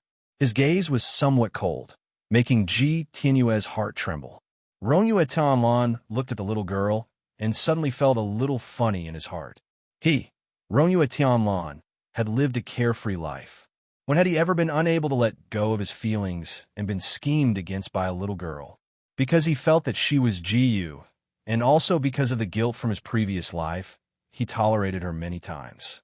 He tolerated her little tricks in front of him and tolerated her little habits. But his tolerance didn't mean that he had no bottom line. No matter how much he loved Ji-Yu in his previous life, he just couldn't fall in love with Ji Tianyue now. He even hated some of her actions more and more. His first feeling when he saw her was a headache. His second feeling was that he wanted to slap her away, forget it. Say that he had a change of heart. Say that he was heartless. He couldn't lie to himself anymore. Whether Ji Tianyue was the Ji-Yu of the past or not, he couldn't live with her. He was now absolutely certain of this. Ji Tianyue was not his type at all. Even if Ji Shanyue did not appear, he would not be able to convince himself to fall in love with Ji Tianyue. Love was a match of the soul, and it couldn't be forced. If he forced himself like this, wouldn't he be asking for trouble? He had tried his best, but he couldn't. He really couldn't. Even if he desperately forced himself to accept Ji Tianyue, he was afraid that in the future, they would be a resentful couple. For the sake of Ji Yu's face, he could protect Ji Tianyue, but he couldn't sacrifice his own feelings. Therefore, it was time to sever everything. Even if he were to be despised by the almighty couple in the future, he did not want to force himself like this. He turned to face Ji Tianyue, who was nearly a head shorter than him, with an indifferent expression. Tianyue, I think we should have a good talk. Ji Tianyue's heart jumped inexplicably, but she still looked elated. Tianyue also wants to talk to Brother Rongyue. Why don't you send me back and we can talk in the car? Rongyue Tianlan strode forward and said, There's no need. Besides, men and women shouldn't touch each other. It's not suitable for me to be alone with you. If you want to talk to me, then come with me. Chapter 2860. Ji Tianyue's intuition told her that he was not going to say anything good. She paused and took a step back. Brother Rongyu, my father is still waiting for me to go back. Let's talk later. I'll get in the car first. She whistled at the sky, and her luxurious car, which was specially made by Nantian Palace, descended from the sky and landed beside her. The two maids bowed to her and invited her to get in the car. Ji Tianyue hurriedly got into the car. She did not hear any movement from Rongyu Tianlan, so she could not help but look back. Rongyu Tianlan did not even look back. He continued to stride forward. His faint voice came through the wind. If you don't talk now, you don't have to talk in the future. Ji Tianyue was speechless. She hesitated for a moment, but still jumped out of the car and hurriedly followed him. Rongyu Tianlan chose a small pavilion to talk. The pavilion was like a 10-mile-long pavilion, close to a crossroad. Occasionally, pedestrians would pass by in a hurry. The place was bright and spacious. Talking here would not cause any criticism. Ji Tianyue followed him into the pavilion nervously. She forced a smile and said, Brother Rongyu, what do you want to talk to me about? Since Rongyu Tianlan had confirmed his feelings, he naturally did things more straightforwardly. He asked directly, Tianyue, do you like me? Ji Tianyue blushed. This. In the end, she stuttered and admitted, Yes, I have always liked Brother Rongyu. I fell in love with you the first time we met. What's more, Brother Rongyu also likes Tianyue, so Tianyue is very happy. No, I don't like you. Rongyu Tianlan interrupted her. Ji Tianyue's face turned pale. She was about to refute when Rongyu Tianlan continued. I'm sorry to give you such a misunderstanding, but it's time to end this misunderstanding. I did treat you well, but that's because you look like a woman I once loved deeply. I love that woman, but I can't like you. I can't agree with some of your actions. Although you look similar to her, some things in your bones are different. You and her are two different people. I can't empathize with you. So I'm sorry. Ji Tianyue's face turned even paler. She finally understood why Rongyu Tianlan was so caring towards her the moment they met. She thought that it was her charm that made this extremely outstanding man unable to resist. It turned out that it was because she resembled another woman, his former sweetheart. She panicked. What about her? What about the woman you loved so much? She was enlightened. She's dead, isn't she? So when you saw me, you thought I was her reincarnation, right? This little girl was smart enough. Rongyu Tian didn't say anything. He disdained to use lies to deceive a little girl. Ji Tianyue knew that she had guessed correctly. A light flashed in her eyes. She tried her best to straighten her back in front of him so that he could pay attention to her. Brother Rongyu, maybe I am her reincarnation. Although I can't remember my previous life, I had a good impression of you the moment I saw you. I have a special liking for you. Perhaps this is the result of our marriage in our previous lives. I've never liked someone so much. She stretched out her hand and wanted to pull Rongyu Tianlan's sleeve. Brother Rongyu, you can treat me as her. I'm not afraid of being someone else's substitute. as long as you let me stay by your side. Chapter 28:61. Rong Yuishinlin took a step back. When he didn't want anyone to touch him, he wouldn't let anyone touch him. His eyes darkened. Ji might have been naive back then, but she was also proud. She could love someone without hesitation, but she would never be entangled with someone who didn't love her. If she was willing to be someone else's substitute, could that still be called love? Even if she was willing, he wasn't. He recalled the scene when Ji was dying. She hated him before she died and didn't even want him to hug her. If she really had any wishes in her heart at that time, it would probably be to never see him again, to never cross paths with him again in the next life. If she really had the emotions of her previous life in the next life, he reckoned that she would subconsciously hate him and want to stay away from him. Instead of falling in love with him regardless of everything. Was Ji Tianyue really Jiyu? Looking at it now, except for the appearance and the naive and arrogant temperament, where else did they resemble each other? Forget it. It didn't matter whether she was Jiyu or not. Whether she was Jiyu or not, he wouldn't love her. As long as he knew this, it was enough. Rong Yuishinlin didn't want to be entangled with her anymore, so he said lightly, "No need to say any more. No matter how much you say, I won't like you or even hate you." The last sentence was very hurtful. Ji Tianyue's face turned pale, but she still didn't give up. "Brother Rong Yuishinlin, if you did something wrong because of me, I can change. For you, I can change anything." Could something in her bones be changed? For example, selfishness and coldness. Rong Tianlan's sleeves shook, and a golden talisman appeared in his palm. "After all, I've caused you to have some misunderstandings. In order to compensate, I'll give you this talisman. You can use it at the most dangerous time. At that time, I'll protect you once. But that was only once. If you use it, then the debt between us will be completely settled. You're on your own now." With a flick of his fingertips, the golden talisman landed in Ji Tianyue's hand. Ji Tianyue passively caught it. When she looked up again, the gazebo was already empty, and Rong Yuishinlin was nowhere to be found. Ji Tianyue did not expect that this would be the consequence of following them. After being stunned for a while, she burst into tears. She could no longer hold it in and shouted, "I don't want this kind of compensation. I only want you. I've already given up my reputation, but you don't want me anymore. Why? Why?" Her cries were very loud. When passers-by passed by, they trembled in fear when they heard her cries and screams. Such a beautiful little girl was actually crying and scolding like a shrew. It was too challenging to their worldview. Who was this? Who was this shrewish little girl? She was dressed very elegantly. So how could she throw a tantrum without caring about her image? She seemed to be crying because she wanted to stick to a man. Gradually, the pedestrians on the road gathered from afar and looked at her as if they were looking at a Western scenery. They were all guessing her identity and background. This was probably the first time Ji Tianyue had suffered such a blow in her life. She was already a little hysterical. All she wanted to do was to vent out the grievances and injustice in her heart. She did not even realize that there were people watching. "Brother Rongyue, how can you be so cruel? For you, I traveled thousands of miles to Misty Mountain. For you, I stayed in a tent in Misty Mountain for more than 10 days. For you, I endured the ridicule of everyone. For you, I offended my sister." Chapter 28:62. For you, I don't want any face.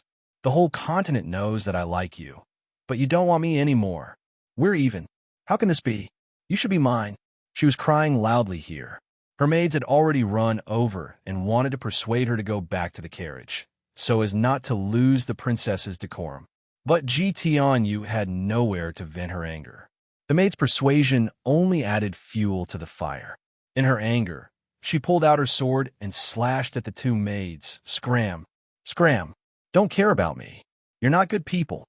Fortunately, in order to protect her, the South Sky Emperor sent her maids with good martial arts, so they wouldn't be killed by her sword. The little princess was angry. The two maids didn't dare to do anything to her and could only dodge again and again. Ji Tianyu saw that the two lowly maids didn't dare to stand there obediently and let her slash, and became even angrier. "So you're also fake to me? If the monarch wants the subjects to die, The subjects have to die. Now that I want you to die, you still dare to dodge. Rebel. Really rebel. You dodging now, right? When I go back, I'll let my father kill your 9 generations. Her sword danced like snowflakes, as if she wanted to kill the 2 maids under her sword. And her last sentence also had an effect. The 2 maids' faces changed greatly. They were only children of a poor family. They were forced to enter the palace to be maids. Their parents and relatives were the only warmth in their hearts. If their 9 generations were killed, the 2 maids didn't dare to dodge. They gritted their teeth and faced the flashing sword light. People cherished their lives. Even maids are no exception. For their families, they didn't dare to dodge and could only use their arms to block.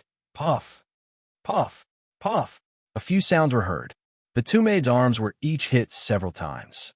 Ji Tianyu used a lot of strength, and the sword in her hand was sharp. She actually managed to cut off half of the maid's arm.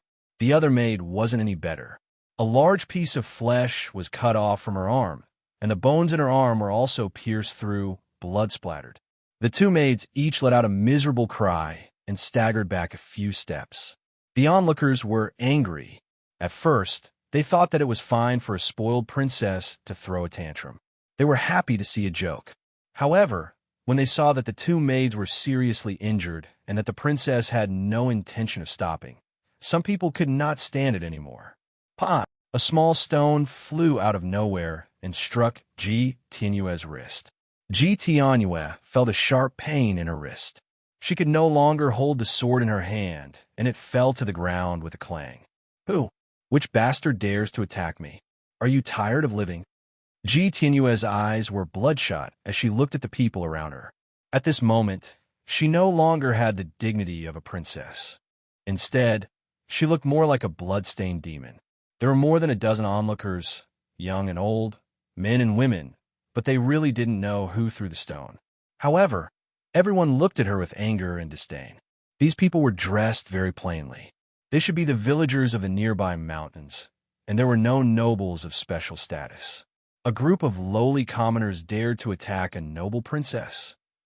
Ji Tianyue almost grew up in the palace. In the palace, she could get whatever she wanted. No one had ever disobeyed her. Now, she encountered people who challenged her dignity as a princess one after another. Not only was she abandoned by the person she loved, she was also ridiculed by a group of lowly commoners. Chapter 2863.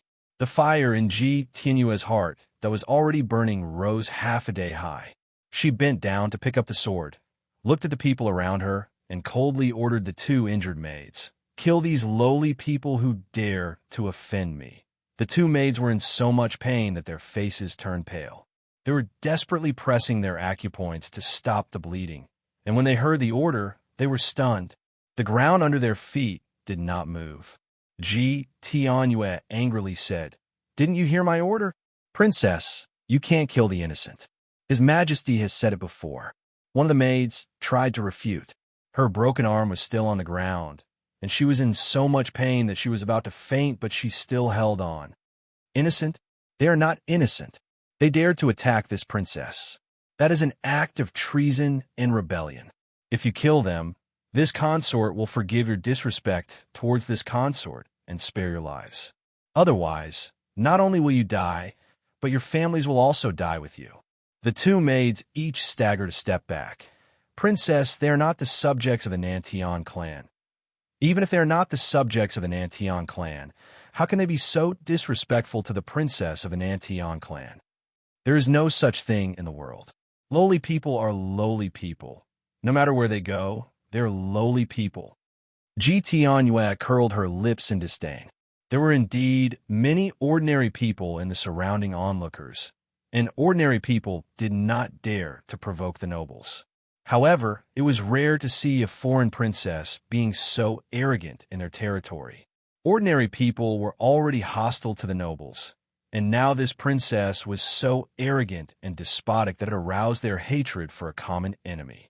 These people looked at each other, pulled out their weapons, and looked at the master and the 2 maids. Their eyes flashed with a fierce light, especially when they looked at Ji Tianyue. Their eyes were full of hatred. Lowly people? She actually called them lowly people. So what if they were lowly people? Could lowly people be casually killed by this so-called princess? They looked around. This place was very desolate, and they could not see anyone. If they killed the princess here, no one would know.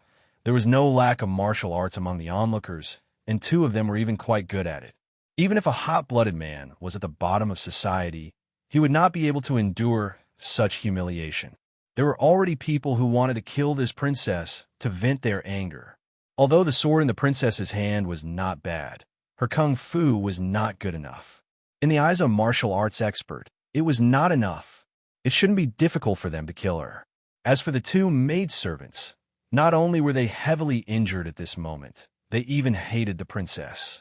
Even if they attacked, the two maidservants might not be willing to sincerely protect the princess. This was a very simple logic, and everyone quickly understood.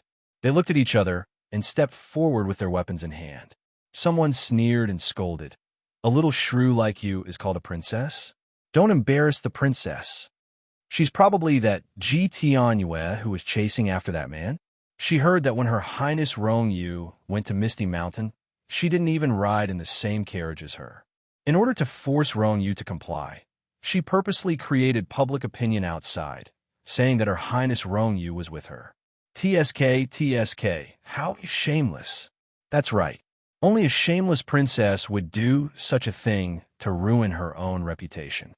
She probably wants to use fait accompli to force Her Highness Rong Yu to comply, right?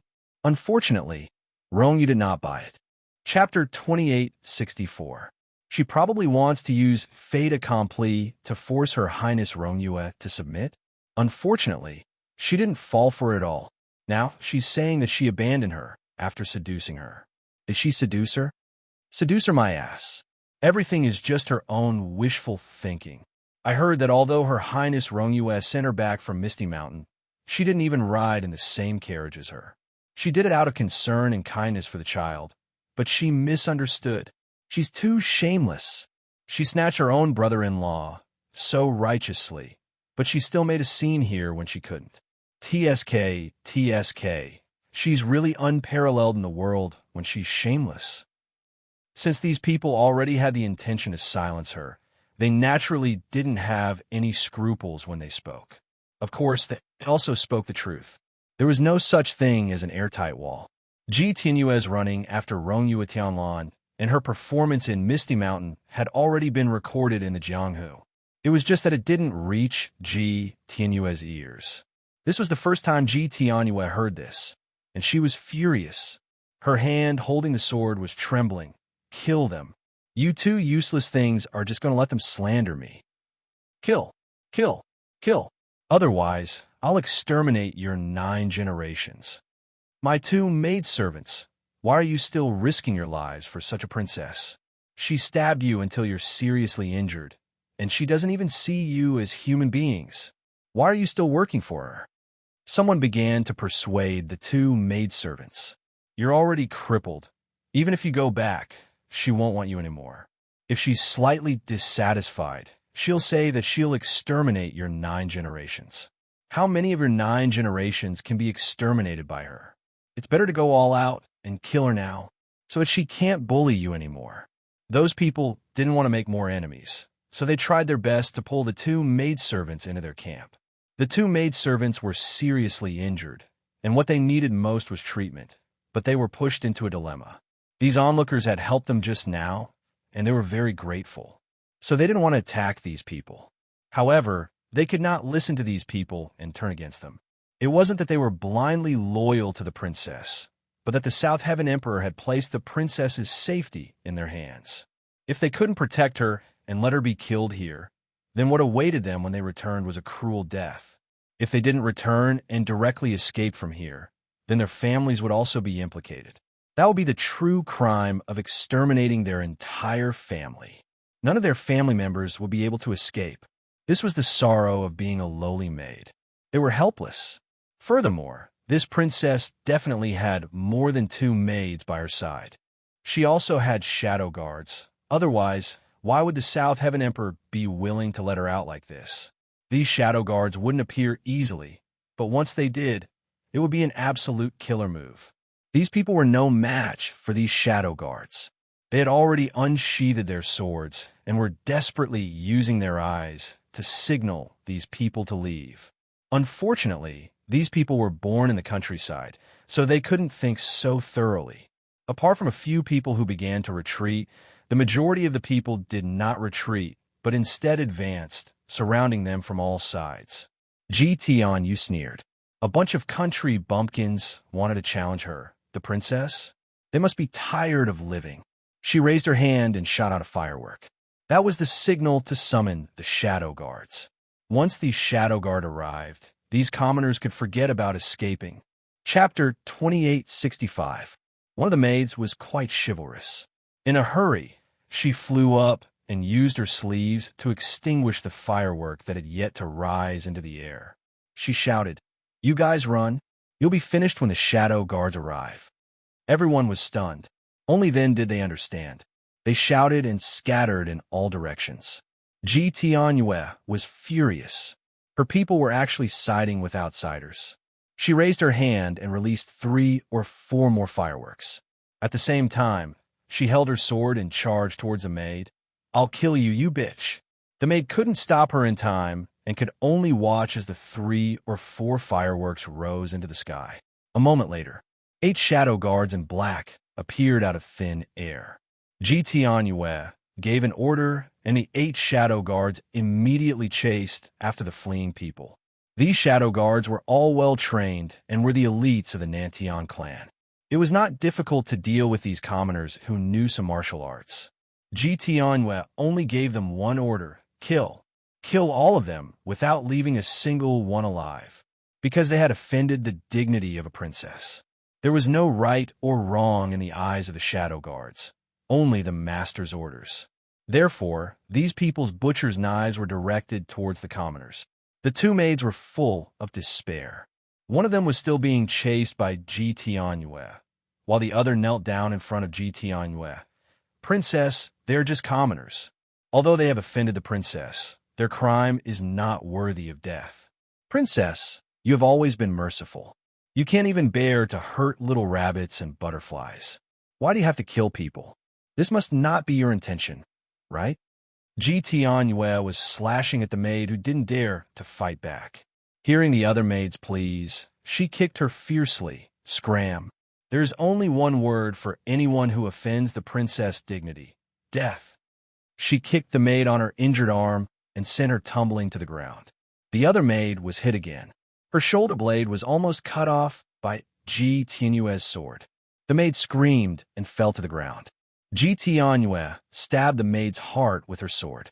"Go to hell, bitch!" Chi. A sharp sound was heard. A light green stream of air directly attacked Ji Tianyue's wrist. Ji Tianyue's wrist shook, and the sword flew out of her hand and into the sky. In the sky, it seemed to have encountered some fatal airflow. In the blink of an eye, it turned into pieces and fell to the ground. Ji Tianyue's wrist hurt like a knife. She jumped up. Who dares to attack the princess?" "It's me." A cold voice came from the sky. The voice was clear and cold, but it spread to every corner of the wilderness. Everyone stopped. The maid who had just escaped death was stunned for a moment before she jumped up. "Third princess." The other maid was already in despair, but after hearing this voice, she seemed to be revived. She said in a trembling voice, "Third princess, it's the third princess." Although the shadow guards who were chasing after the commoners were under Ji Tianyue's command, they were only protecting her under the emperor's orders. They had to obey any princess or prince of the royal family. Therefore, Ji Shenyu's words were very shocking. Those shadow guards immediately kept their weapons and stood in place. As for the commoners, they had heard of the reputation of the third princess and knew that she was chivalrous. Their hearts moved and they stopped running. Ji Tianyue appeared very quickly. Just as her voice fell, she also appeared out of thin air and landed in front of Ji Tianyue. Chapter 2866. She was still wearing the dress she wore during the sword dance. It was obvious that she had rushed here directly from the banquet. Ji Tianyue's expression changed slightly when she saw her. "Third sister." Ji Xinyue looked around and stopped at the two maids who had been cut so badly that they almost didn't look human anymore. Her eyes narrowed slightly. Her gaze was as cold as ice and fell directly on Ji Tianyue. Ji Tianyue, what's going on? Although there was already hostility between the two sisters, this was the first time Ji Xinyue looked at her with such a cold gaze. Ji Tianyue instinctively shrank back and blinked her eyes, tears already coming out. Third sister, you hurt me. Originally, when she cried, her third sister would comfort her and even hug her. But now, Ji Xinyue's gaze was as cold as ice. She was not moved at all. Explain. Her little sister would usually be sad for a long time, even when a rabbit was hurt, and would ask the imperial doctor to treat it. But now, she had hurt two maids like this. What was the reason? The two maids were almost covered in blood and trembled on the ground. Third princess, save us. Third princess, please ask Princess Tianyue not to hurt our family. No matter what, it's our fault. It has nothing to do with our family.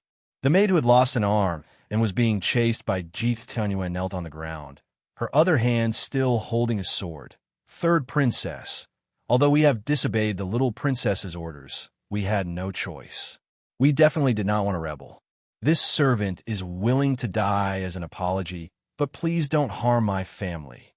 She turned her hand and slashed the sword at her own neck. Ji Xinyue was extremely fast. With a flick of her finger, the sword in the maid's hand flew out. Tell me the truth. Tell me the truth first. Ji Xinyue's voice was cold. She had rushed here in a hurry and was still confused about the details. Naturally, she wanted to find out the truth first before making a decision. The two maids were heavily injured, but they could still hold on. Ji Xinyue waved her sleeve and brushed it over their bodies. With this wave, she had already used a spell to stop their bleeding, so their lives were not in danger for now. Her wave even had an anesthetic effect, reducing the pain on the two maids by half. Third sister, it's them who are treacherous. They actually sided with these bandits and wanted to rebel against me. Ji Tianyue was the first to cry out. Tears fell down her cheeks as she felt extremely wronged. Ji Xinyue was already immune to her tears and directly looked at the two maids. Do you have anything to say? The two maids prostrated themselves on the ground. They were mid-level maids in the palace and were not well informed, but they still knew that Ji Xinyue had always doted on her little sister. If the little princess was occasionally bullied, the third princess would definitely help her little sister get back at her. Now, would she uphold justice for these lowly people? For a moment, neither of the two maids dared to speak. Ji Tianyue said coldly from the side, "You'd better not talk nonsense. Otherwise, even if this princess has a good temper, I won't forgive you." The two maids trembled even more, not daring to open their mouths. Ji Tianyue's threat might have felt flawless, but in Ji Xinyue's eyes, it was child's play. She sneered, "You two only need to speak the truth. Remember, this palace master only wants to hear the truth. Don't even think about it." Third sister, they will talk nonsense. They haven't even said anything yet. How can you say that they're talking nonsense? Ji Tianyue, are you feeling guilty? Ji Xinyue's words were sharp. Chapter 28:67. Ji Tianyue. She glared fiercely at the two maids. "I don't believe you dare to spout nonsense." These words startled the two maids, causing them to shrink back again. "As long as you don't spout nonsense, I can let your families go and not implicate you. Otherwise," Ji Tianyue threatened them. Ji Xinyue looked at all of this coldly. She originally thought that her sister was despicable, but she wouldn't hurt the two maids like this if they hadn't done anything wrong. Now that she saw their reactions, Ji Xinyue roughly deduced the truth. "Tianyue, you said that these two maids colluded with outsiders to harm you?" "Yes, that's right. Fortunately, I reacted quickly and summoned the shadow guards in time, so I was able to avert the danger." Ji Xinyue picked up the severed arm from the ground and looked at the cut on it. She said carelessly, "This arm was also cut off after you summoned the shadow guards to punish the two maids?" "Yes." Ji Xinyue turned to ask the shadow guards, "When did you appear? Did you appear after seeing the summoning fireworks?" The shadow guards had a strong sense of time, So they immediately agreed and told her the time they appeared. Ji Shenyu turned to look at Ji Tianyue. Look at the cut on this arm. It has been cut off for at least 3/4 of an hour. And you summoned the shadow guards for at most half an hour, which means that you were the one who cut them first. Ji Tianyue didn't expect her to be waiting for her here. After a moment of shock, she corrected herself. I remembered wrongly. They were the ones who attacked me first. I slashed them out of self-defense. The two of them suddenly attacked you together? Ji Shenyu didn't change her expression. Yes, that's right. Very good. Ji Shenyu smiled, but her smile was cold. According to my calculations, these two maids are at the 5th level of martial strength. And Tianyue, your martial strength is at the 3rd level. Too high-level martial strength ambushing a low-level martial strength, and still being cut to this state by the low-level martial strength. Ji Tianyue, do you really think your third sister is an idiot? Ji Shenyu rolled around in a pile of blades all year round, so she was very good at analyzing injuries. No one could hide from her.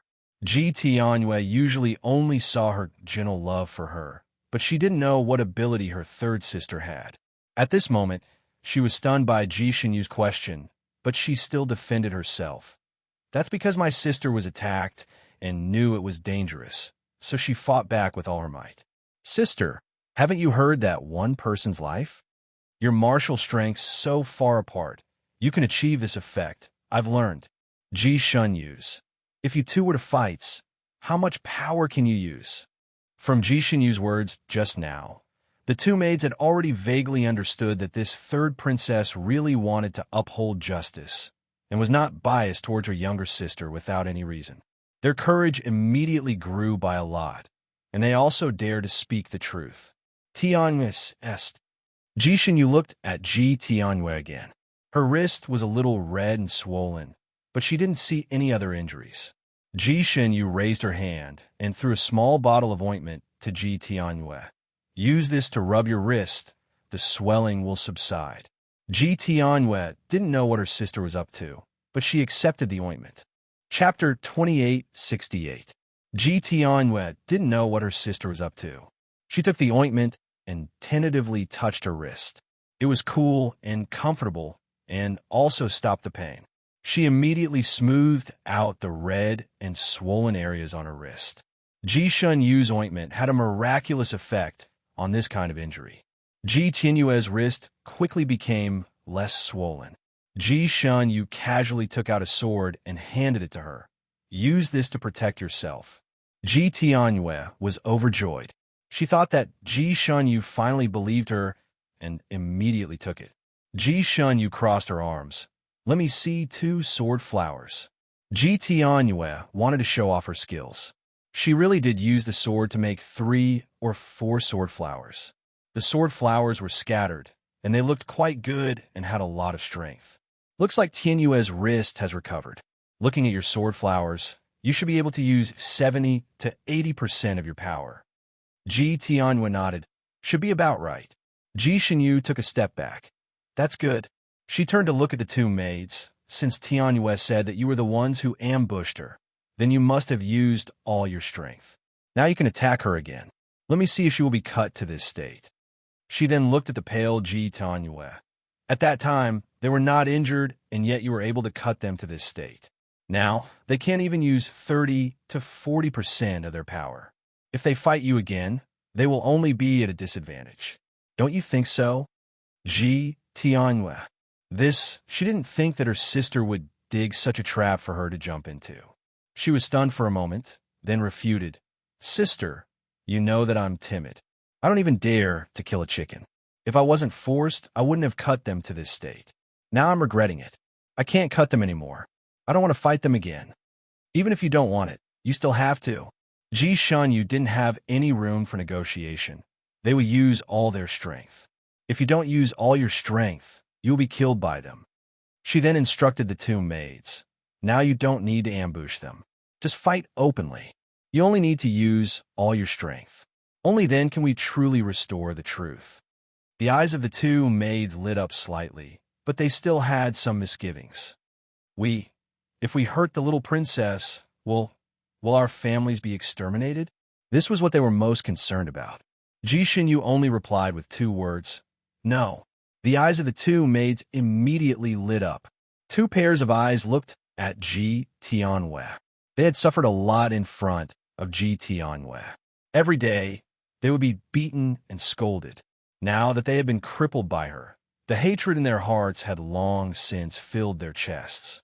It was only for the sake of the safety of their families that they had been holding back.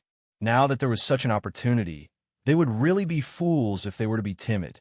Ji Tianyue shuddered. "No, I don't want to." 2 maids covered in blood had already rushed over with their bare hands. Although the 2 maids only had 30 to 40% of their martial arts left, their skills were much higher than Ji Tianyu's. Coupled with their rich experience in fighting enemies, how could the weak Ji Tianyu be their opponent? In just 3 moves, Ji Tianyue was sent flying twice. This was also because the 2 maids didn't have any swords in their hands, and Ji Tianyue had the advantage of carrying a sword. If the 2 maids also had swords in their hands, Ji Tianyue's body would probably have a few more holes. Chapter 2869. Ji Tianyue's hair was disheveled, and her clothes were in a mess. When she was kicked out, she hit the railing of the pavilion. Not only was there a bruise on her stomach, even her back was in pain, and she almost fainted. She was scared and angry as she desperately pounced towards the shadow guards. "Why aren't you protecting me?" While the shadow guards were stunned, Ji Xunyu's voice rang out. "They're just simulating the scene. You don't have to do anything if the shadow guard are not involved. If anything happens, I'll take responsibility." Since the 3rd princess had said so, the shadow guards were happy to not bother about this matter. When they saw Ji Tianyue pouncing over, they all dodged. As for the commoners who were once chased, when they saw the princess being beaten, they all felt elated and started to gather from afar. Since they had already made their move, the 2 maids also threw caution to the wind. Being crippled like this, they had no intention of living. As long as their family members were not harmed, they would naturally take revenge. It didn't matter if they didn't have a sword or a weapon. They still had hands and legs. Palm shadows filled the sky as they moved around Ji Tianyue like they were flying. Ji Tianyue didn't receive any help, and she was completely panicking. Like a little lunatic, she waved her sword wildly. Although the sound of her slashing was like the wind, she couldn't even touch a corner of the 2 maids' clothes. She was hit in the chest again, and she saw stars. Before she could react, she was kicked in the waist again, and her body flew out again. This time, she flew out at the wrong angle, and her head directly hit a huge rock. She hurriedly raised her arm, wanting to use her sword to block the momentum. However, the force of her collision was too great. The sword did hit the rock, but after piercing halfway, the sword broke with a cracking sound. Instead, her face slammed into the sword's edge. If this hit, Ji Tianyue's head would be cut in half. Ji Tianyue almost fainted from fright. She screamed, "Help!" and closed her eyes. A red rope flew over in time and wrapped around her waist. With a swing, Ji Tianyue fell to the ground with her head and legs upside down, finally avoiding the disaster of being cut in half. It was her first time experiencing this kind of life and death situation, and her eyes were wide open. He stood there in a daze, unable to react for a moment. Those shadow guards also secretly heaved a sigh of relief. Although the 3rd princess said that she would take responsibility for this matter, if the little princess was really killed here, they would still be punished when they returned. Therefore, it was a good thing that the little princess was saved. Ji Xinyu retracted the red rope around her wrist and looked at her coldly. "Aren't you able to risk your life in a life-and-death situation? Would they be able to defeat them? Why not now?" They didn't even have weapons, yet they still suffered such heavy injuries. "Where are your skills?" Ji Tianyue burst into tears. This time, she was crying for real without the slightest bit of water. However, she had been beaten up after all, so she couldn't cry out even if she wanted to. This was because if she exerted any force, her stomach would hurt so much that she would cry and suck in a breath of cold air. Coupled with her disheveled hair and swollen face, she looked particularly comical. The 2 maids were actually eager to give a try. In any case, They had already beaten up the princess. Even if it was a capital offense, they had already committed it. He wished he could kick this princess a few more times and slap her a few more times. However, it was obvious that the princess wasn't going to fight anymore, so they naturally couldn't take the initiative to charge forward. Chapter 2870. You're bullying me. Third sister, you're biased towards these bitches. You used to love me a lot, but now you're working with outsiders to bully your own sister. You must hate me for stealing your fiancé, right? That's why you're here, to take revenge. Ji Tianyu was ashamed and angry, and began to speak without thinking. I'm only reasonable. Ji Xinyu's voice was calm. As for the fiancé you mentioned, he was indeed my fiancé, but I didn't break off the engagement because of you. If I wasn't willing, do you think you could steal him? A lover who can be stolen is not worth keeping. Don't you understand this principle? This was the first time, Ji Tian, you had been taught a lesson like this. Now that the fight was over, her temper rose again, and she looked at Ji Xinyou with eyes that were about to spit fire. You're just jealous of me. You're taking revenge on me. You don't have to make it sound so nice. They were clearly the ones who offended my dignity as a princess. They were clearly in the wrong. But you used tricks to make them attack me. Too despicable. I'm going to tell Father. Father will uphold justice for me. She then looked at the two maids, her eyes full of hatred. You actually dared to attack me. When I return, I'll exterminate your 9 generations. I'll first throw your family members in a prison, then torture them to death. Before she could finish her venomous words, she heard a pa sound. Her right cheek was fiercely slapped. This slap was extremely heavy, and she was forced back a few steps, falling to the ground with a plop. She covered her mouth and looked at Ji Xinyou in disbelief. You hit me? Yes, I hit you. And I'm teaching you a lesson as your elder sister. Ji Xinyou's face was also ashen, and she said word by word, Ji Tianyu, you're a princess, not a shrew on the streets. You have to take care of your own identity. I originally thought that you were just a little willful and a little selfish because you were spoiled, but I didn't expect you to become like this. Full of lies, arrogant and despotic, vicious and willful, selfish and heartless. If I don't teach you a lesson, who knows what you'll do in the future? It doesn't matter if you're embarrassing yourself, but you're embarrassing the entire Nantian clan. When Ji Xinyou said this, she was still speaking from her older sister's position. She was truly lecturing her younger sister. Ji Tianyu flew into a rage out of humiliation. She jumped up and blurted out, Embarrassing? You still have the cheek to say it's embarrassing? The one who truly shamed the Nantian clan is you. Who was it that was scolded as an abandoned woman and a jinx? Who was it that became the laughingstock of the Nantian clan? It's you. I have always been Imperial Father's pride. You must be jealous of me. It must be because Brother Rongyu hates me, so he's suppressing me here, deliberately making things difficult for me. They damaged my dignity as a princess. I wanted to get back at them, but not only did you not help me, you even joined forces with them to bully me. I don't want to acknowledge you as my sister anymore. I want to sever all ties with you. She was making false accusations here, and the onlookers at the side could no longer listen to her. Someone stood up and exposed her, telling her how she had been crying and yelling here, and how her maids had come to console her, but she had vented all her anger on the maids, heavily injuring them, and then forced the maids to kill the surrounding people to silence them. This person was quick to speak and spoke in an orderly manner. He did not exaggerate, nor did he simplify anything. He explained the matter clearly and clearly.